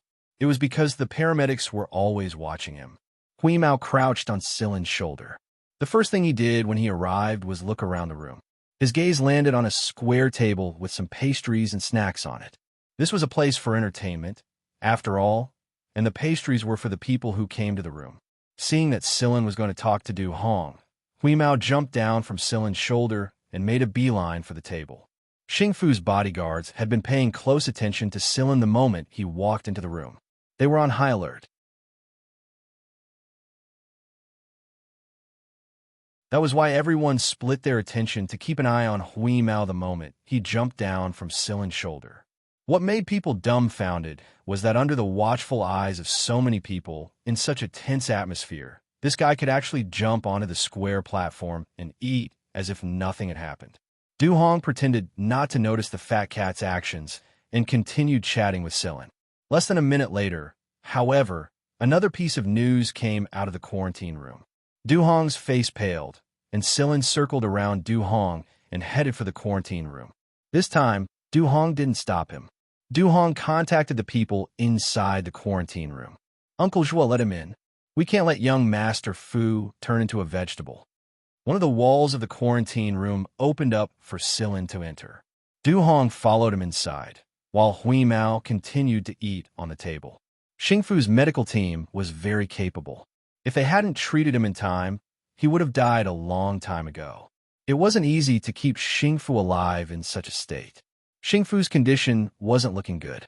His heart rate was erratic, sometimes as if he was in a hurry, sometimes as if he was taking a stroll. Moreover, his brain waves were very strange.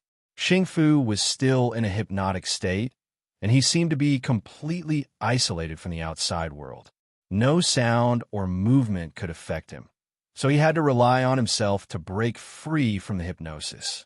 It was a very powerful hypnosis technique. What is that kid trying to do? Zhuo Xing, the person in charge of the medical team, was a middle-aged man. He was also Xingfu's doctor since he was born, and he was sent by the queen to watch over Xingfu. After checking Xingfu's condition, Silen looked around the 15-square-meter quarantine room and said to Zhuo Xing and Du Hong, "I want everyone to leave except you two." There were 4 other members of the medical team in the quarantine room, and they looked at Zhuo Xing after hearing Silen's words. Zhuo Xing nodded at them, and they left. Silen made some adjustments to the equipment connected to Xingfu's body. Zhuo Xing was just about to yell at him when Silen took out a small bottle filled with a green liquid. As soon as he saw this small bottle, Zhuo Xing's words of reprimand disappeared without a trace. His face was filled with shock and disbelief.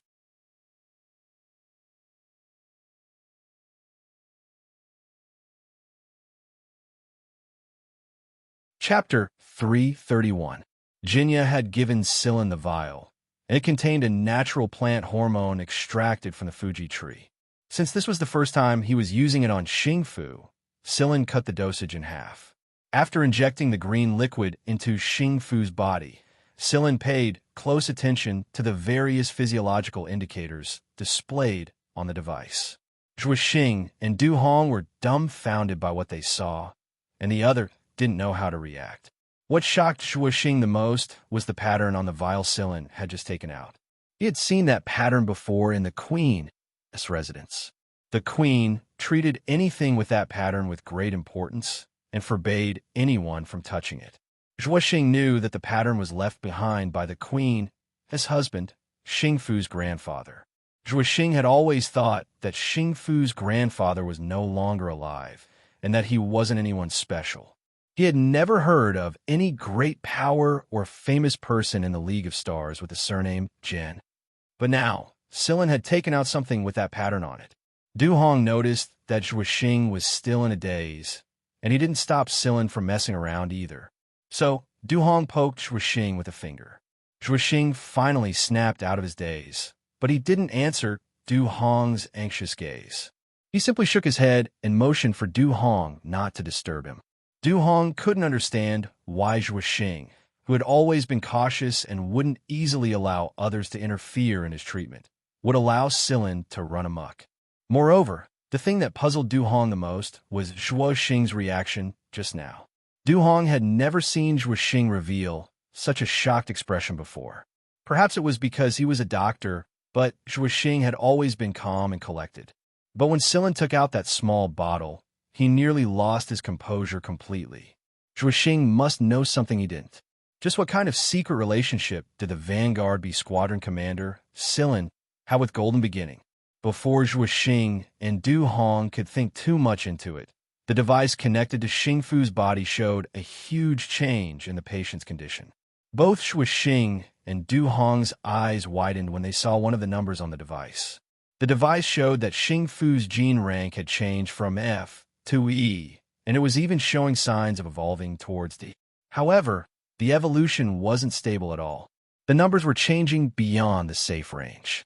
It wasn't a good sign.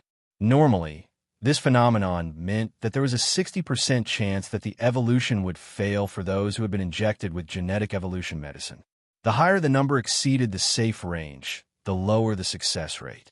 Was Silin planning to upgrade Xing Fu's gene rank before the treatment? Both Zhuoxing and Du Hong were thinking the same thing, but if something like this were to happen after the injection, then they had to stop the evolution process. The problem was that Silin had no intention of stopping it right now. Xing Fu's body started spasming and his expression twisted. No one knew what he was thinking about that would trigger such a violent reaction. It was a tyrannical and almost irreversible hypnosis. This kind of hypnosis was very difficult to deal with. Xing Fu might be able to deal with it if it were someone else, but not him. His body wouldn't be able to withstand the restorative treatment, and most of the drugs were highly resistant to it. It didn't matter how many factions were involved in this. One thing was for sure. The mastermind really wanted Xing Fu's life. Du Hong had said that he would have to undergo forced treatment to save Xing Fu's life, but it was very likely that the hypnotized Xing Fu would turn him into an idiot. However, Silin believed that there was a high chance that Xing Fu's brain would die, even if he underwent forced treatment. Silin made some adjustments to the device connected to Xing Fu's head. The device would generate bioelectricity to stimulate Xing Fu's brain. Although the numbers displayed on the device seemed to be outside the safe range, they didn't reach the baseline of a life-threatening situation. However, Zhuoxing needed to consider the hypnosis technique. Regarding hypnosis, Zhuoxing didn't know much about it. That was why he couldn't make a proper analysis. Right now, Xing Fu looked like a man who was having a nightmare. His face was filled with anxiety, fear, and even anger and disgust. Suddenly, Xing Fu said something that sounded like he was talking in his sleep. However, neither Zhuoxing nor Du Hong understood what he was saying. They couldn't tell if he was speaking in a different language because of the illness. Silin understood. Xing Fu said it in the imperial language of the Mist Bodhisattva Empire. What Xing Fu said was, "I don't have a grandfather." Silin knew that Xing Fu held a deep grudge against the queen. However, he didn't expect Xianxia to be the one Xing Fu hated the most. It was because of Xianxia that Xing Fu's genes were stuck at a level that could only be described as half-crippled. Moreover, the queen didn't allow them to undergo surgery to modify their genes, so they had no choice but to drag their bodies along until now. Silin had a feeling that Xing Fu hated Xianxia.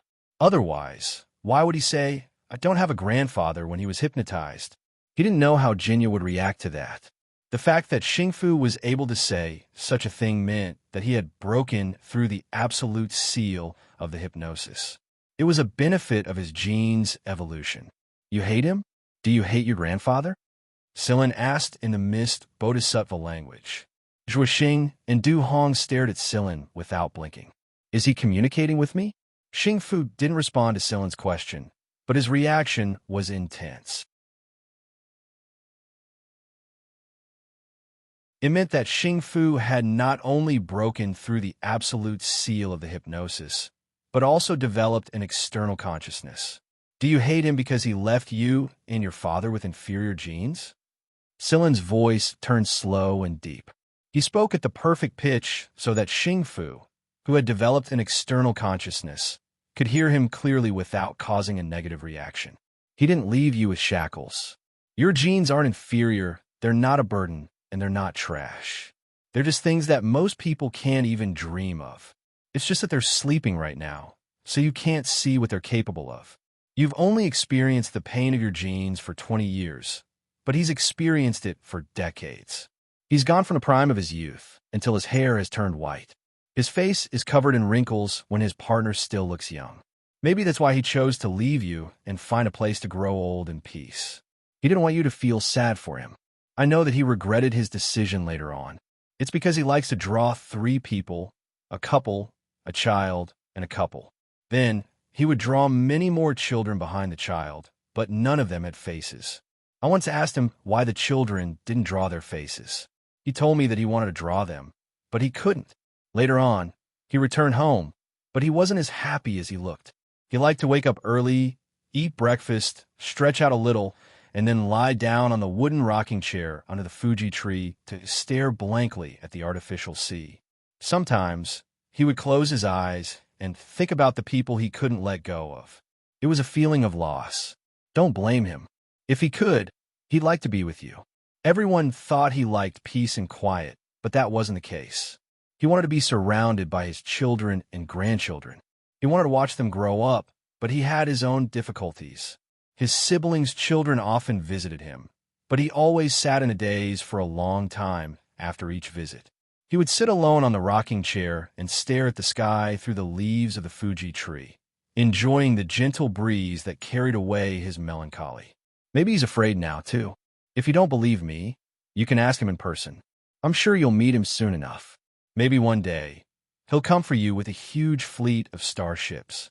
Every starship is bigger and more beautiful than this one. They'll even have a private army dressed in neat uniforms. They'll even have that leaf symbol you recognize on them. It was like a cool breeze on a hot, stifling summer afternoon. It blew away the irritating heat, but it didn't feel abrupt or violent at all. Xingfu's irritation and negative emotions gradually calmed down as Silin spoke. Zhuoxing knew that Silin's hypnotic voice wasn't the only thing that calmed Xingfu. It was the content of Silin's words that Silin calmed him down.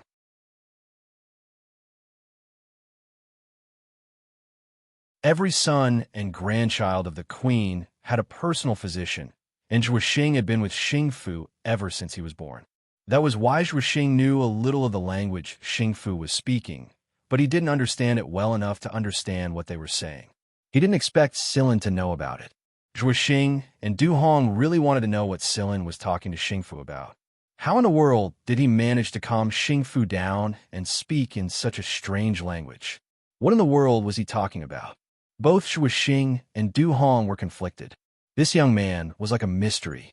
You thought you knew him well, but he could overturn your assumptions the very next moment. Zhuoxing and Du Hong's jaws nearly dropped to the floor when they saw Xingfu's childish smile. When they saw the gene rank on the machine, they felt like they were about to faint. On the instrument, the letter that was fluctuating unstably from to had turned into B at some point in time. But at this time, Silin had stopped the subsequent evolution of his genes. Silin's words had a hypnotic effect. It was a process that would guide Xingfu's consciousness and help him recover from the extreme state he was in.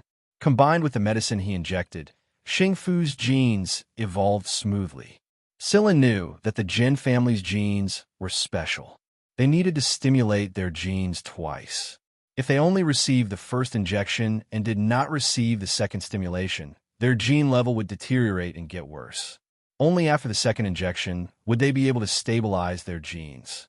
That was why every member of the Jin family who had undergone 2 genetic evolutions had genes equivalent to a rank in the League of Stars, or even higher.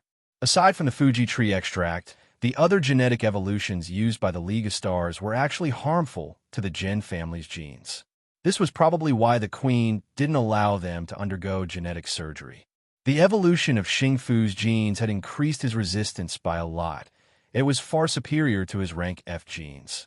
Therefore, it didn't take long for Xingfu to wake up after his genes stabilized at rank B, and Silin stopped the evolution process. Du Hong wanted nothing more than to stick his head close to the machine and look at the data. After Xingfu woke up, he ignored Zhuoxing and Du Hong.